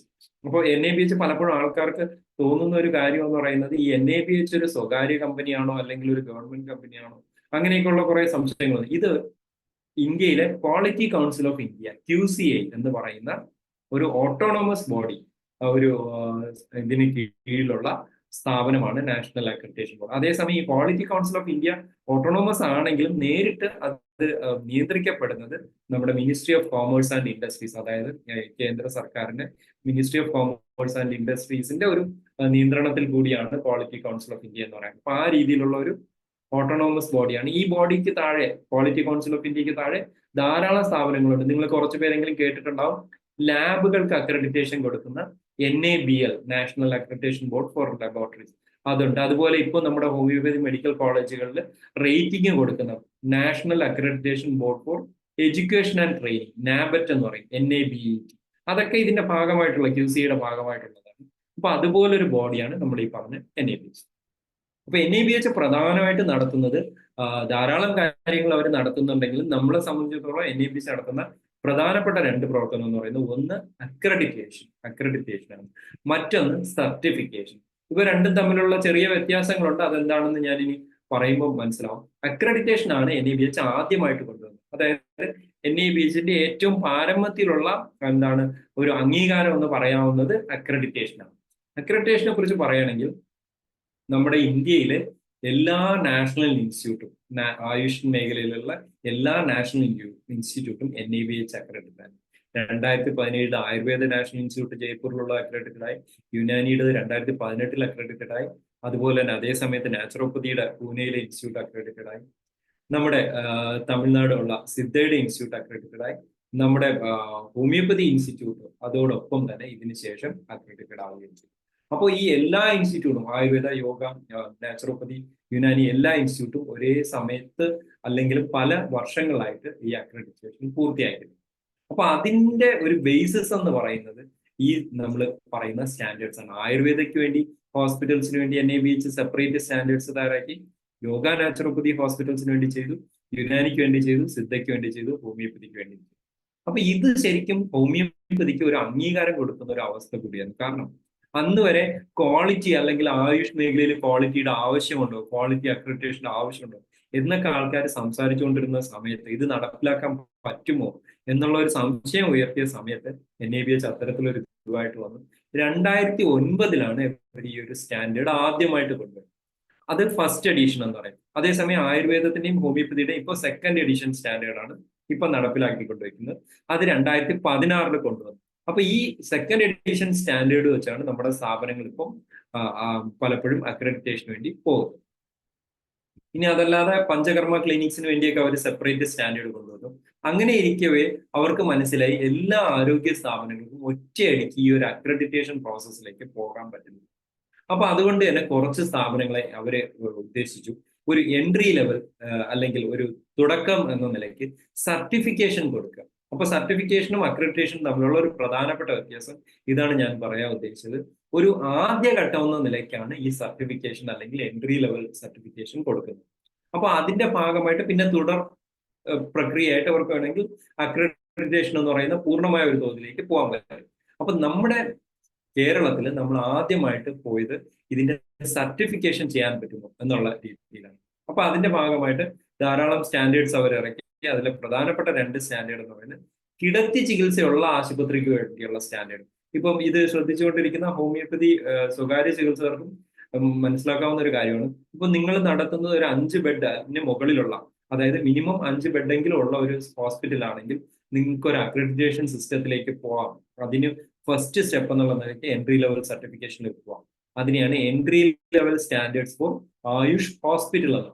ആയുഷ് ഹോസ്പിറ്റൽ എന്ന ഒരു കോമൺ ആയിട്ടുള്ള സ്റ്റാൻഡേർഡാണ് പറഞ്ഞിരിക്കുന്നത്. അപ്പൊ ആയുർവേദം, സിദ്ധ, യുനാനി ഏതിന് വേണമെങ്കിലും ഈ ഒരു സ്റ്റാൻഡേർഡിലേക്ക് പോകാം. ഞാൻ നേരത്തെ പറഞ്ഞ സ്റ്റാൻഡേർഡിൽ നിന്നുള്ള വ്യത്യാസം ഇതാണ്. നേരത്തെ പറഞ്ഞത് ഓരോ സിസ്റ്റത്തിനുള്ള സെപ്പറേറ്റ് സ്റ്റാൻഡേർഡാണ്. ഇപ്പൊ ഈ പറയുന്ന സർട്ടിഫിക്കേഷൻ സ്റ്റാൻഡേർഡ് എന്ന് പറയുന്നത് പക്ഷെ പൊതുവായിട്ടുള്ള മാനദണ്ഡങ്ങൾ. നമുക്കറിയാമല്ലോ, ആരോഗ്യ മേഖലയിലുള്ള പൊതുവായിട്ടുള്ള പ്രവർത്തനങ്ങളെ ഏകീകൃതമായി നോക്കി കണ്ടുകൊണ്ടാണ് ഇവർ ഇത്തരത്തില് സ്റ്റാൻഡേർഡ് ഉണ്ടാക്കുന്നത്. അതേസമയം നിങ്ങൾ നടത്തുന്ന ഒരു ഹോമിയോപ്പതി ക്ലിനിക് ആണെന്ന് വെച്ചാൽ അവിടെ നിങ്ങൾക്ക് ബെഡഡ് ഫെസിലിറ്റി ഇല്ല, IP ഇല്ല. പക്ഷെ എന്നാലും നിങ്ങൾക്ക് NABH അക്രഡിറ്റേഷന് വേണ്ടി പോകാം, അല്ലെങ്കിൽ കൃത്യമായി പറഞ്ഞു കഴിഞ്ഞാൽ NABH സർട്ടിഫിക്കേഷന് പോകാം.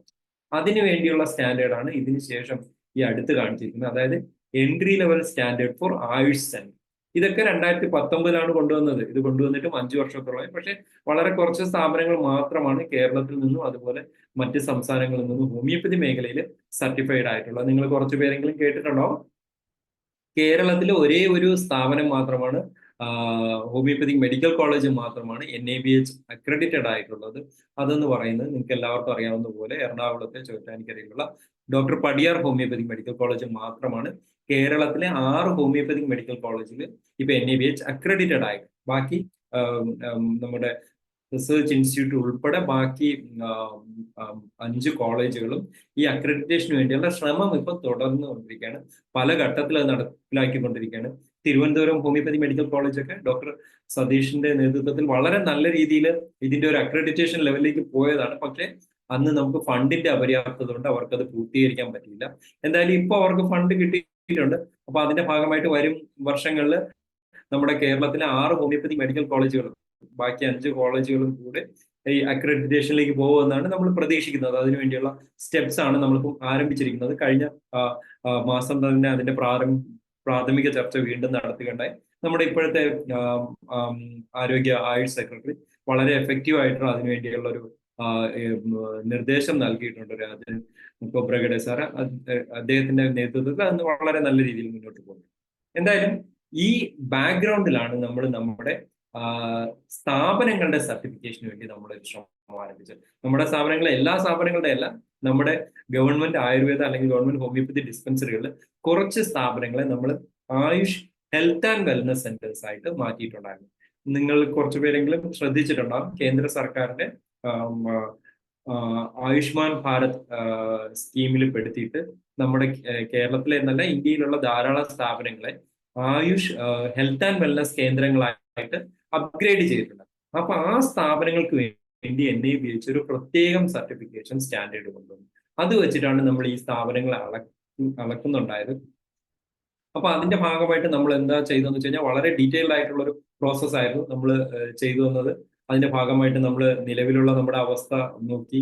ഇപ്പോൾ ഒരു ഒളിമ്പിക്സ് മെഡൽ നേടുന്നത് പോലെ, അതല്ലെങ്കിൽ ഒരു വലിയ വിജയം നേടുന്ന പോലെ നമ്മളൊരു വലിയൊരു അച്ചീവ്മെന്റിലേക്ക് എത്തണമെങ്കിൽ നമ്മൾ ധാരാളം ബേസിക് ഫ്രെയിംവർക്ക് ചെയ്യേണ്ടി വരും.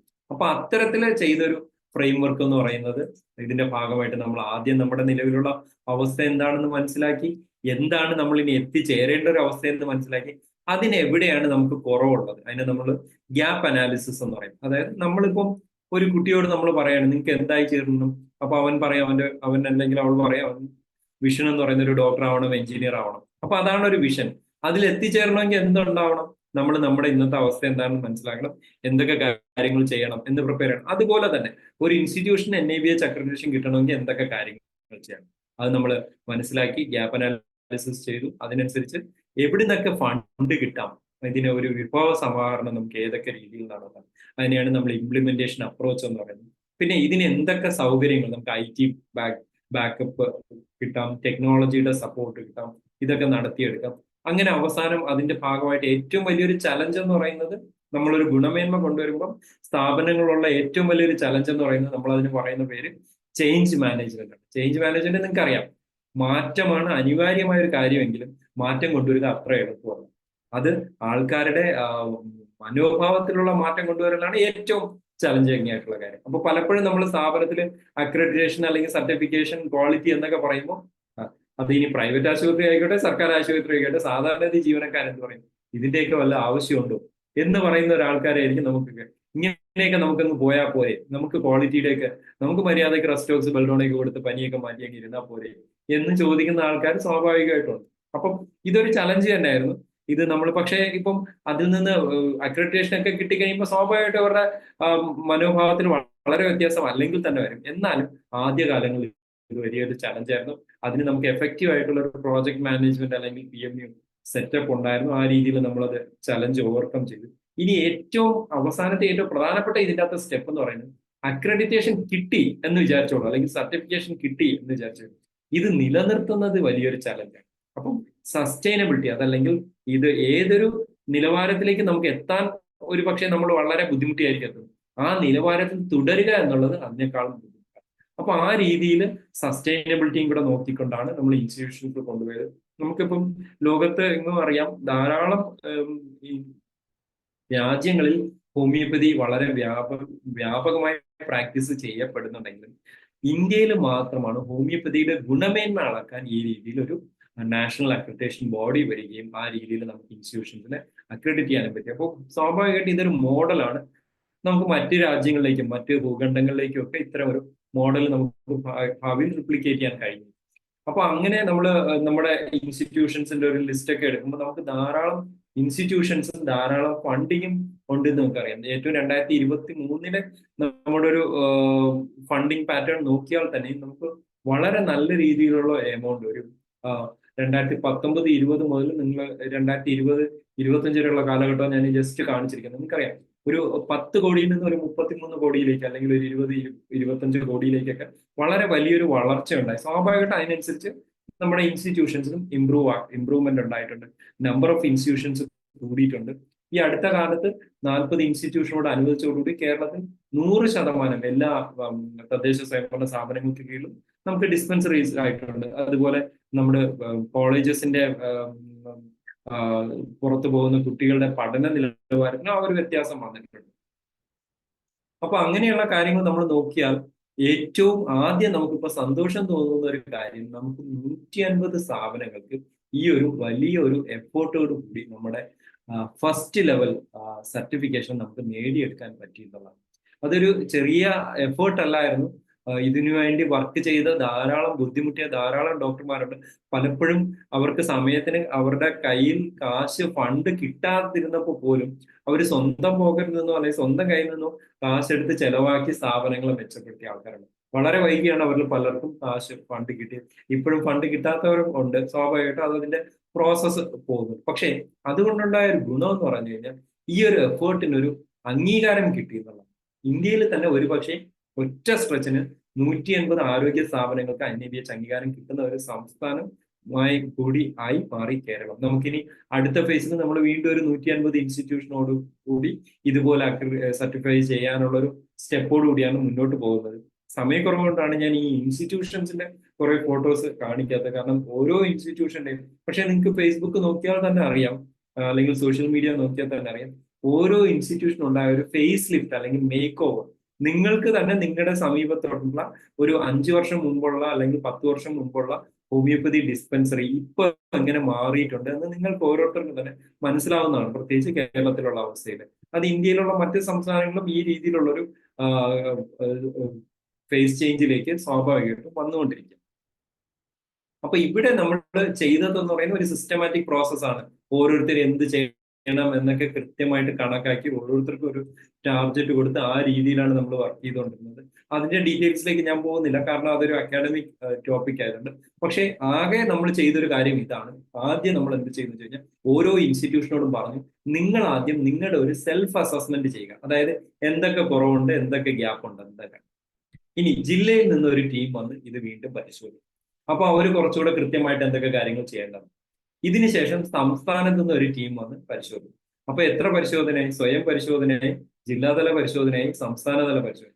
ഇതിന് ശേഷമാണ് നാഷണൽ ലെവലിൽ നിന്ന് ഒരു NABH ടീം വരുന്നത്. അപ്പൊ നമ്മൾ നേരത്തെ പറഞ്ഞതുപോലെ ഒരു എൻട്രൻസ് എക്സാം എഴുതുന്ന കുട്ടി ഒരു 4-5 മോക്ക് ടെസ്റ്റ് എഴുതി എന്ന് പറഞ്ഞ പോലെ തന്നെ കുറച്ച് പ്രാക്ടീസായി. അപ്പൊ അതുകൊണ്ട് വളരെ പെട്ടെന്ന് ഈ ഒരു പ്രോസസ്സിലൂടെ കടന്നു പോകാൻ നമുക്ക് പറ്റും. ഞാൻ നേരത്തെ പറഞ്ഞ ട്രെയിനിങ് കിട്ടിയ അസസേഴ്സിനെയാണ് നമുക്ക് ഇതിൻ്റെ അകത്ത് ഉപയോഗിക്കാൻ പറ്റും. അപ്പൊ ഇതാണ് ഇൻ എ നട്ട്ഷെൽ നമ്മൾ കേരളത്തിൽ ചെയ്തുകൊണ്ടിരുന്ന പ്രോസസ്സ്. ഇതിന്റെ ഭാഗമായിട്ട് നമുക്ക് 150 സ്ഥാപനങ്ങൾക്ക് സർട്ടിഫിക്കേഷൻ കിട്ടി. ഇനി അടുത്ത ലെവലിൽ നമ്മുടെ കിടത്തി ചികിത്സയുള്ള ആശുപത്രികൾക്ക് അതിന് വേണ്ടി കൂടെ സർട്ടിഫിക്കേഷൻ എടുക്കാനുള്ള ഒരു സ്റ്റെപ്പാണ് നമ്മളിപ്പോൾ ആരംഭിച്ചിരിക്കുന്നത്. അതിനു വേണ്ടിയുള്ള ഒരു വർക്ക് നമ്മൾ ആരംഭിച്ചിട്ടുണ്ട്. ആ ഒരു വർക്ക് കണ്ടിന്യൂ ചെയ്തുകൊണ്ടിരിക്കുകയാണ്. പല ഫേസസിലായിട്ടാണ് അത് നടന്നുകൊണ്ടിരിക്കുന്നത്.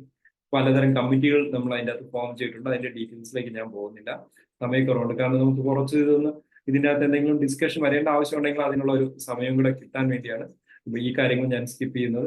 ഇനി നമുക്ക് ഇതിൻ്റെ അകത്ത് ഒരു പ്രധാനപ്പെട്ട കാര്യം എന്ന് പറയുന്നത്, ഇവിടെ നമ്മൾ ചെയ്തൊരു കാര്യം, ഈ കാര്യം, അതായത് ക്വാളിറ്റി അല്ലെങ്കിൽ ഗുണമേന്മ എന്ന് പറയുന്നത് ഞാനോ അല്ലെങ്കിൽ നിങ്ങളോ ഒരാള് ഒരു 1-2 വ്യക്തി ഒരു സ്ഥാപനത്തിൽ വിചാരിച്ചാൽ ചെയ്യാൻ പറ്റുന്ന കാര്യമേ അല്ല. ഒരു സ്ഥാപനത്തിലെ സെക്യൂരിറ്റി സ്റ്റാഫ് മുതൽ ഡോക്ടർ വരെ, അതല്ലെങ്കിൽ അവിടുത്തെ PTS മുതൽ മെഡിക്കൽ ഓഫീസർ വരെ, അതല്ലെങ്കിൽ ഒരു സ്വകാര്യ ആശുപത്രി ആണെങ്കിൽ അവിടുത്തെ ഫ്രണ്ട് ഓഫീസിൽ ഇരിക്കുന്ന ക്ലർക്ക് മുതൽ, അല്ലെങ്കിൽ ഫ്രണ്ട് ഓഫീസിൽ ഇരിക്കുന്ന റിസപ്ഷനിസ്റ്റ് മുതൽ ആ ഹോസ്പിറ്റലിന്റെ അൾട്ടിമേറ്റ് അതോറിറ്റിയായ സൂപ്രണ്ടോ പ്രിൻസിപ്പളോ അവർ വരെ ഒറ്റക്കെട്ടായിട്ട് ശ്രമിച്ചാൽ മാത്രം നടക്കുന്ന ഒരു കാര്യമാണ്. നിങ്ങൾ പല 5 സ്റ്റാർ ഹോസ്പിറ്റലിൽ പോയിട്ടുള്ളപ്പോഴും നിങ്ങൾ കണ്ടിട്ടുണ്ടാവും, അവിടെ എല്ലാം കൊള്ളാം, പക്ഷെ അവിടുത്തെ സെക്യൂരിറ്റി ആയിരിക്കും നല്ല രീതിയിൽ ബിഹേവ് ചെയ്യാത്തത്. പലപ്പോഴും ആ ഒറ്റ കാരണം കൊണ്ട് ആ സ്ഥാപനത്തിൽ പോയ ആൾക്കാർ പിന്നെ ചിലപ്പോൾ ആ സ്ഥാപനത്തിൽ പോകണമെന്നില്ല. അപ്പൊ പക്ഷെ ഇനി സെക്യൂരിറ്റി ബാക്കി എല്ലാവരും നല്ലതാണെങ്കിലും ഡോക്ടർ നല്ലതല്ലെങ്കിലും ആ സ്ഥാപനത്തിൽ പോകണമെന്നില്ല. അപ്പൊ ഇത് മനസ്സിലാക്കുന്നത് I എന്നുള്ളതല്ല, അസ് എന്നുള്ളതാണ്. നമ്മളെല്ലാവരും ഒന്നിച്ച് ചെയ്താൽ എത്തിച്ചേരാൻ പറ്റാത്തതായിട്ടൊന്നുമില്ല എന്നുള്ളതിന് ഒരു എക്സാമ്പിൾ കൂടിയാണ്. അപ്പൊ ഈ രീതിയിലാണ് നമ്മളിപ്പോൾ മുന്നേറിക്കൊണ്ടിരിക്കുന്നത്. ഇതിൻ്റെ അകത്ത് നമ്മൾ അൾട്ടിമേറ്റ്ലി ഇപ്പൊ ചെയ്യുന്ന ഒരു കാര്യം എന്ന് പറയുന്നത്, നമ്മുടെ ഒരു പരമപ്രധാനമായ ഉദ്ദേശം എന്ന് പറയുന്നത് ബാക്കി അസസ്മെന്റ് കംപ്ലീറ്റ് ചെയ്യുക, നമ്മുടെ ഇൻസ്റ്റിറ്റ്യൂഷൻസിന് 100% അക്രഡിറ്റേഷനിലേക്ക് എത്തുക. അത് ഗവൺമെന്റ് ഇൻസ്റ്റിറ്റ്യൂഷൻ മാത്രമല്ല, നമ്മുടെ സ്വകാര്യ മേഖലയിലുള്ള സ്ഥാപനങ്ങളും ഒരു സർട്ടിഫിക്കേഷൻ ലെവലിലേക്ക് എത്താനുള്ള ഒരു യാത്ര ആരംഭിക്കുക എന്നുള്ളതാണ്. പക്ഷെ ഇതൊരു പെട്ടെന്ന് നമുക്ക് എത്തിച്ചേരാവുന്ന ഒരു തീർക്കാവുന്ന ഒരു യാത്രയല്ല. ഇതൊരു കണ്ടിന്യൂസ് പ്രോസസ്സാണ്. ഇത് നിരന്തരമായി തുടർന്നുകൊണ്ടിരിക്കുന്ന ഒരു യാത്രയാണ്. അതുകൊണ്ട് ആ യാത്ര നമ്മൾ തുടർന്നുകൊണ്ടിരിക്കുകയാണ്. ഇവിടെ നമ്മൾ ഏറ്റവും പ്രധാനമായിട്ട് വീണ്ടും നമ്മൾ ഓർക്കേണ്ട ഒരേ ഒരു കാര്യമാണ്, അത് നമ്മുടെ ഡോക്ടർ സാമുവൽ പറഞ്ഞ കാര്യമായിട്ട് നമുക്ക് റിലേറ്റ് ചെയ്യാം. എന്താണോ എഴുതി വെച്ചിരിക്കുന്നത് അതുപോലെ നിങ്ങൾ ചെയ്യും. എന്താണോ നിങ്ങൾ ചെയ്യുന്നത് അത് നിങ്ങൾ എഴുതി വയ്ക്കും. നിസ്സാരമായിട്ട് പറഞ്ഞു കഴിഞ്ഞാൽ document what you are doing and do what you have document.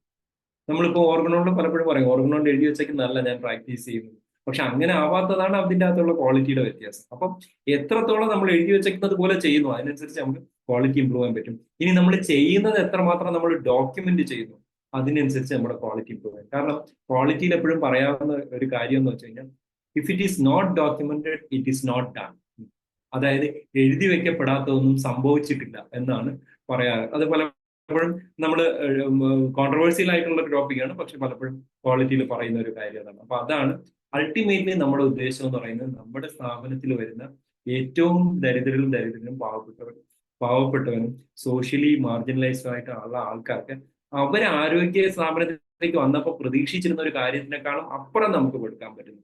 അതിന് നമ്മൾ പറയും സർപ്പാസിങ് ദെയർ എക്സ്പെക്ടേഷൻസ്, ഡിലൈറ്റ് എന്ന് പറയും. സർപ്പാസിങ് ദെയർ എക്സ്പെക്ടേഷൻ, അതായത് അവർ പ്രതീക്ഷിക്കാത്തതിന് അപ്പുറം കൊടുക്കാൻ പറ്റുന്നു. അതാണ് നമ്മുടെ ഒരു പരമമായ പ്രധാനമായ ദൗത്യം, ഓഫ് കോഴ്സ് നമ്മുടെ മിഷൻ എന്ന് പറയുന്നത്. അപ്പൊ അതിലേക്കുള്ളൊരു ശ്രമമാണ് നമ്മൾ ഈ ഒരു സ്റ്റെപ്പിലൂടെ നടത്തിക്കൊണ്ടിരിക്കുന്നത്. നമുക്ക് ധാരാളം കാര്യങ്ങൾ ചർച്ച ചെയ്യാനുണ്ടെങ്കിലും സമയക്കുറവുണ്ട്. അതുകൊണ്ട് റോബർട്ട് ഫോസ്റ്റ് പറഞ്ഞ പോലെ നമുക്ക് തൽക്കാലം ധാരാളം കാര്യങ്ങൾ ചെയ്യാനുള്ളതുകൊണ്ട് നമുക്ക് സ്റ്റോപ്പ് ചെയ്യാം. എന്തായാലും ഇത്രയും നേരം ശ്രദ്ധിച്ച അല്ലെങ്കിൽ ഇത് പല മീഡിയംസിലൂടെ വീക്ഷിച്ച എല്ലാവർക്കും നന്ദി. IFPHനും മനോജ് സാറിനും ടീമിനും ഒരിക്കൽ കൂടി നന്ദി പറയുന്നു. താങ്ക്സ്. വളരെ നന്നായിരുന്നു ഡോക്ടർ അജികുമാർ. ഇത് ശരിക്കും പറഞ്ഞാൽ ഇത് നേരത്തെ പറഞ്ഞ കാര്യം സ്ഥാപനങ്ങളിലേക്ക് എങ്ങനെ വന്നു എന്നുള്ള കാര്യം കൂടെ നമുക്കത് ആവശ്യമാണ്. വരും ദിവസങ്ങളിൽ അതിലേക്കൂടെ പോകാൻ എഡിഷൻ വെക്കണം. അത് കൂടാതെ രജികുമാർ പറഞ്ഞ വേറൊരു കാര്യമുള്ളത്, ഇന്റർനാഷണൽ ലെവലിലേക്ക് ഇത് കൊണ്ടുപോകണം. അതിനായിട്ട് ഇതൊരു ഇംഗ്ലീഷ് സെഷൻ നമുക്ക് വെക്കണം. കാരണം ഇന്ത്യക്ക് പുറത്തുള്ള വല്ലത് കാണുന്നുണ്ട്.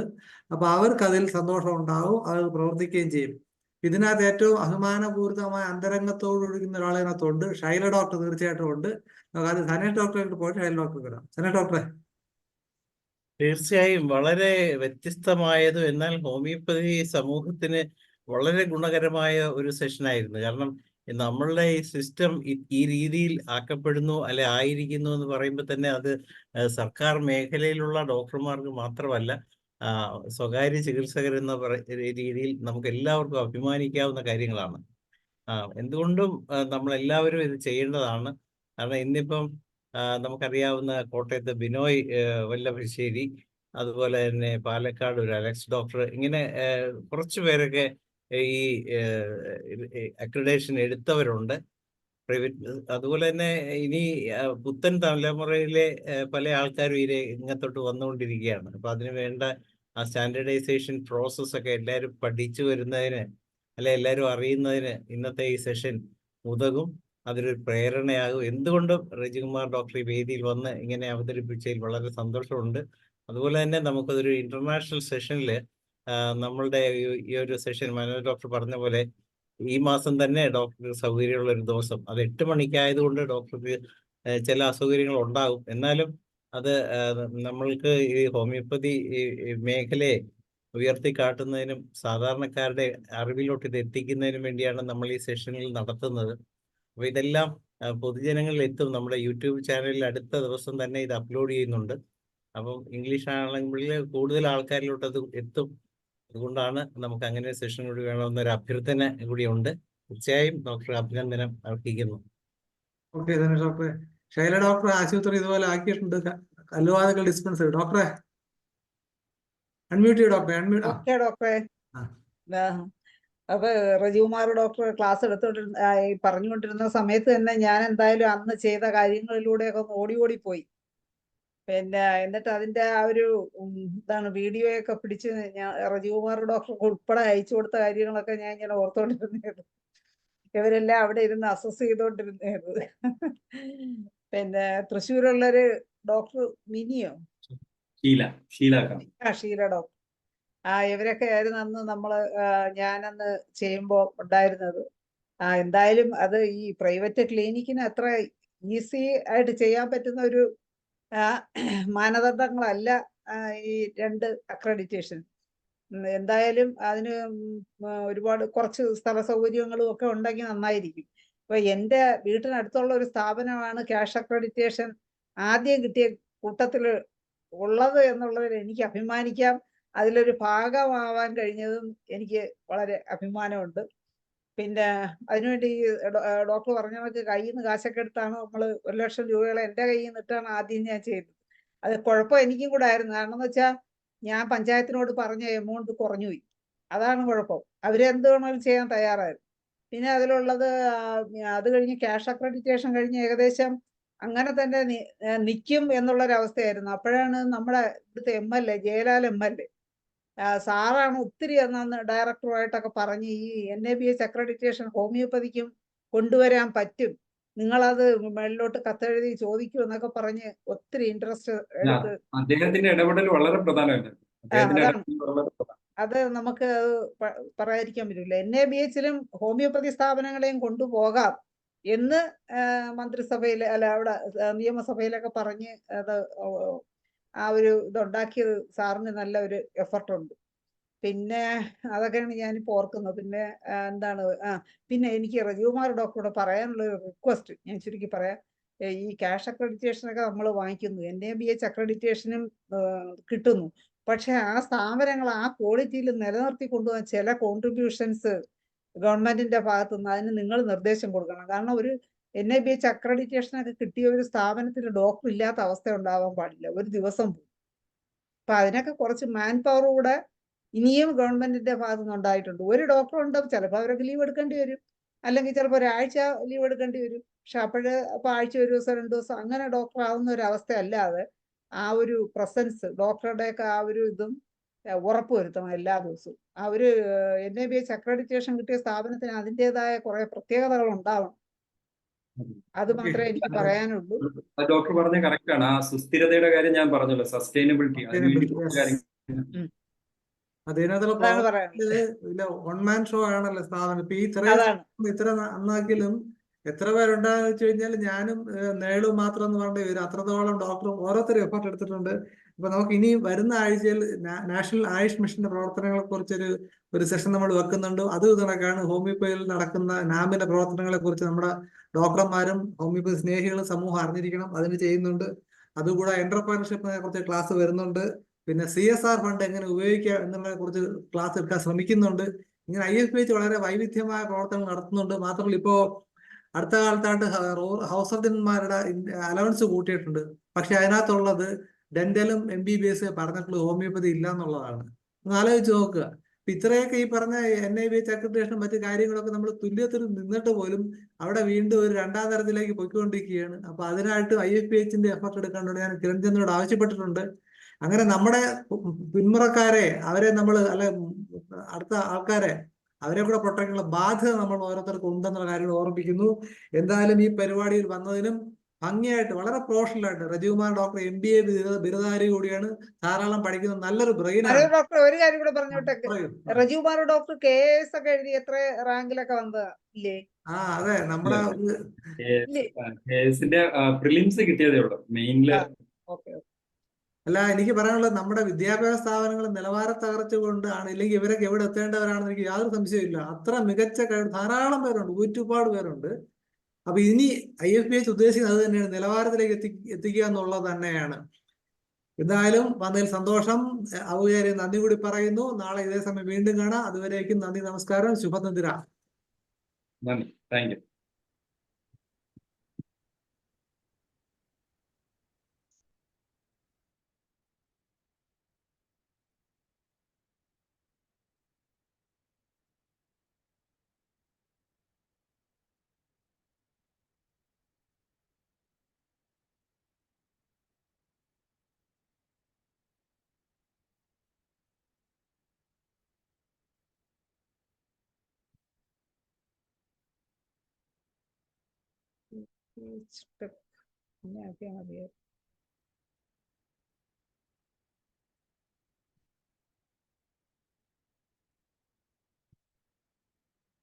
ആരാണോ IFPH ടെക് ആരാണോ എന്തോ? ടെക് ഞാൻ തന്നെ, ഞാൻ ക്ലോസ് ചെയ്താൽ മതിയല്ലോ അല്ലേ? മതി, ഡോക്ടർ ക്ലോസ് ചെയ്യും. ഓക്കെ.